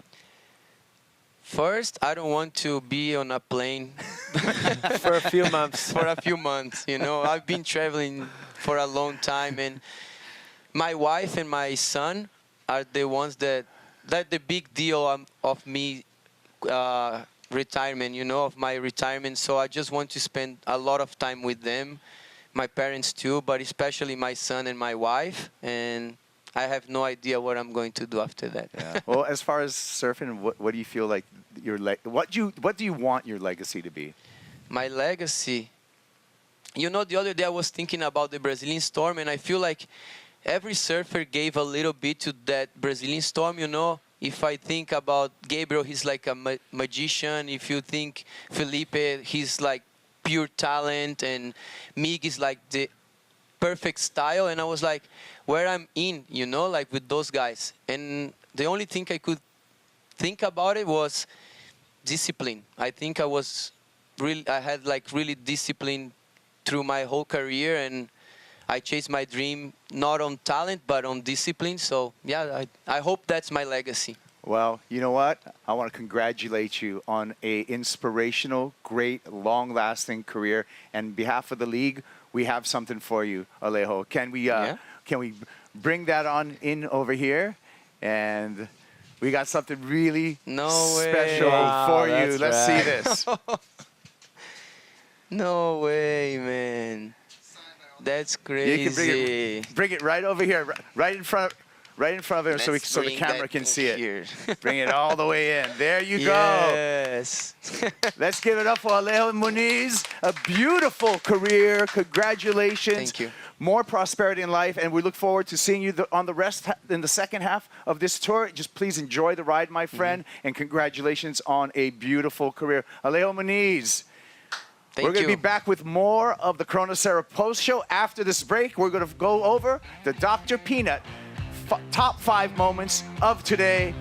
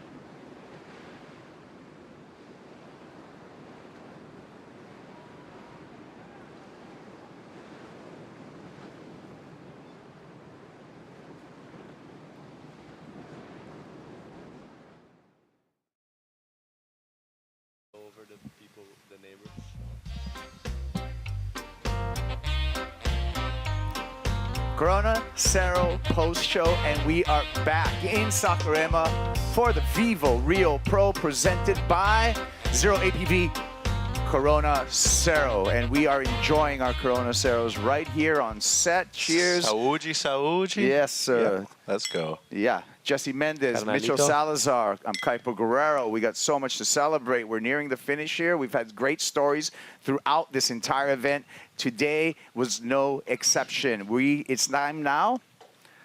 Call the doctor, Dr. Peanut. That's Ring, right. ring. Our top 5 moments of today. Let's go.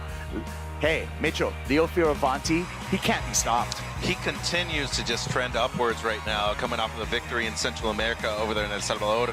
Out of nowhere, it goes to the air right here, drops a 7 on this ride, rides out, and knocks out one of the event favorites in Samuel Pupo. But, you know, we talk about his resilience, the way he's been evolving through competition so far, nearly a decade on the Championship Tour.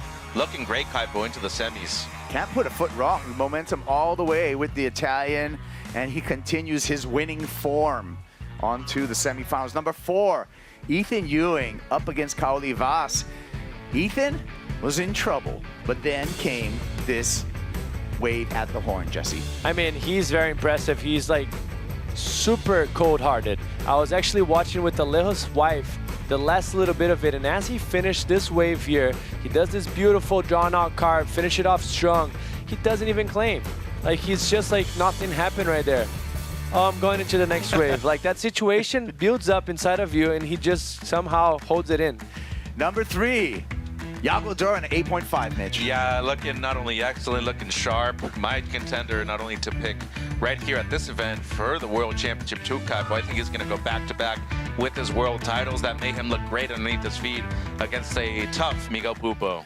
Number 2, Chombinho, the local boy, into the semifinals. I mean, this guy is on a heater right there. Like, he started off the year, almost felt like he was not going to requalify. Found a couple of 9s and all of a sudden found the perfect rhythm where he needs to do it in front of his home crowd, his family. Had the best barrel of the event so far by a mile. Showed everyone that he knows this place better. And today, just smart. Pick the right waves, give himself opportunity, didn't oversurf, and is into the semifinals. Number 1, we're celebrating Tia Zabrowski and her first CT final. Seems way more comfortable at this event. She had to go through Stephanie Gilmore and Carissa Moore earlier on in this event. And here against Nadia Erostarbe in the semifinals. She's making her way to her first ever Championship Tour final, an 8.17 on her best. Backed it up with a high 6 afterwards. You know, the way that she's competing is one thing, but she just seems like she has now found her true place on the Championship Tour. Kaipo looking for victory number 1. Yeah, we'll see her in the final up against Sawyer Lindblad. When we resume to competition, great moment there, great moments throughout this entire event. We got men's semifinals. We got women's finals and men's finals to go. Keep it tuned to worldsurfleague.com for all the updates on when competition will resume. Cheers, guys. Saúde. And with that, enjoy our end of the day highlights. See you then.